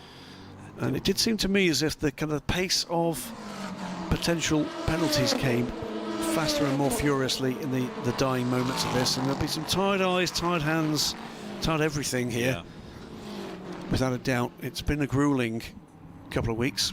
Yes, it has. For all concerned, and this is where, you know, usually well-drilled, muscle memory-driven pit stops can go wrong. So it won't be over until the checkered flag flies. You've also got to, you know, even with the Jota guys, you've got to think that Sean's likely to get back in again for the finish. You'd have thought, I think there's time enough for them to do that. But again, a bit more of an advantage as they pass the GT leading McLaren. And, yeah, Rui Pinto d'Andrade just got his way through that traffic that little bit better and just got himself a bit of breathing space. He's done well there, hasn't he? Yeah. But now he's clear, and now it's going to be about just how quick is the second place car in the hands of Tom Blomqvist. It was a full second's advantage taken on that lap. 0.6 becomes 1.6. 25 tries to head for the hills, but it's going to be, yeah, they've got way to go. Yeah, they've got a little bit of open track now. Now we're going to see what the real speed is. 2 LMP3 cars ahead. They won't catch them before they get onto the main straight, but that could be another pit, couldn't it? It could work either way, as is always the case. This is part of the fascination of endurance racing. Traffic is a huge part of it. Your ability to manage it. As the Racing Team India car pits, that would be Narain Karthikeyan out. Arjun Maini, I think it is, climbing aboard. He seemed to struggle to get out of the car there. It's like he was stuck something maybe with the seat insert, or maybe he'd forgotten to pull the radio plug, or possibly even a drinks tube. Yeah. That's a regular thing that catching drivers out as they're getting out of the car. They'll be looking to, as you're coming to the pit lane as a driver, you're being told by the engineer all the things you need to remember as a driver and getting out of the car.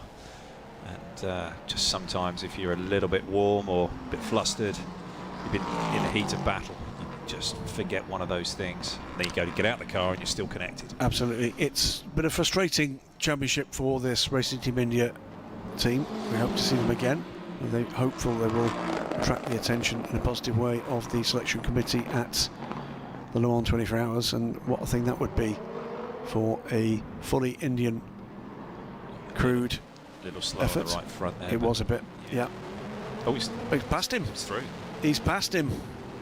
Whether he just did that just now, or whether Tom Blomqvist has managed to pass him just slightly earlier in the lap, but yeah, he's used that traffic. The inside here, that's tight as well. Yeah, the 23. Oh, a big slide from the 25 as well. Yeah, he didn't really want to give him much room, the 23. He didn't.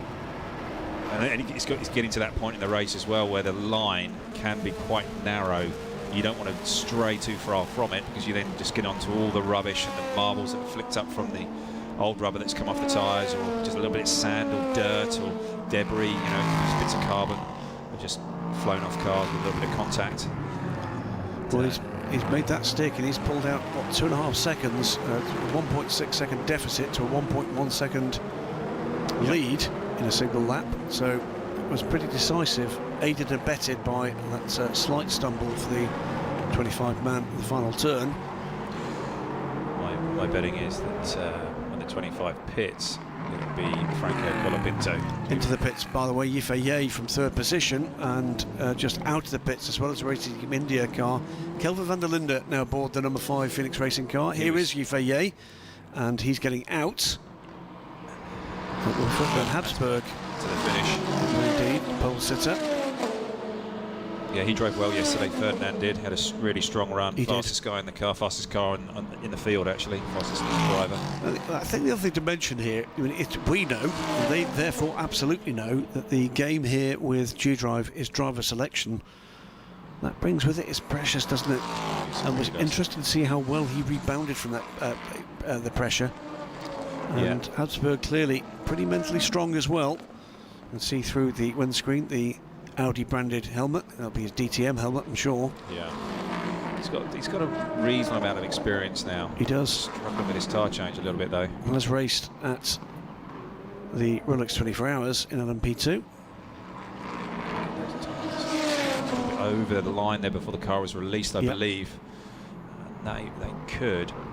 Depends on how tight the stewards are going to be on that. In comes 25 from the second position.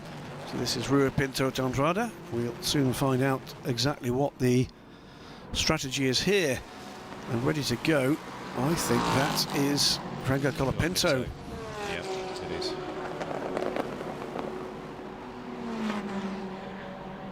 Yep, I was told amongst the other things with Franco Colapinto, just to indicate just how little budget this young man has. Absolutely no branding at all on that helmet. No, not painted, nothing. No. He is new in every single way. Yes, he is. Now could be a time for this young man to shine. Yes. He'll certainly be looking to take the fight to Tom Blomqvist. See the Aris branding on the nose of the car. Re-homologated as an Aris, and as we've said before, the automotive brand that not many may have heard of, but it is the Russian limousine and luxury vehicle manufacturer.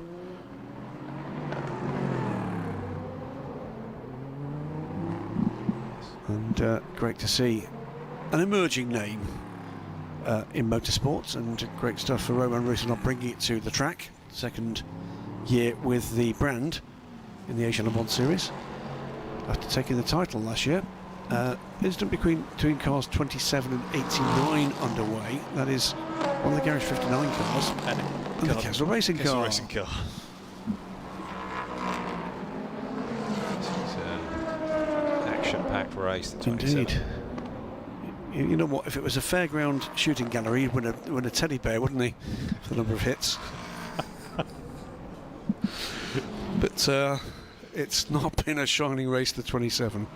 No, it hasn't. Looking again as to the GPX racing car, by the way, because I know people watching that with interest, is not going to make up a place on pace. It's now down in 14th place, isn't it? Yep. And it's some 2 laps off the lead. They've had a tough race. Over 2 minutes behind its next competitor. Yeah. So it's not going to be their day. But we're going to see how it shakes out. They could still lock up the championship. They are still leading that, and it's just going to be very dependent upon where the 99 shakes out. And they're currently, the 99 with Robert Renaud is in P3 in GT, but it is they still owe us all a pit stop. So let's just see where they are in their strategy, their windows. The 99 car is 14 laps into its stint with Robert Renaud. It's main competitors in the McLaren and the BMW and the Aston Martin. The Aston Martin is most probably the one that is due to stop next. As we pick up this car 88. This little group, by the way, there's the 88 car, the 89 car that's a few cars ahead of it. It's part of a group of cars very, very close together, and have been. I've been watching for some little while. Come to that in a moment. Fastest lap of the race has just gone to Kelvin van der Linde, by the way, who's pushing hard and trying to make up ground on the 2 cars ahead. Sean Gelael emerging from the pits ahead of Sean Gelael. Sean Gelael's come back out in that car, rather. Whilst it does say Rui Pinto de Andrade, we do know that's not him. It is Franco Colapinto.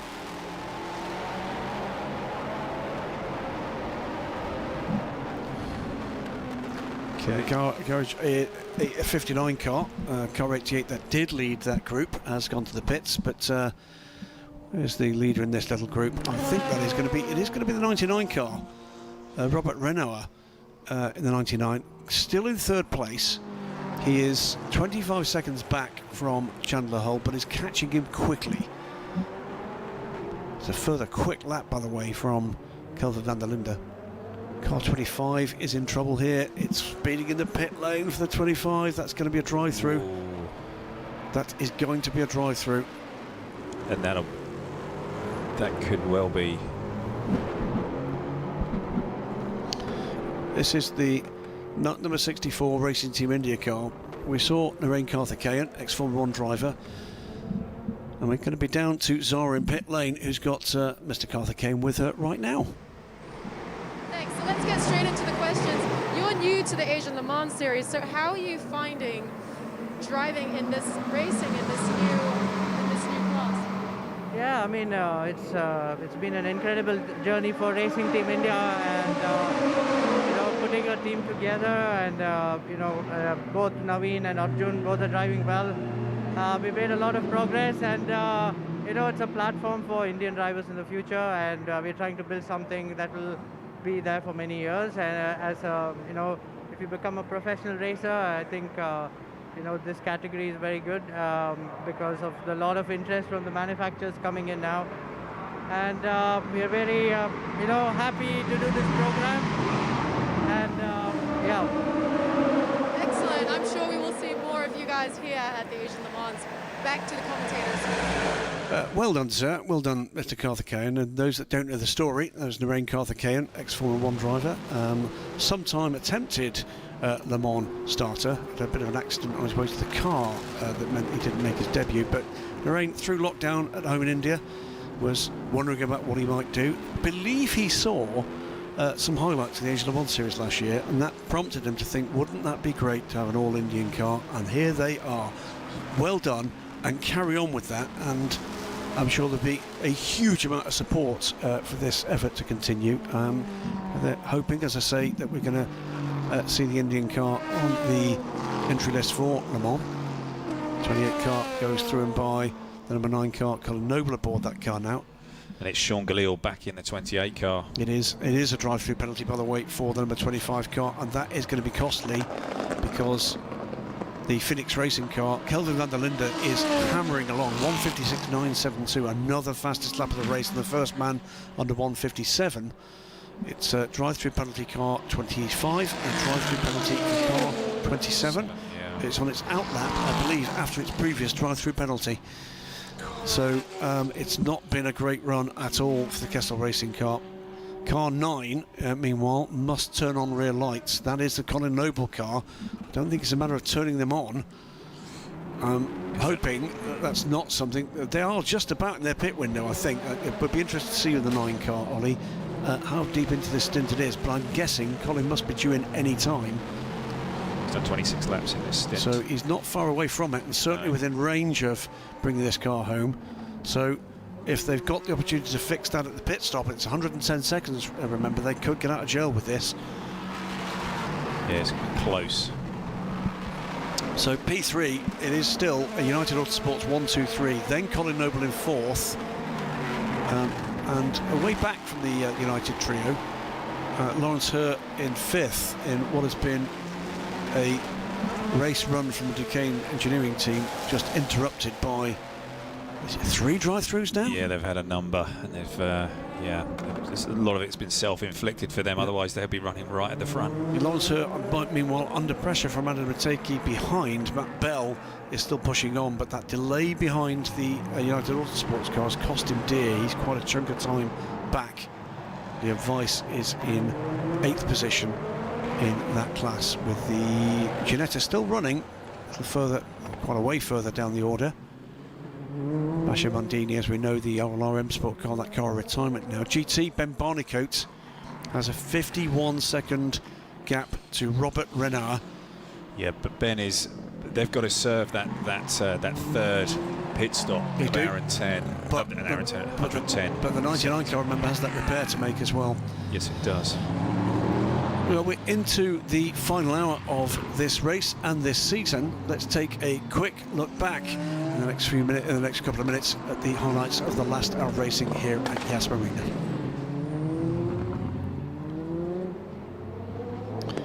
So into darkness and plenty of close action. The 97 car's been in the thick of action.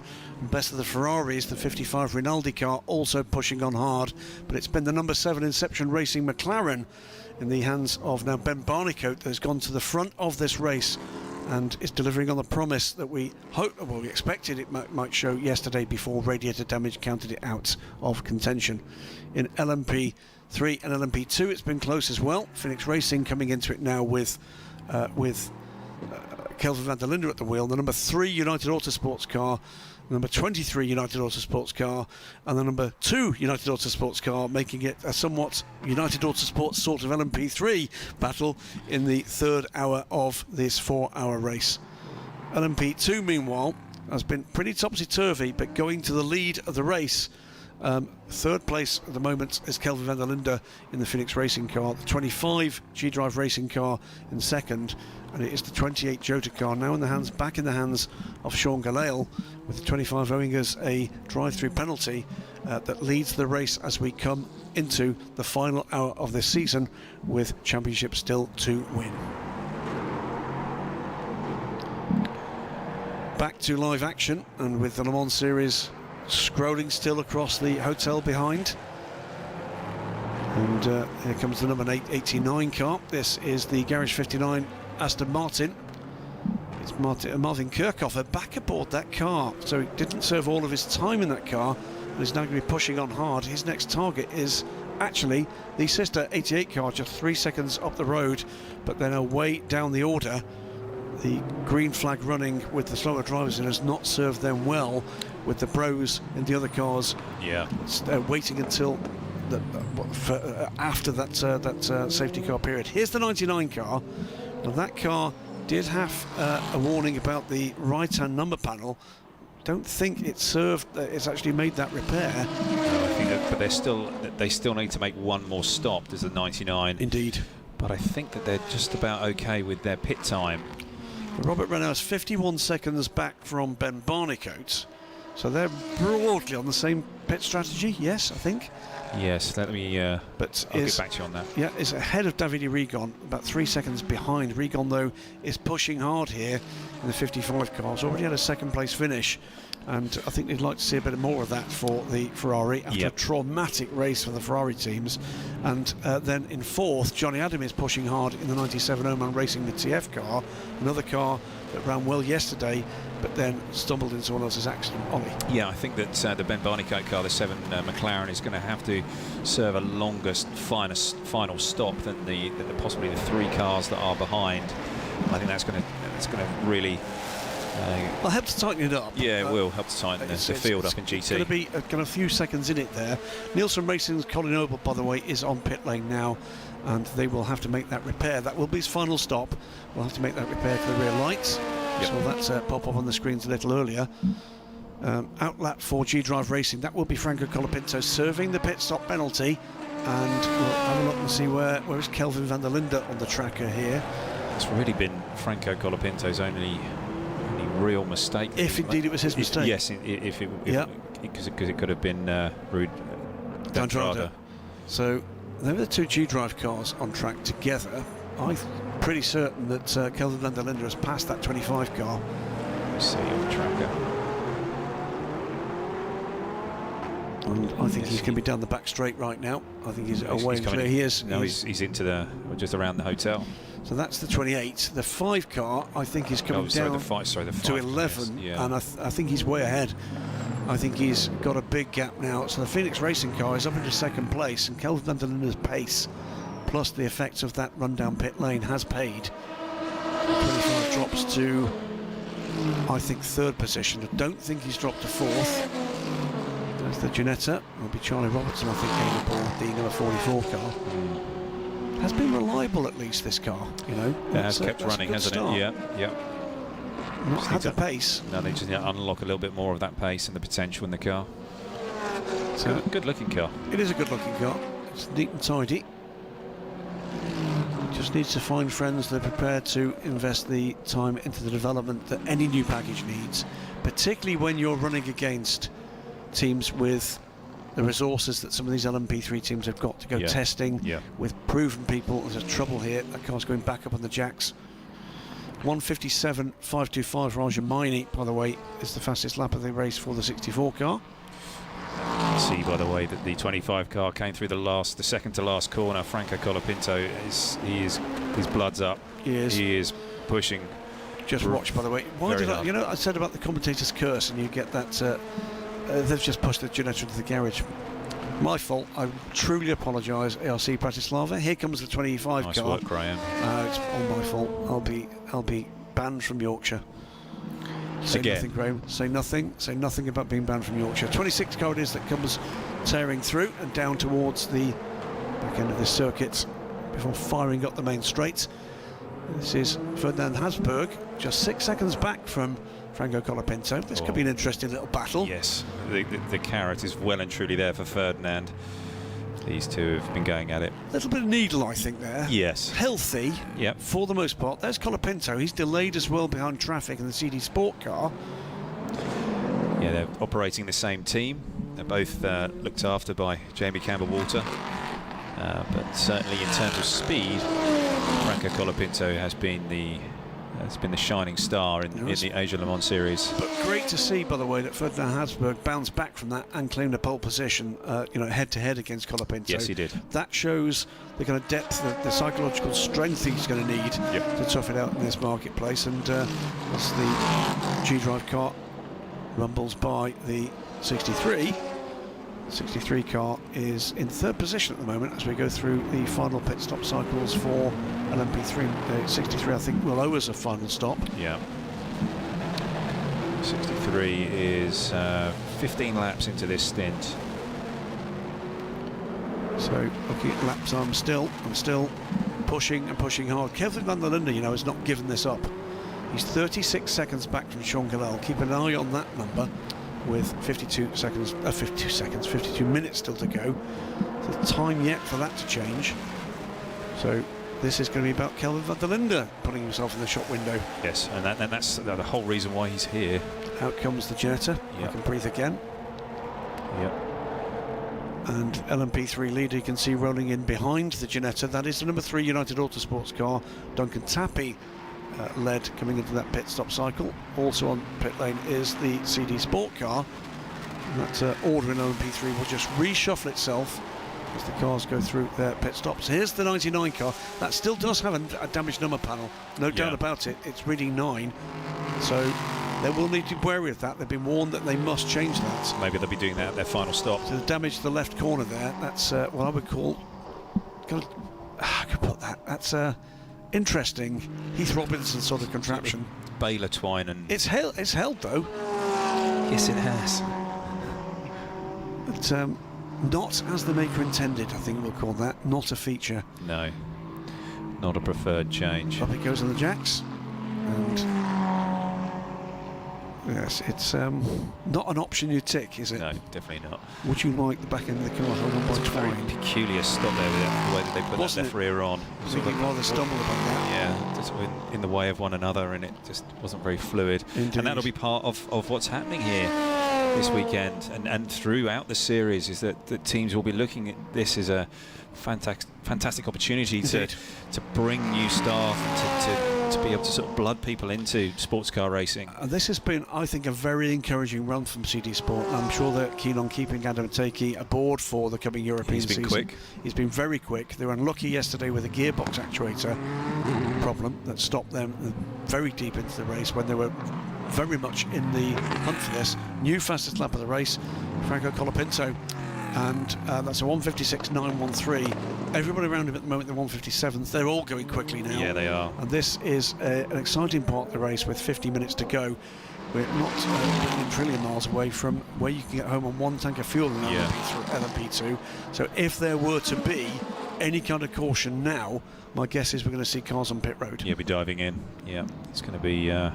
But yeah, it's the track's going to be cooling down a little bit. Maybe the ambience coming down just that little bit. It's just getting into that window where things can start to get that little bit quicker. Yeah.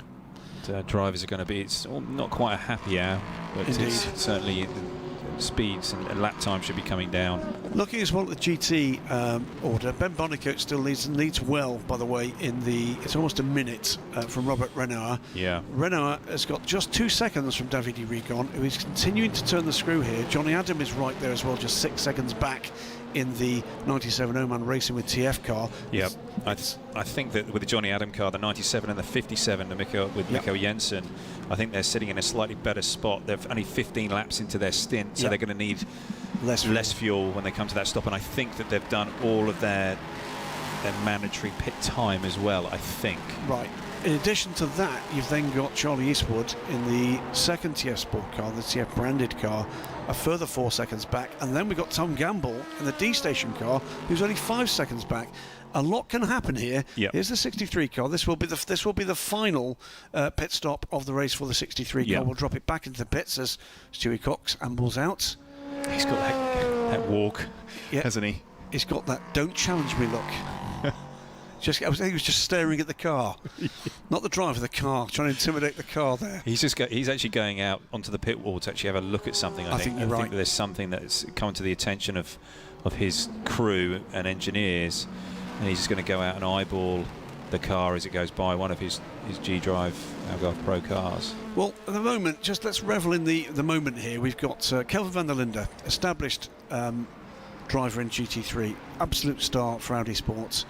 Customer Racing as a factory driver there in his first opportunity in LMP2. Big wiggle there, by the way, for the number 35 BMW. We have him.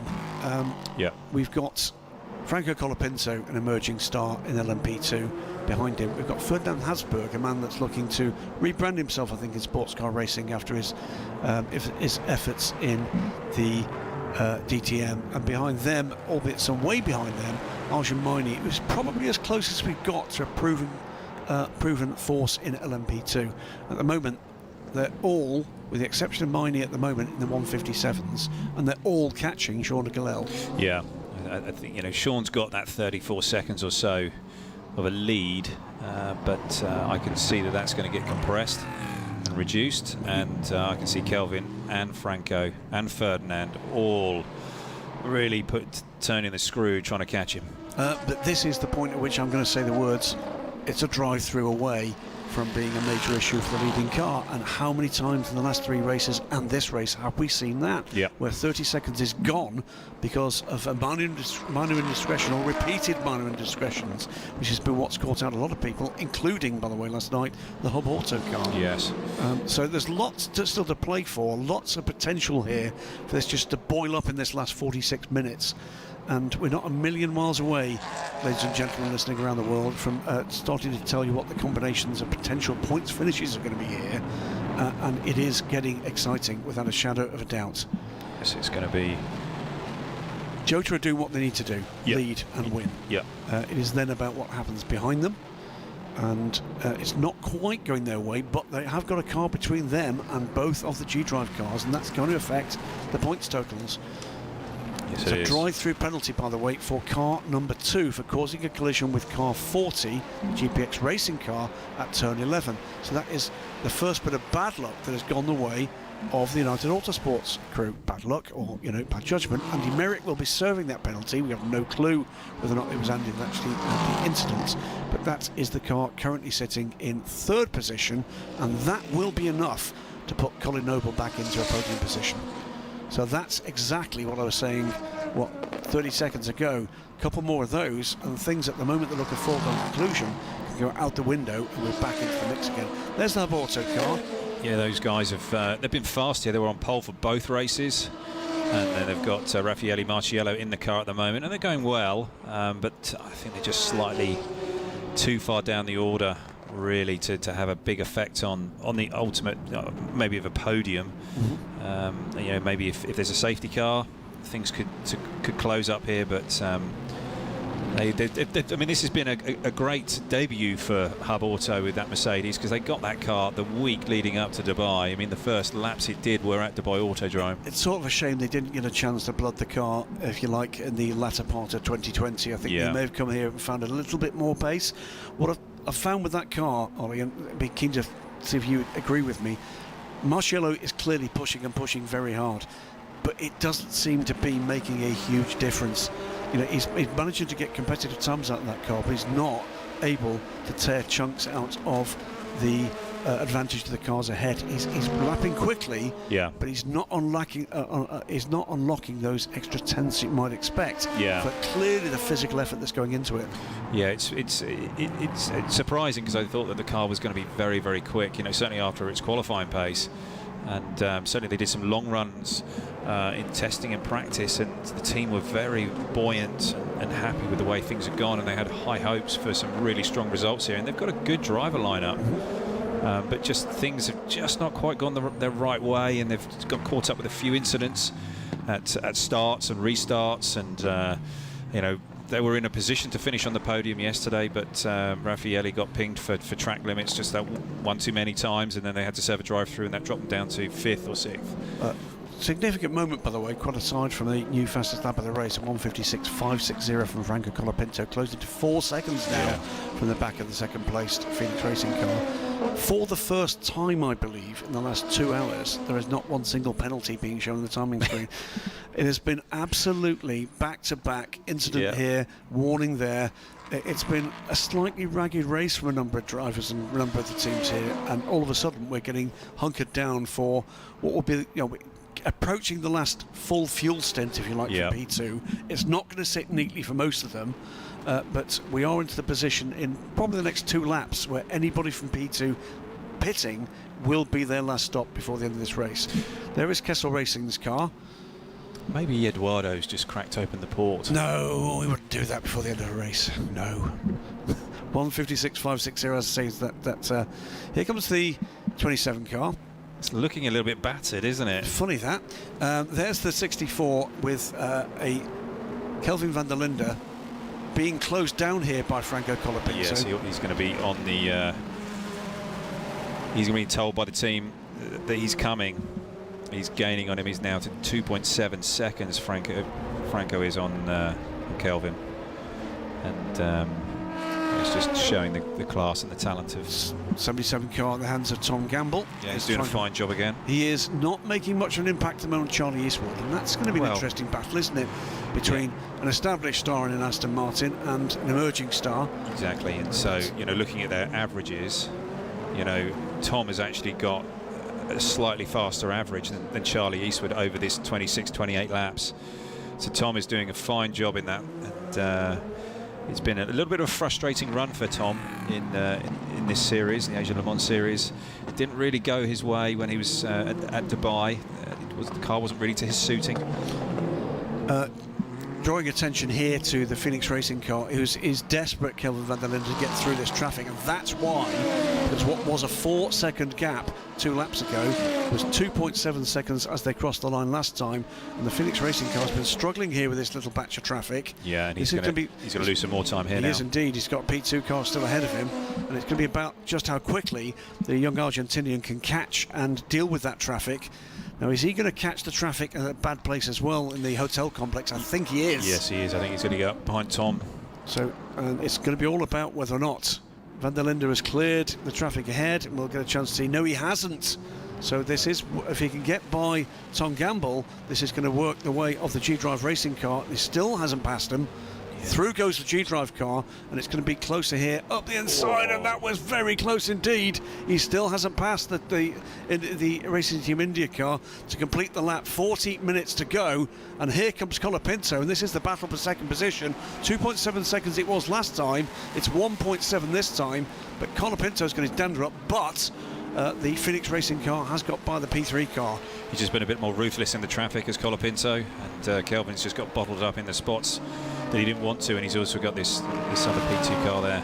and goes by 2 cars in 1 move. That's a bit better. Has he made it? He still hasn't passed the Racing Team India car. It's going to be quite colourful, I'm sure, on that radio right now with Absolutely. Kelvin. It was a bold attempt to take both cars 3 wide as they went into the turn, but it's not quite made it. Where is Colapinto? I think he's behind the Aston Martin now, and that gap will be still lots. So he was indeed. He's going by him on the straight, and a lot of traffic coming. This is going to be nervous moments. Look at this. Looks like most of the remaining field is actually coming into the turn at the bottom of the straight here, and this is going to be very tricky indeed for Kelvin van der Linde. You'd want to be Colapinto in this, wouldn't you, at this moment? He is in the right spot right now, and he's got a lot of traffic coming. P3, GT, and he's going to take his opportunity here. Now he gets past the Racing Team India car, and it's taken a while. Then the Ginetta goes to the apex, but quite rightly too. And again, Colapinto this time has got the work to do. He's going to be on the receiving end now of all this traffic, and the Ginetta is just trying to keep out of trouble here. Yeah, he is. Knows that there's faster cars coming. It's to the left, to the right. Colapinto's now going to go up the inside of the Ginetta into 17. And all of a sudden the pendulum swings back, doesn't it? Yep. But still traffic to deal with, and it's the 57 car ahead. That's in the hands of Mikkel Jensen. And Mikkel, very rapid indeed, but he's been driving what has appeared at times to be a very wide Ferrari. Keeps out the way there.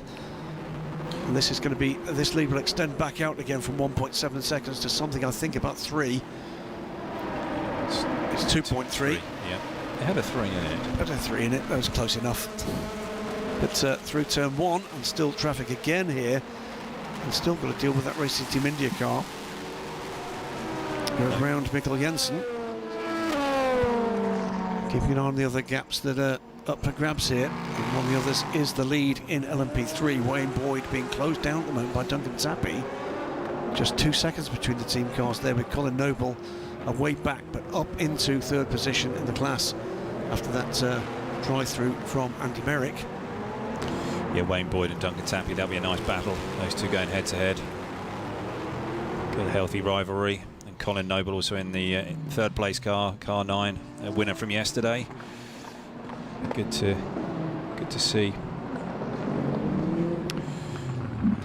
So Kelvin van der Linde is just getting himself off of turn 9.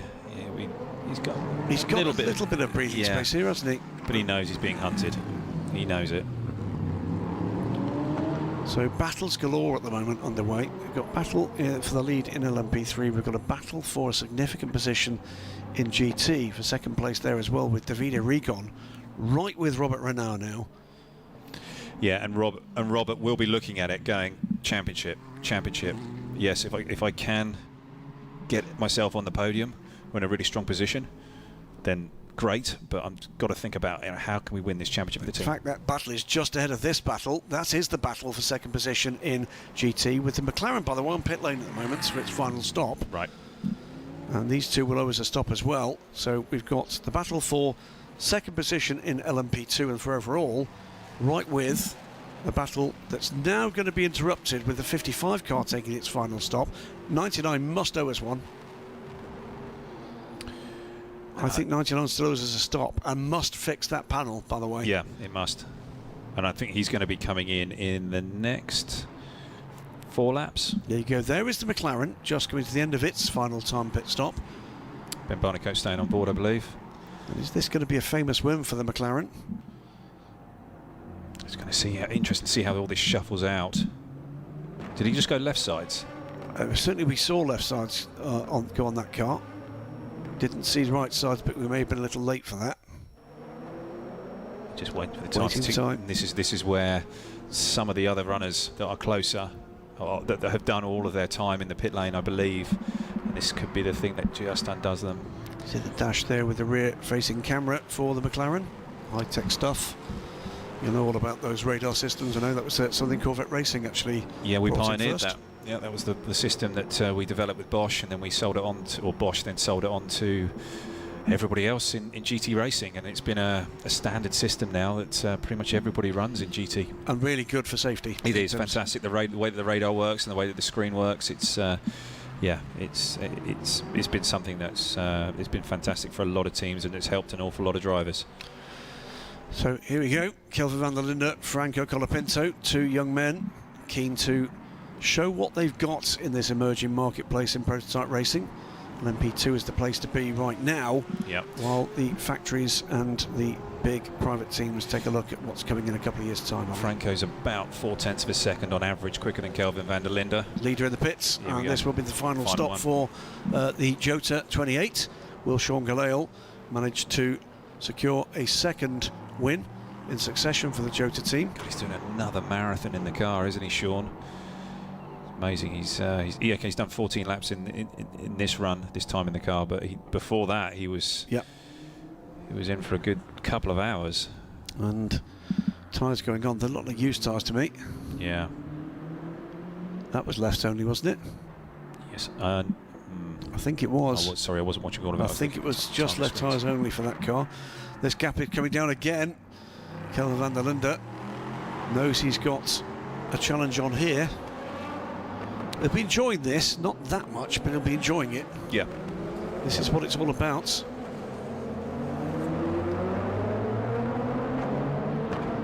And these two teams, Phoenix, looking to knock on the door of prototype racing after their history in DTM has come to an end now.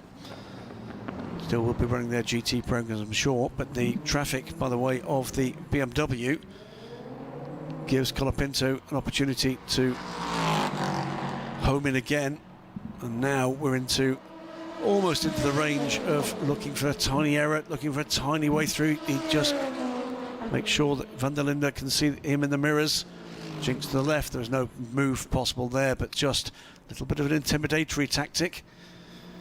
Yeah, he'll be sizing him up here, Franco will, looking to see where he's a little bit quicker and see where his weaknesses are to try and pounce. And is this where we start to see the racecraft in sports car racing of Kelvin van der Linde pay off? He won't be intimidated by it.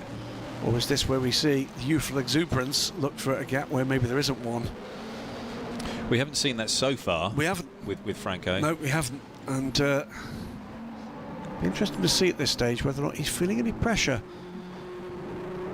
Gap 0.8 of a second last time around. That gap this time 0.6. Just wondering when they're going to be making their final. They, by the way, are 1-2 at the moment because, of course, with Sean Galale having pitted, they now take the lead in second place. There's a bit more traffic here to deal with for the G-Drive man. I think Kelvin will be in next lap. And he's done a fine job here. The range is around about, well, maybe 1 or 2 more laps. It's around about 20, 21 laps. Yeah. Both those cars, by the way, last time around the 157.4s. Very quick indeed, within a second of the fastest lap of the race. Maybe that's what Colapinto's strategy will be. He'll be, okay, wait for the Phoenix to stop and then start putting in the big lap times to try and undercut him. So, 32 minutes to go. Yeah, Franco's only done 12 laps on this stint, so he's got a little bit more range to go and flexibility in the tank. Let's see. Habsburg, by the way, still he's certainly well in the mix here. He's 16 seconds back. Podium position not out of the question. The 18 car is going in the garage. Yeah, I think Ferdinand's most probably in just preserve mode. The only way that they can lose the championship is if they have a DNF. So they're just going to be he's just going to be driving around, not just driving, but being very mindful and cautious with where he's placing the car and how many risks he's taking. So yeah, I think that he's going to be thinking about that championship. And it's, the 26 car has been phenomenal throughout this Asian Le Mans series. They have just delivered race after race after race. So great stuff still underway. Still keeping a weather eye on what's going on in the GT class, by the way. Yep, 30 minutes to go. Half a second the gap. This is the lead battle, albeit that we know that both these cars will need to roll down pit lane once more. We start to think about just exactly when they do what the point situation could look like, depending on the battles that are still underway. Yeah.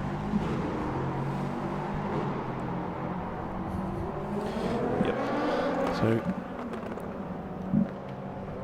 the 25 car right now with the Phoenix Racing car. Tenths of seconds behind at this stage.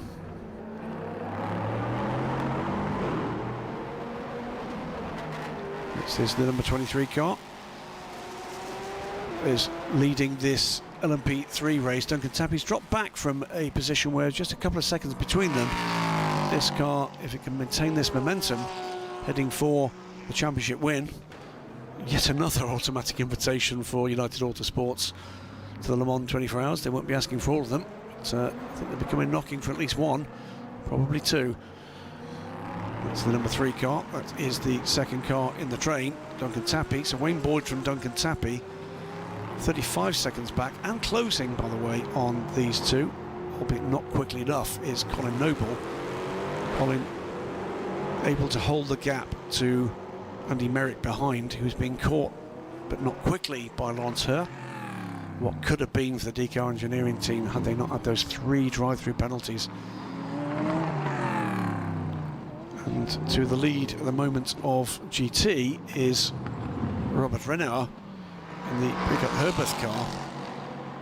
Pretty certain that car still owes us a stop, but that comes courtesy of the stop for the McLaren. Johnny Adam, Mikkel Jensen, Charlie Eastwood, Tom Gamble, Raffi Marciello. Our calculation is that each of those cars will still need to stop. Phoenix Racing does pull in now, stops and pits, which puts Franco Colapinto into the lead of the race, I think, for the first time. So the 25 car goes to the lead, does require a stop as well, remember, but the deeper he goes in to this race, the shorter that stop will need to be, because less fuel will need to go into the car. This is the number 5 car in the pit lane, fuel still going in. Kelvin van der Linde stays aboard the car. Also in the Race Team India and the Era Motorsport car we saw going into the garage. But the gaps will become apparent once we see just exactly how quickly these cars can get out the pits. Just a tiny stumble, but engage the drive and away he goes. Yeah, it's going to be really interesting now in GT. Isn't it just? I think we've got a gaggle of cars that require a stop ahead of the McLaren. The McLaren currently 7th, having made that stop, and it will be his final stop. But the 99, the 97, the 57, the 95, the 77 and the 1, all ahead of him, but I think all need to stop. Yeah, but it's just for how long? Yeah. And that's the really difficult thing to try and work out right now, and maybe some people out there on Twitter can help us with that. I mean, what have we got by way of a full fuel stint in terms of laps for these GT cars? I think the longest we're seeing is about 34 laps on a tank. So even the cars that have got the 25, 26 laps have still got to do it, albeit very late in the race. Yeah, it's going to be very, very close, and maybe they've just taken the punt that there could be possibly a late yellow or even safety car period. But you know, we've seen so many unusual things happen here over all 4 races that it's hard to predict. It's 57 seconds or so that no, it's not, apologies, it is. It's about 34 seconds Ben Barnicoat requires to get to the lead of this race. Raffi Marciello is just in his outlap now, and I'm pretty certain Ben Barnicoat has passed that car. I think that's more than doable. Yeah. The only car ahead of him that we believe may have done all their 110-second stops is the 57 car. But he's not going to be able to do that. Maybe the 97 as well, possibly. Yeah, it's not going to be enough, I don't think. Even just a run down pit lane will be enough to see the McLaren through there. So it's now a matter of just exactly what the McLaren can do on pace. So Franco Colapinto leads the race. He does. But does need to stop. Correct? Yes, he does. Yes, he does. So does Ferdinand Habsburg. Sean Gillela's had his last stop and should retake the lead. Yeah, he has, and he should be think about 30 seconds or 25 seconds to the good. I mean, think you're right. I think Franco's going quicker. 99 car on pit lane from the lead in GT. Right. So that is them rolling the dice. That will put the 97 car into the lead of GT with Mikkel Jensen right on the tail here. This is the lead battle right now, but both these cars need to pit deep into the race. And both on the same strategy. Absolutely. So this is pretty critical in terms of potential for a... he's gone for it. That was a great move. Nice move. Wasn't that? Didn't see that one coming at all. Mikkel Jensen takes the position. And both of these cars have been very fast on this back straight here. The Aston has been exceptionally quick, but it's that extra boost that the Ferrari was given is certainly helping it. Absolutely. And a little BOP adjustment. After traumas for the other Ferrari runners, a bit of a lock up there from the 57 car, but that's not delayed him. 97, Johnny Adam will not be giving this one up. No, because they know that this is going to be a bit of a fight to the end here, and they've both still got stops to do. Here's the 26 car, final stop here for Ferdinand Habsburg from second position at the moment, and it's a very rapid lap underway at the moment from Colapinto, which looks very much like an in-lap to me. Yeah. So he goes purple in the first sector.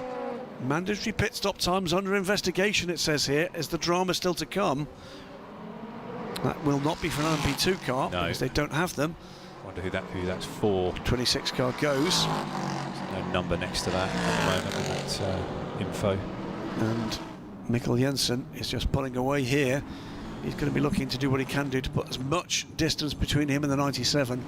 Don't think it's going to be enough to fend off the McLaren. He's really giving those Michelin tyres plenty of abuse. He's that Ferrari 488 right in the window. And the 99, by the way, has emerged from the pit stop behind the McLaren. That's points taken away from the 99. But I'm not sure actually with the 99. Let me just get back to that. I'll just look. 99 just pitted, didn't he? And he's now on the outlap.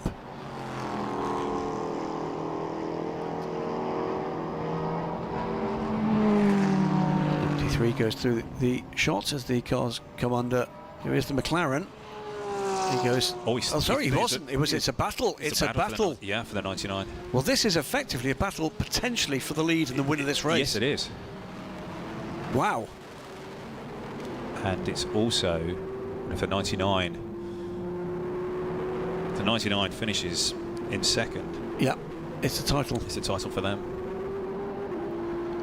So there is the 25 on pit road. This is the final stop for the second G-Drive Racing Team car. Technical staff keeping a weather eye. Stewie Cox lifts the lollipop and away goes the car. McLaren and Porsche, real battle. Position changed under the bridge by the hotel. And Barnecoat it is, with Mikkel Jensen and Johnny Adam remember ahead, but we believe they're going to have to stop again. Yeah, they are, and it's going to be their stop is going to put them behind these two guys. I'm sure they've got that. Have they got it fixed? I don't know whether they have, because I can only see a 9 on the right side. If that's the case, there's potentially a penalty there. Well, it's not. That would not be smart, would it? No. No, it wouldn't. No. Just look, is that damage on the McLaren? Is the rear deck? There's something not right about the... I think it's just the lights. It was the top above the roof line. It looked like the rear deck was sitting shy. Maybe it is the lights. No, there's something there. Oh, it is. It's popped up. A bit of rear bodywork that just, as it comes off the roof, shapes down into the rear deck. Yes, that drama for them coming. If it comes away, that could be a big problem. So, to sum up here, 57 leads GT with the 97 car behind. This pair of cars 44 seconds up the road from the McLaren and 99 Pre-Cup Herberth battle, but proviso number one, both these cars need to stop. Yep. Will there be enough time for them to do that and retain the lead? We don't yet know. It looks unlikely. Second proviso, is there bodywork damage being carried at the moment by the McLaren? Possibly. We could do with a good look at that. We'll get that as soon as we can. Third, is there still a broken number panel on the side of the 99 car, which they were warned about. So let's see what we can do about that one. We'll bring that to you as soon as we can. Yeah, it certainly would be good just to see that McLaren. And just still trying to work the numbers here and see where these guys are going to end up once they've done their final stop. We're pretty sure that they are going to have to, but they're maybe just pushing it just to see if there is going to be a safety car period or a yellow flag period, just to see if they can make it through without making that final stop. Just trying to figure out if they've actually served enough pit time as well in the 57 and the 97. Yeah, I'm just trying to convince myself it wasn't just a trick of the light, but I'm pretty certain something was flapping on the rear of that McLaren. Yeah, it would be just good to see it again, wouldn't it? 6 second stop and go penalty for car 18 for a violation of Article 12.6.1. That car is, of course, the Era Motorsport car. Yeah. And that car has been further delayed, is now back out, by the way, in the hands of Carl Tilley. We'll worry about that one later because there's lots going on here right now. That is the 40 car. Yeah, when he gets weary way home, it's still 14th, I'm afraid, in the hands of Axel Jeffries, and has not really picked up any of that lost time. Yeah, their delays at the start with the terrible first hour, didn't they? Yeah, the wing mirror coming off, and then other penalties. And, yeah. There is the McLaren. To me, it looks like it has got bodywork issue. Well, let's have a quick look and see if we can spot the number panel on that Porsche. Yeah, but I don't think the McLaren's at the moment not being caught. No. Well, it's not. It's the right-hand side. It's the other side of the. Well, that's 99. That's fine. The left-hand side of the car. Yeah, maybe we'll be able to see it when it comes through under the bridge. There's the McLaren. Yeah, it has got something. Yeah, we're just still waiting for it. Yes. Is it? Yeah, I think it's just a bit behind the roof. It's come away. I think at speed, I think that will grow. We'll be able to see a bigger opening on that. Yeah, it's definitely flapping. It's flapping. Yeah. 100%. Yeah. The key to it is just how secure is that panel. And is it growing? Is it getting looser? Well, the key here is if that's spotted by race control, they think it's a risk. They will give it the meatball flag, won't they? I've never You've ever heard it called the meatball flag? This is the black flag with the orange circle on it that denotes a mechanical flag. I never thought that would surprise you. There you go. But there's been a few things that surprised me this week. But let's not talk in polite company. There you go. But the number 7 car. You can see it. Well, first things first. Let's ignore that bit. Great run for the number 7. Yeah. That is a 44-second gap to 41-second gap rather for Johnny Adam, and then a further 3 seconds to Mikkel Jensen, who's pulling away from the Aston Martin.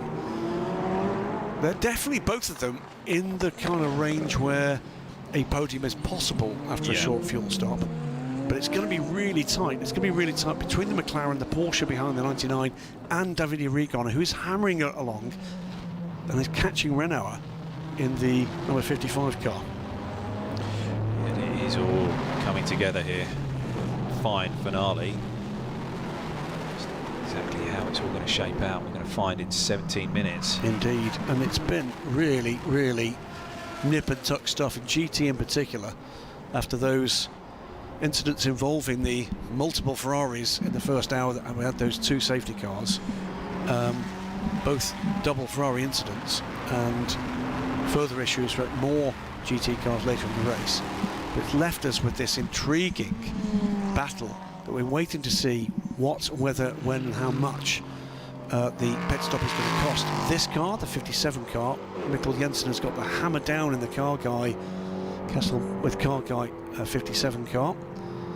Just looking at the front of the race again here, Franco Colapinto is only about 11 seconds back from Sean Galil. And it's 2 seconds a lap quicker on that last lap. It's not done, is it? No.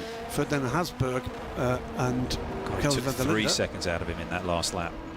Franco Colapinto did. So it's 8.6 seconds now. Whoa. So yet again, in the last half hour of an endurance race, it just all comes together. You know, there are those that don't like pro-am racing. For whatever reason, you're wrong. It's what it comes down to. You're just wrong. You're just wrong. I mean, ultimately, it is about that ebb and flow, and it just comes together. And it is about strategy and execution. it is the beauty of this form of racing that brings with it traffic throughout the race, because you've got drivers of, completely different skill sets and skill levels and pace on track together in effectively what is 3 separate races on the same piece of road. And then you get the luck of the draw, you get mistakes, you get the incidents that inevitably come into play. Meantime, in LMP3, Wayne Boyd, I think, has fended off the attack from Duncan Tappy. That looks fairly stable. Andy Merrick hasn't given up, by the way, returning to podium form, and 3.8 seconds it is, the gap to Colin Noble. Andy's got the hammer down because he knows Lawrence Hurt is there. So the last place on the podium in LMP3 isn't done yet either. No. So fairly stable, the gaps first and second. Then a big gap to third. Yes, the 23 car has been really a dominant force in the Asia Le Mans series this year. And, Wayne Boyd has done fine work. He has been a class act in that, and he United really value him greatly. Mikkel Jensen is pulling a blinder here. He is pulling away. He's just putting the fastest lap of that car's race. He's the only man at the moment, with the exception of Klaus Bachler, who's way down, who is under 2:10. Car 7, the McLaren team manager, immediately to race control. Now, it can only be either a pit infringement or that bodywork. I think it's going to be that bodywork. And that is going to be absolutely dire luck if they are forced to pit. It is. And Colapinto took another sort of half a second out of Sean Galil there. The lead is now down to 8 seconds dead. No, but Sean has responded, hasn't he? Yeah. No doubt about that. Obviously, it was a little bit of traffic in the lap before, but on average, just have a look. Yes. As you're looking at that, I'll just tell you that it's 4.2 seconds is the gap now from Mikkel Jensen back to Johnny Adam. Under 40 seconds to Bonnigan. He's closing that gap. He's now under 2:10 as well. Yeah. Here's the thing, Ollie. Any decision about that bodywork, if that's what it is, or a pit stop infringement, could cost not only the win, but an opportunity to go to Le Mans. Yeah, absolutely. They are right there in the window for that as well, and they are, I think they're currently 5th, and this strong result for them would push them up into one of those spots, one of the 4 invitation spots. And that is the Brains Trust at United Autosports. And just a class act, United. Emerging force, world force in sports car racing, let alone the kind of prime disciplines. Title after title after title, and here again they're delivering. Wayne Boyd is holding that gap at around 6 seconds. Yeah, Franco Colapinto is still just reeling off the laps. I mean, his average is like 1.5 seconds quicker than Sean Galil's. There's going to be pressure in the dying moments here, isn't there, for the race win? Yes, there is. At this point, I would normally be kind of working up points combinations. There's no point is a straight answer, with the exception of LMP3 for the overall in second. So much is up for grabs here in the dying moments of this season. It's going to be hard to figure out, certainly with these 4 invitational places for Le Mans in the GT class. And it's an odd thing, the series somewhat forced into the format. Yeah. But my God, it's delivered. Yeah, it has been fantastic. I've been hearing from up and down the pit lane that if not this format, but something around this sort of way, with double headers across a weekend, 2 races at a single circuit, particularly at the moment, the way we are of things in the world, as Colin Noble is coming through now under real pressure. This is Andy Merrick. Yeah. And that is Lawrence Hurt. That is a 3-car battle for the final podium position. And this is Merrick for the 2nd row in succession, fending off the opposition to try to bring home a podium position. This is Sean Galil. 6.8 seconds was the gap last time around. And it's not going to be long before this is visual. Yep. He's Franco is closing in on him. We just have to see how he works the traffic. Sean has done an unbelievable amount of driving in the last 2 days. You know what? After what we saw in Dubai, I thought that might have broken his spirit. It absolutely has not. And not just Dubai, but then to actually come here and have the car as badly damaged as it was, costing them a huge amount of track time. Yeah, he's bounced back. That does show exactly what you want in this situation, which is real grit. Yep. By the way, it's not a 4-car battle for that 3-car battle for the third position. It's a 4-car battle. So Colin Noble, third position in the number 9 Nielsen Racing car, 1.4 seconds back Andy Merrick in the number 2 United Autosports car, then 3.5 seconds back Lawrence Herr, who's got his mirrors full of Adam Mateki. That's the orange car and the red car in the background of the shot with the P2 car coming onto the gantry right now. This is game on for another podium position in LMP3. So right now, 4.3 seconds is the gap for the overall win. In LMP3, it is a 4-car battle for the final podium position there, and Lord alone knows what's going to happen in GT here. There are so many combinations. Yeah, it's hard to predict. We're still waiting to hear two things. One is exactly what happens in terms of the pit stops for the leading 2 cars at the moment, with Johnny Adam now 10 seconds back from the Ferrari. I've got to think that Johnny's just fuel saving massively, and Mikkel Jensen's just going for it. He can't get home from here though, can he, Johnny? No. Well, if there was a yellow flag, yes, he could possibly. But I mean, he's 33 laps into his stint, Johnny is, and I'm sure that's really the strategy that they're hoping on now, is that Connor Pinto's car snaking through there. And remember, the discipline, it's 4 hours plus 1 lap. It is not just running the clock down, it's plus 1 lap, and that could be absolutely critical in a race that's determined by fuel, which it looks as if this one is going to be in GT at the very, very least. So Connor Pinto trying to work the LMP3 traffic. That will just drop him back a little bit off Sean Galel. I think caught the traffic here in a rather better place. Behind, by the way, Kelvin van der Linde is 20 seconds back now, under not a lot of pressure from Ferdinand Habsburg, is a further 15 seconds back. So LMP2, oh, big, is that a blow up there? I did see a big puff of smoke. Is it just a lock-up? Big lock-up coming into 17, was it? It was a huge plume of smoke. Just saw it in the background of shots. I turned my head back around. I was head down, making notes, trying to figure out what's going on with his GT. Raffi Marciello, by the way, gets a warning on track limits as well. I think it might have just been a huge lock-up, but it might well have been. In comes Mikkel Jensen. Critical pit stop this for the GT battle. He could be just coming in on fumes. Yet where is he going to emerge is the key question. So as he comes through, Johnny Adam will go through and into the lead if Adam doesn't pit this time around. Actually, Adam's been in and out. So Johnny Adam came in and is out again. Fuel only, of course, for the 57 car. Yes, only. And they're away. And so they had done all of their pit time. It's not a time stop. Now where is the McLaren? Car 7 must give the position back to car 99. Ah, that's the Porsche. So that is the McLaren and the Porsche. Now that, according to race control, is not the flapping bodywork. It's something we didn't see. Now we only saw the McLaren passing it, but did he pass him off the racing surface? That strikes me as the only possible explanation for that, is that we didn't see the actual move to pass. Did Ben Barnicoat pass the Porsche off the racing track? And he's 10 seconds ahead of him. That is effectively a big penalty for the McLaren. The Inception Racing car, by the way, I think... He is in the lead now.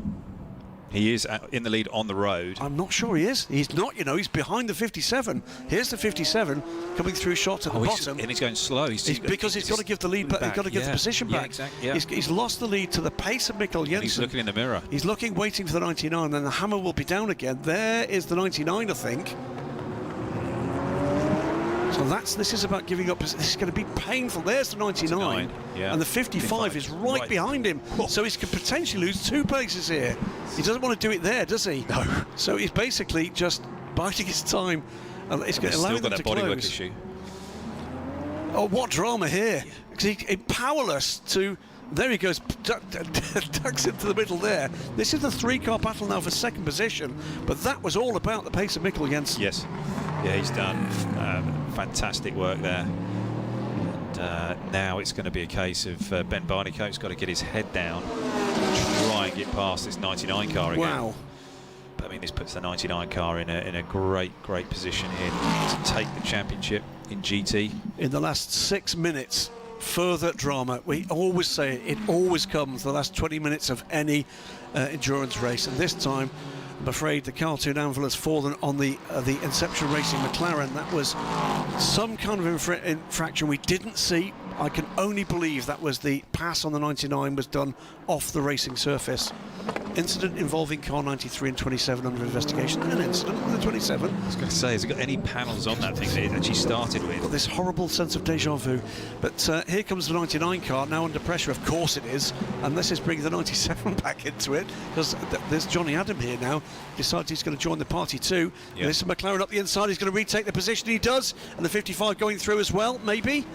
I'm sure the 99 is just sitting there thinking about, okay, where do I need to finish to win the championship? 4 wide here for a moment, and that goes, the 18 car goes through on the 2 behind. The 55 car has taken 3rd position, so the 3 podium positions at the moment in GT, and that could have an effect on the 99 here. That's just been shuffled back 2 full positions. So to recap, 57 has made his pit stop, comes out and retains the lead because of the searing pace of Mikkel Jensen and 57 car guy Kessel car.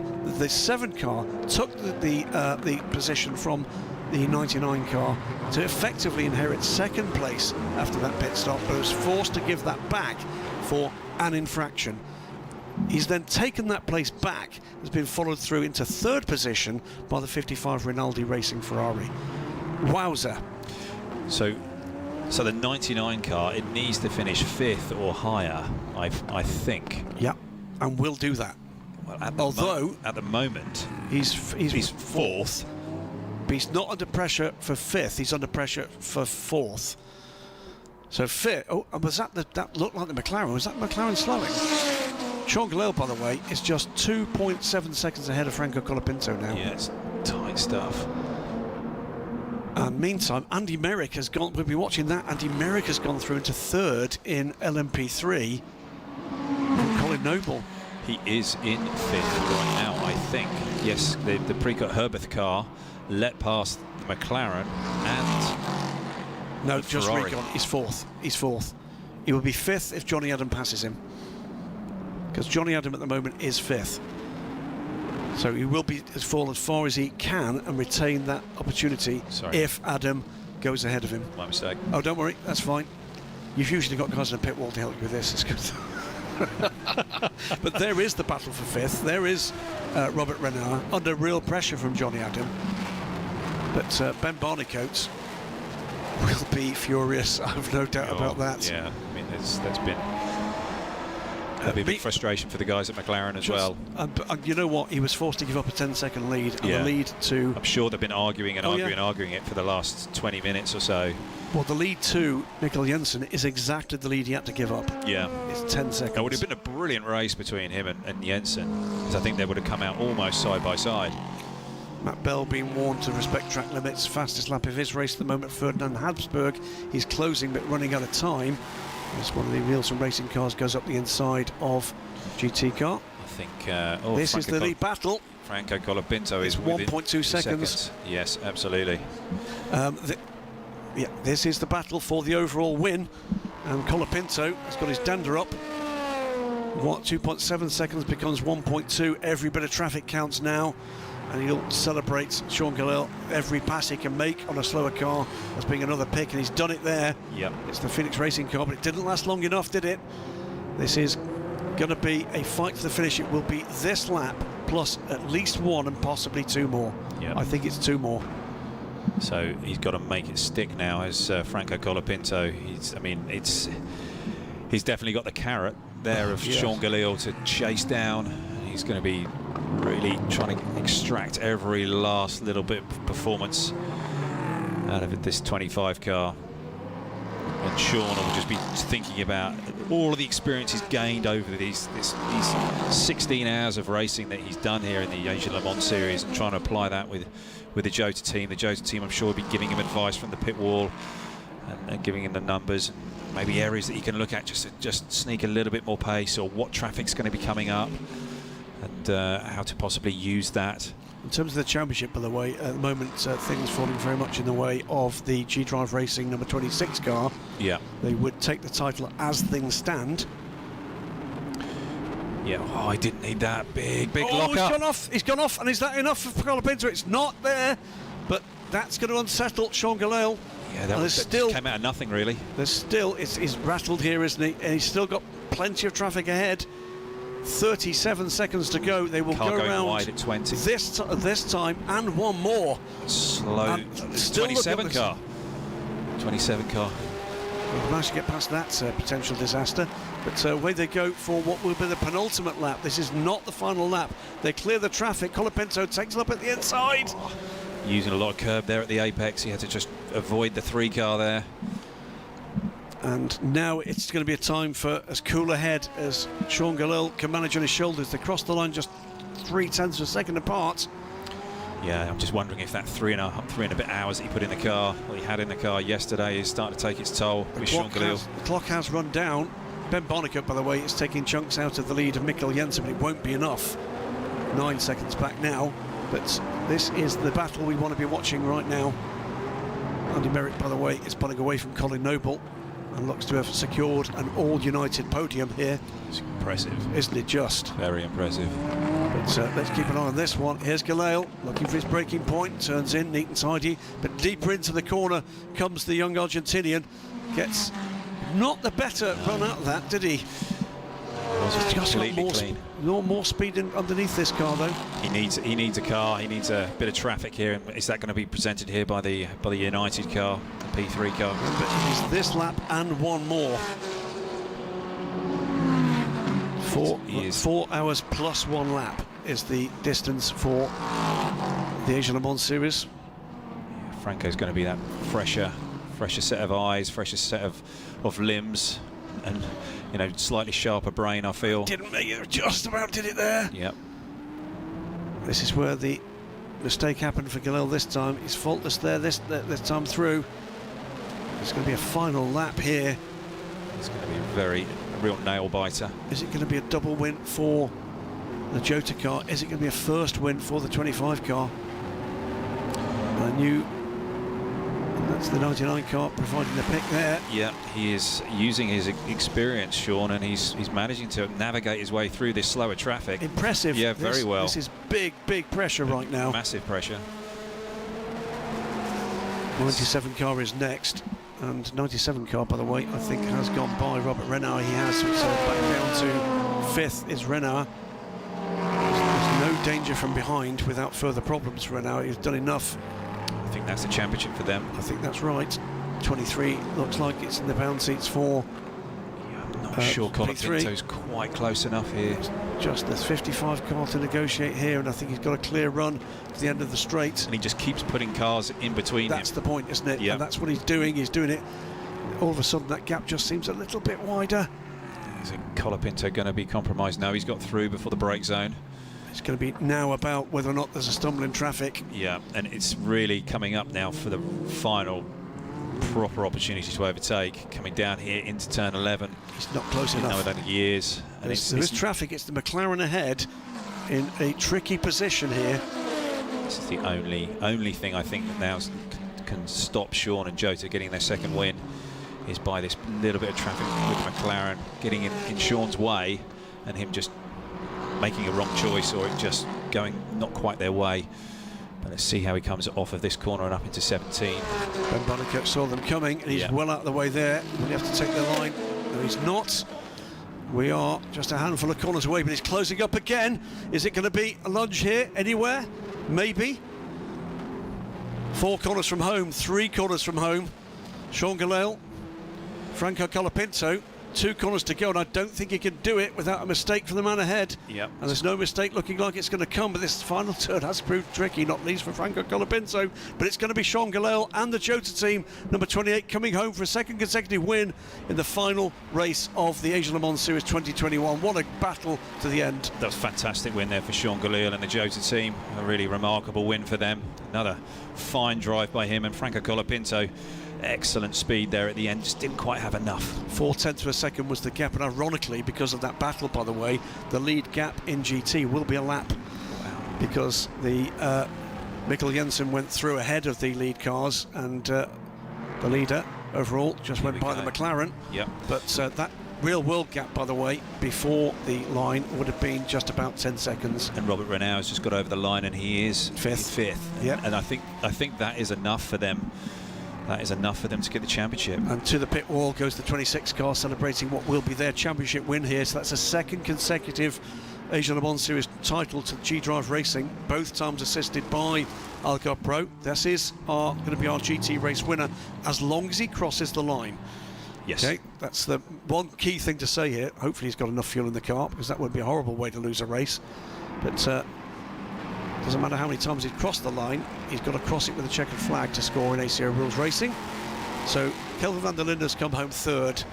The Phoenix car will be on the podium. The 26 car finishes fourth and will have done enough to secure the title. The 23 car wins the LMP3 race and will be the title winner there, ahead of the 3 and the 2 United Autosports car, a very rare all United Autosports podium. I don't think they've ever done that. Really? I don't think so. The 26 cars, I'm hoping celebrating. Yeah, I think he's doing a few smoky burnouts there, a few donuts. It's good to see. And Mikkel Jensen it will be that brings home the 57 car to the race win, ahead of Ben Barnicoat. Have they done enough to secure one of those 4 entries? I think that they have. In my basic maths, I think that they are now in a position, yes. And maybe the Rinaldi car has as well. So points before there, 62 points it was to GPX Racing. And it was 54 for Precut Herbst 99 car. Yes. And we think the 99 car has done enough to secure that championship with the woes for GPX Racing. GPX, though, I think will still get an invitation to Le Mans. Yes. They will get that invitation for sure. And that was one heck of a race. Well done, Jota. Yes, fantastic. Well done as well, G-Drive Racing, for the title and for the battling throughout. Well done, Phoenix Racing, for the first effort in LMP2, and what entertainment they've doled out. But there will be an ebullient Sean Gillel, I've no doubt whatsoever. Yes, fantastic for him. And happily we will be getting the chance to speak to the Jota guys and the G-Drive guys on the podium. You'll see in live broadcast, we hope, the race winners, and for later highlights, the championship winners. We're restricted a little in time for live. That is Sean Gillel. Doesn't look that pleased with himself. No. Now he is. Yeah, big hugs. And in comes the McLaren, we can see that. That will go to the podium. So have we got any basic maths we've done yet? Yeah, I'm just still working that. That's okay. I'm still working that basic maths. The Rinaldi Racing 55 was third in the order before today. Yeah. And there you go. Always good to see so many cars coming back home after a 4-hour race. Yeah. So we got. So the ordering, but while you're having a quick look at that, I'll read through the 1, 2, 3s in each of these categories. Sean Gillel brings home the 28 Jota car to win the race, second in succession, winning both races here at Yas Marina, 0.4 of a second ahead of Franco Colapinto in the 25 car, G-Drive Racing. Then the 5 Phoenix Racing Orica, Kelvin van der Linde a further 23 seconds back, and Ferdinand Hansberg not quite enough to get onto the podium, but enough, we believe, to have secured the championship and the Le Mans invitation for G-Drive Racing. In LMP3, it is a clean sweep for United Autosports. We saw a 1-2 last night for Nielsen Racing. It is a 1-2-3 for United Autosports with the 23 Wayne Boyd 4 seconds ahead of Duncan Tappy in the 3, and there you go, and confirmed, and ahead of the 2 car, Andy Merrick passing what's happened there to Nielsen Racing. Colin Noble dropped 2 more places in the last part of that race.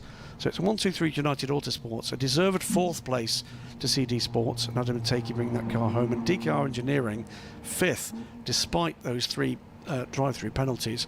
A great run from them. So that's the 1, 2, 3 in the top two classes.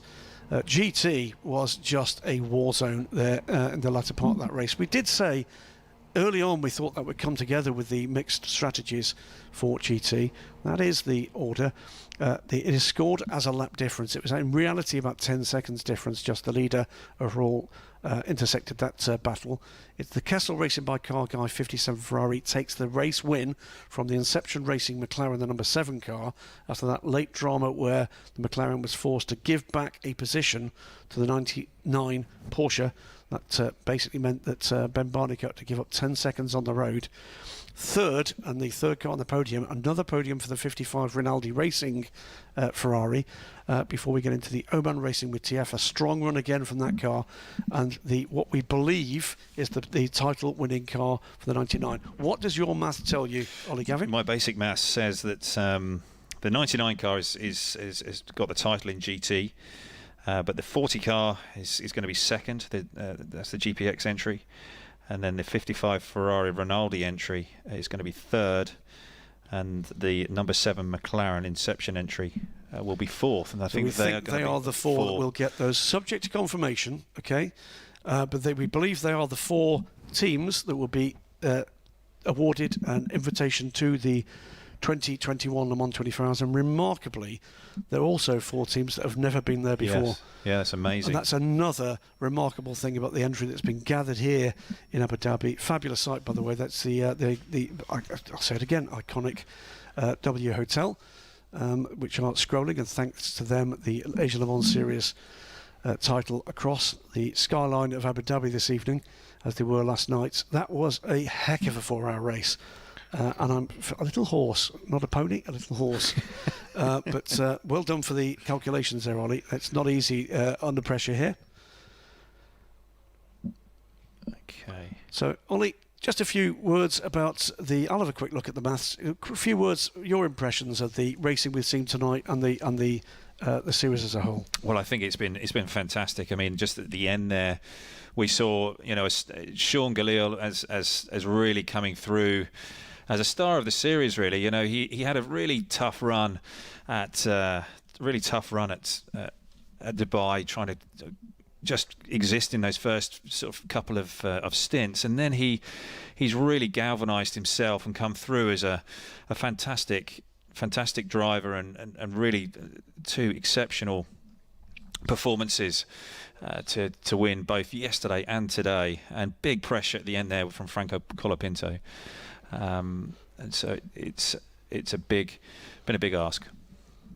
So, well, let's have a look back at what was a stunning 4 hours of Abu Dhabi. Race 2 here in Abu Dhabi, and race 4, and the final race in the season for the Asia Le Mans Series. That was quite a stunner. Well, it was a neat and tidy start in bright sunshine here, but quite a breeze at Yas Marina. The 35 cars getting away, and the McLaren in the mix from the very start here. They just seem to get their strategy right. Brendan Arib in for the start of the race and keeping the car in the hunt. Looked good for them. Ended up as being the second place car. The 97 car also in the mix. Up the inside there, though, was the 57 car. This was a battle for the lead at this stage, but the pace of Mikkel Jensen in that car would take it to the win, as we see later. The 55 Rinaldi car made it onto the podium again after doing the same in Dubai. The McLaren looked like it might take the win, but a late effective penalty for the McLaren dropped it back and had to fight, but it was the 57 car, an Asia Le Mans Series favourite, that takes the win in the final race of this 2021 season after an extraordinary race with this 19 car GT grid.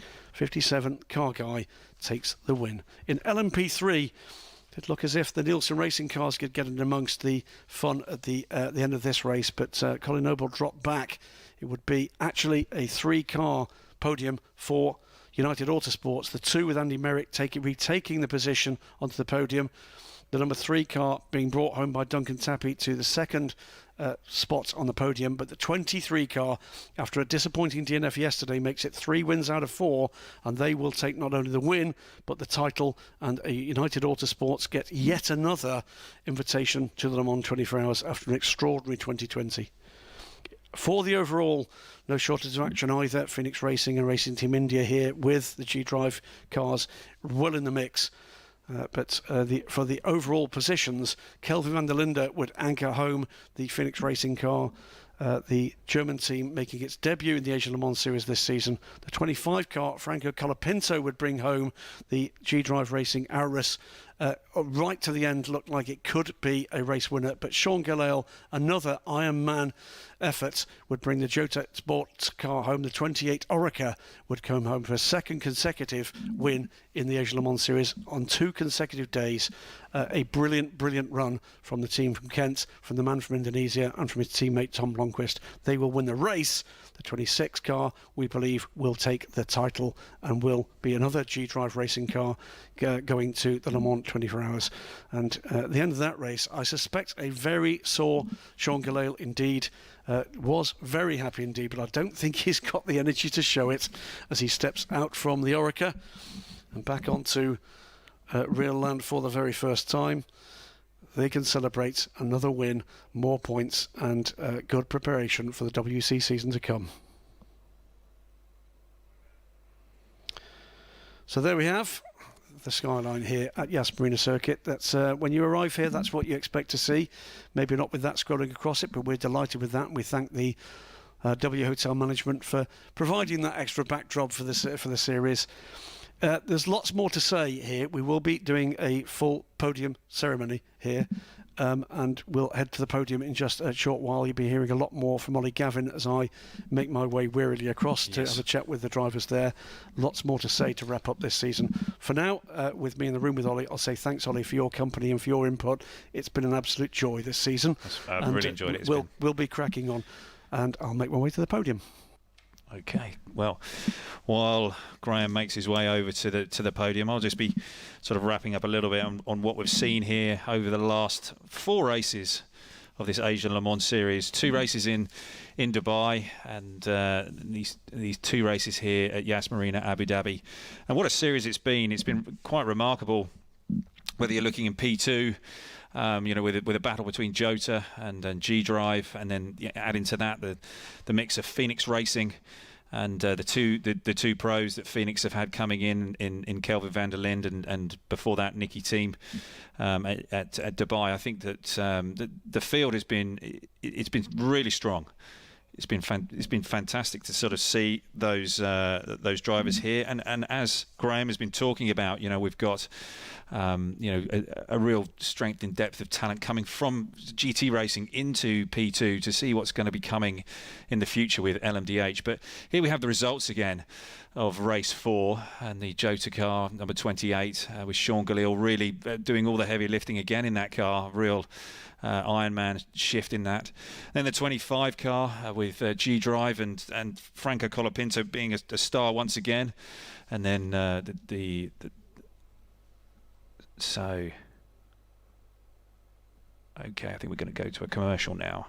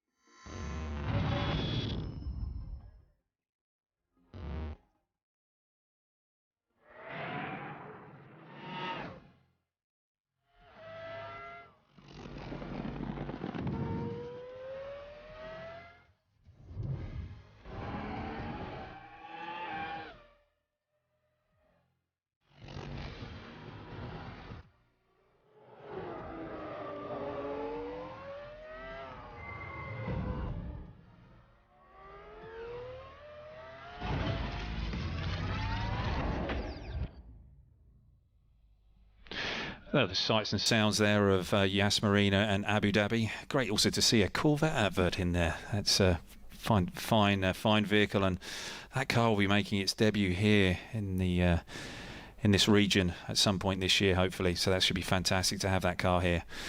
So here we have some more results to run through in race 4, and this is predominantly here the GT class, and Kessel Racing by Car Guy did a fantastic job today. And you know, Mikael Jensen was the sort of star in that car, but you know, it's very much a team effort of trying to get that car through to the victory. And I think we are very quickly going to be going down to Graham and okay, we're going to be going to the podium now. Thank you very much.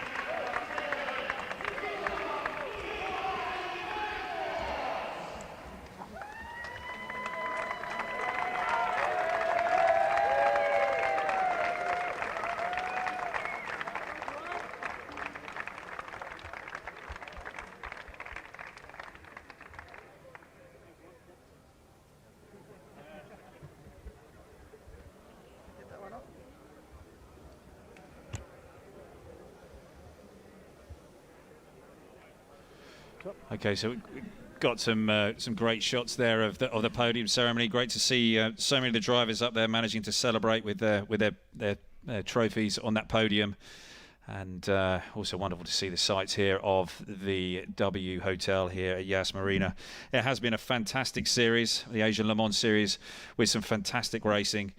And when you look back at what's been achieved in such a short space of time, you know, we hadn't turned a wheel 2 weeks ago, and now we've actually got a championship here done. 4 races of 16 hours of racing. It's been fantastic. So I think we're going to be going back down to the podium very shortly with Graham, I think. Okay, right, okay, we're just going to be going back to the podium now, I believe, for the next podium. So we just like now to clear the podium, except for, of course, the winners for the LMP2 category. So we can ask the gentlemen all the gents now to remove themselves from the podium. We'll now have the final interview here with the LMP2 winners.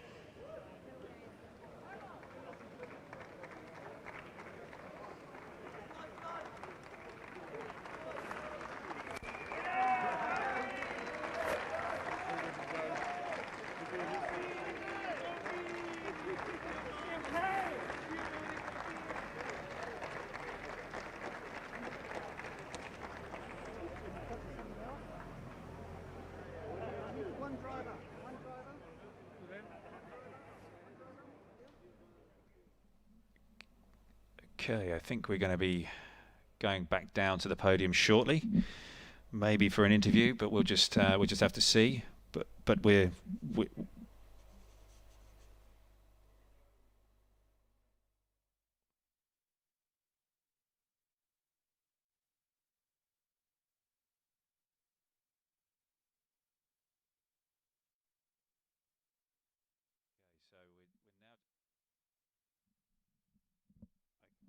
So, the race today in P3, I haven't spoken much about that. So, once again, United have done an amazing job. 1, 2, 3 for them. Wayne Boyd, Duncan Tappy and Andrew Merrick in the third place. And now we're going down to Graham for an interview. Time for a very quick word with race winner, double race winner here in Abu Dhabi with Jota. Could you say that again, sir? Sean Galale. Sean, Could you say that again? I couldn't hear. Double race winner. That was that's right. a fantastic race and a great race to the line at the end. You hurt it as badly today as you were yesterday, or does that feel a I'm bit good sweeter? today. Yeah, no, we split the stints now, so I started and finished, so it's a lot better. Still did 3 hours, but it's a lot better. Man, we had just had a bit of a slow left front puncture actually towards the end of the run, so we had to do a longer pit stop. Made us a bit more tricky with car 20 for 25. Colapinto was rapid all weekend, and yeah, was a bit of pressure, but we held through. Great stuff. I'm sure with the Asia Le Mans Series, Indonesia will be watching. I'm absolutely certain of that. 2 race wins and a great setup for the WC to come. Yeah, you know, it's a great warm-up. I think chemistry is good now with the team, and hopefully with all 3 drivers, me, Tom, and Stoffel for WC, it's going to be good. Hopefully. Great stuff. Fingers We hope crossed. to see you again next Thank year you in the so Asia Le much. Mans Series. Thank you very much, Sean. Great stuff from Jota Sport. Winners here in LMP2, 2 wins here in Abu Dhabi, and in the thick of things all the way through what's been a spellbinding LMP2 battle. Next up, it's going to be the podium for the LMP3.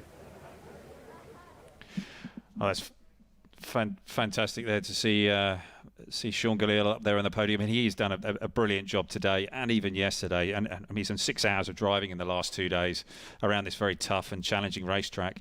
And yeah, he's hardly put a foot wrong. And you've got to sort of say, you've got to take your hat off to him and say, right, he's withstood the pressure from everything that G-Drive could throw at him.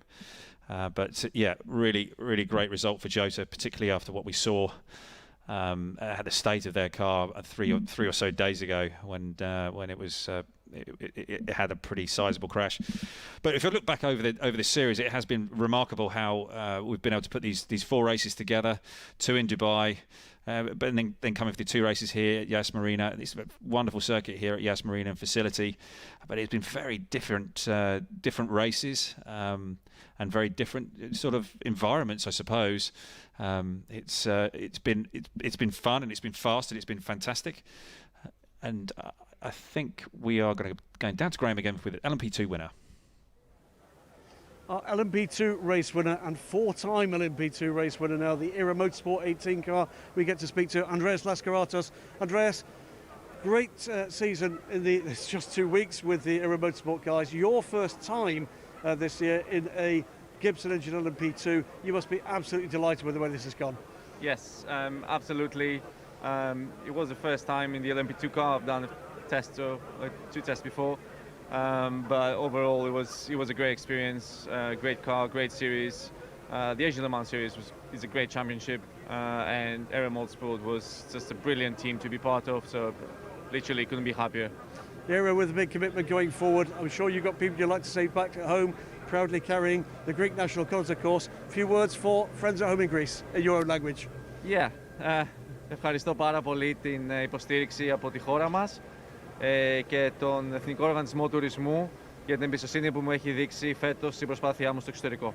Thank you very much. Well done. I hope to see you next year. Thank you very much. Cheers now. Thank you. Great stuff for the Era Motorsport crew, committing not just to that full season here, taking the LMP2 AM title. They move on now to a full season of the European Le Mans Series and the IMSA WeatherTech Sports Car Championship. That is going to be a team we're going to be hearing a lot more about, and we hope to see them again next year here in Asia.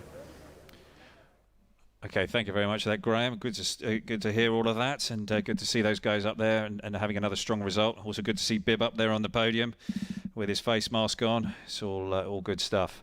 But now we can go back and look at, or I can talk you through some more of the result today. In LMP3, another fine win for the 23 car and Wayne Boyd and his crew, and you know, they've been really the class of the field in LMP3.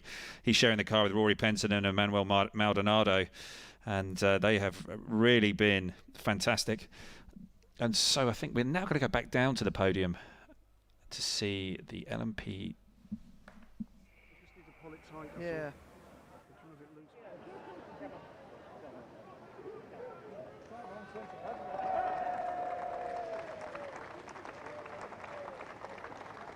In second position, please welcome the number 3 United Autosports team.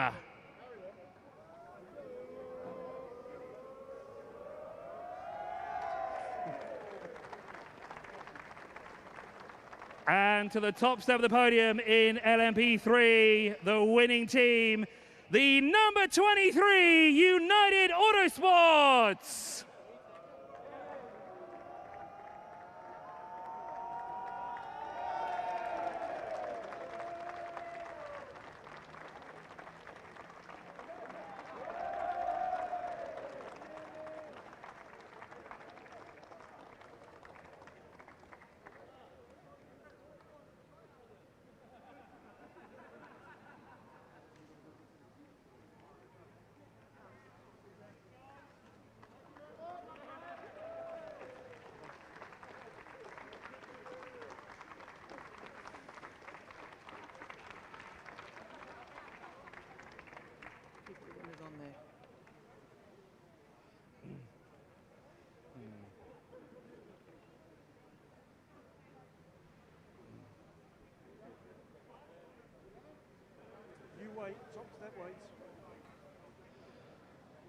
So we just asked the teams to finish in second and third to make their way off the podium. We'll just like to have the winning team on the top step of the podium here for a quick interview with Graham Goodwin.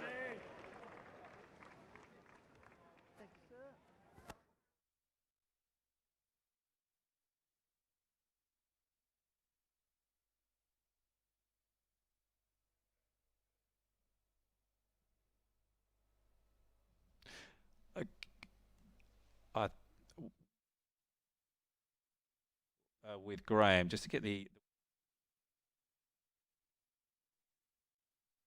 should be coming very shortly.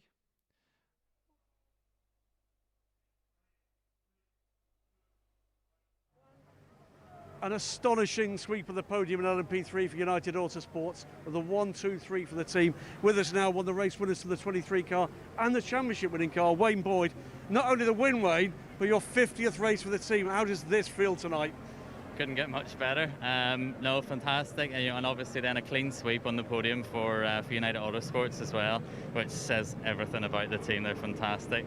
For me personally, 50th race for the team. I absolutely love driving for them, and to obviously get a win during that celebration is fantastic. So thank you very much to them. Absolutely fantastic stuff for United Autosports. A 1-2-3, never seen that done before in LMP3. And for this young man, a second consecutive title after the European Le Mans Series title last season. Excellent stuff from United.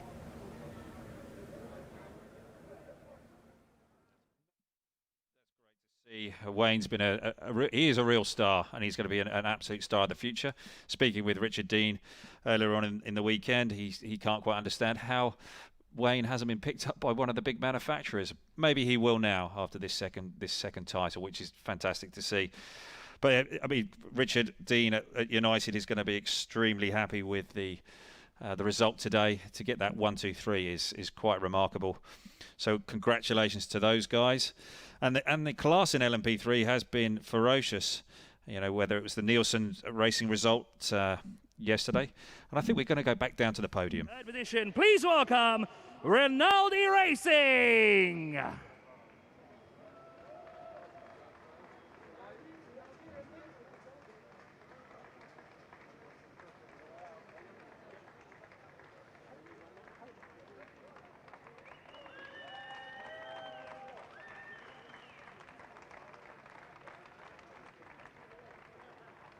In second position, please welcome Inception Racing.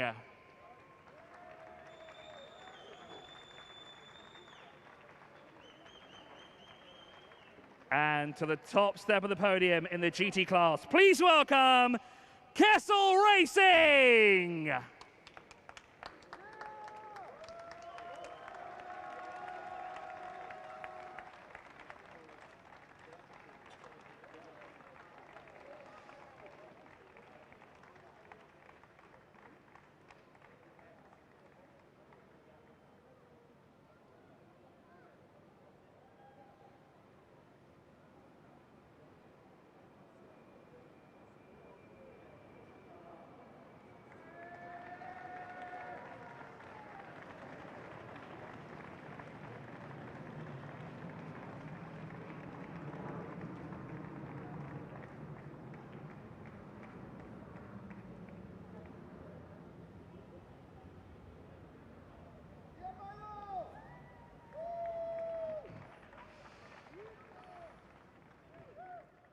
Now, if we could just clear the podium apart from the winning team. And of course, we'll conduct an interview with Graham Goodwin once again for the winners in GT class.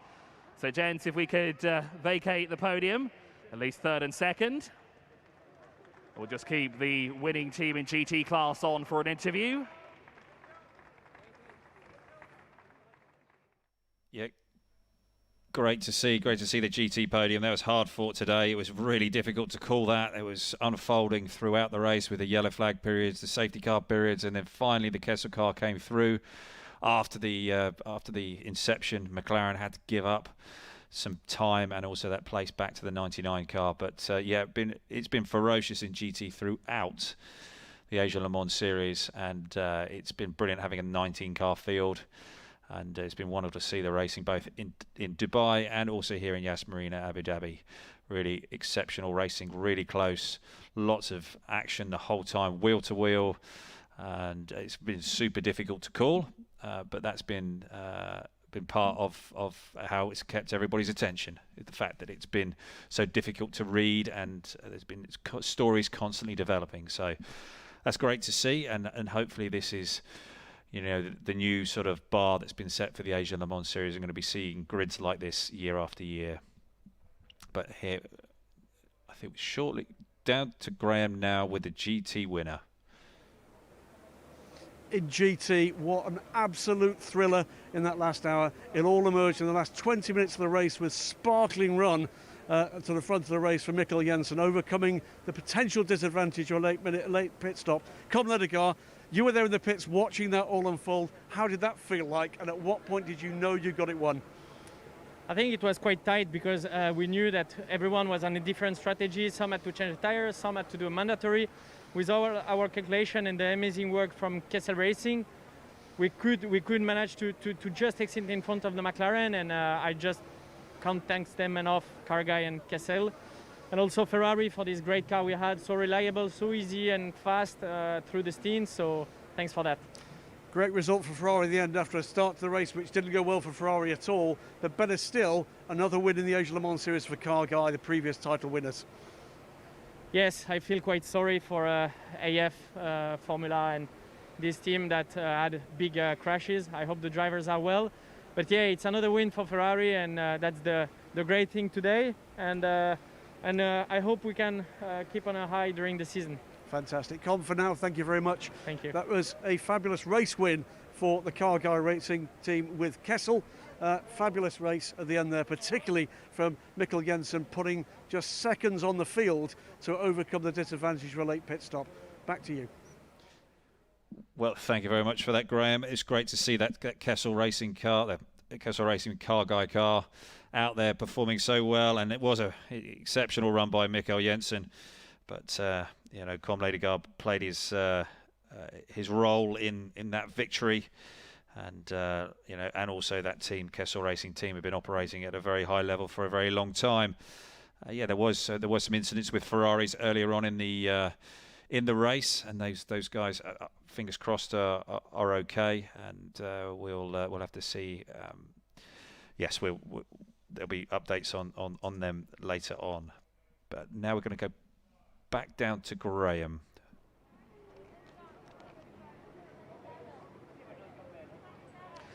Next, let's invite the winners of the 2021 Asia Le Mans Series Abu Dhabi round for the GT AM class. In second position, please welcome Kessel Racing.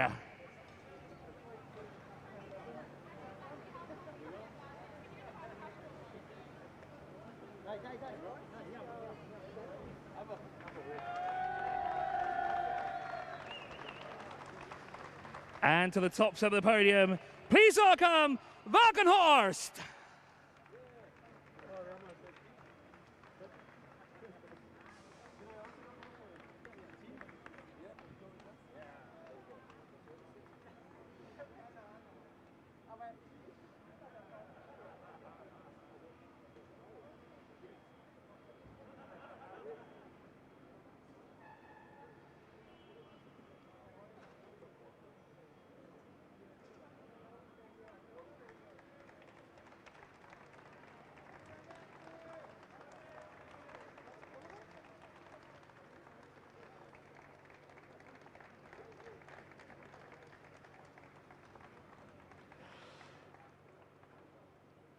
And now if we could clear the podium apart from the winning team. Of course, we'll have a quick interview with Graham Goodwin. So second place off the podium will keep the first place finishers. Okay, so yes, once again the GT field has been phenomenal. 19 cars in the field, and we've even had that GT AM podium, and there's been 3 runners in that. It's been remarkable to sort of see how everybody's interacted on the track over these last 4 races, and you know, it's been one of the things of sports car racing is how everybody exists together, and you know, there's these 3 main classes all out there operating on the track, squabbling over that same piece of tarmac, and just trying to make sure that they get through, make those passes cleanly, and exist on the track together. And that's the super important part of sports car racing, and all the drivers learning that trade, and all those teams understanding how to be out there on track together. And a number of these teams and drivers will have picked up a huge amount of experience over these last 16 hours of racing here. And I think we're now going to be going down to Graham for an interview.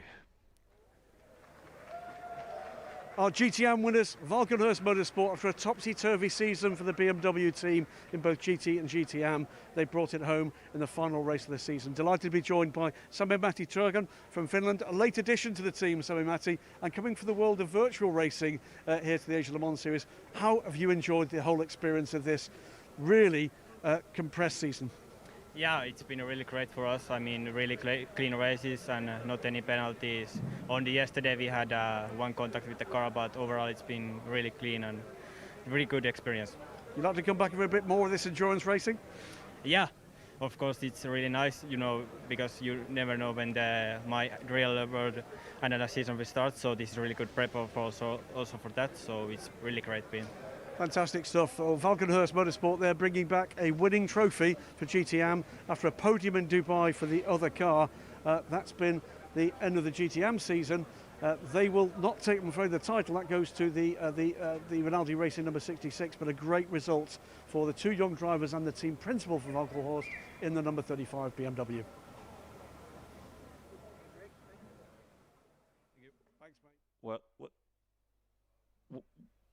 Well, thank you for that. Thank you for that, Graham. I just wanted to. It's now time for me to sort of say some thank yous, and thank you to everybody in the Asia Le Mans Series and the 2021 Championship, all the teams, the drivers, the organisers at both Dubai and Yas Marina here in Abu Dhabi. It's been great to work with the guys at EPM Production. Big thank you to Cyril, my boss, for having me, for Jane Rowe, and all the guys in the Asia Le Mans Series crew. But most of all, I want to thank Graham for all the advice, guidance, and for his patience with me here in the booth. Now, without further ado, I think we need to go back down to Graham for the close. Well, that's it. What a season that's been in just 10 days here at Yas Marina Circuit, and then last weekend at Dubai Autodrome. 4 4-hour races in just 10 days. It's been an absolutely fantastic experience for us and for the teams. For now, it's time to say thank you. Thank you to the teams and the drivers, for everybody that's contributed to getting these cars here, for the team behind the scenes, and in particular the Asia Le Mans Series management, and indeed the EPM Productions crew that have put these broadcasts together.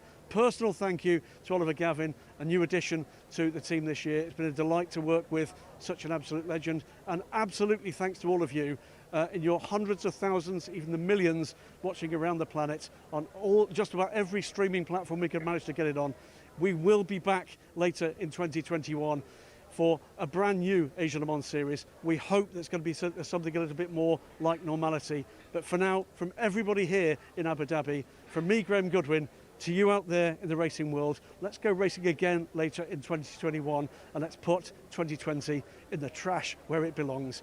Thanks and good night here from the Asia Le Mans Series.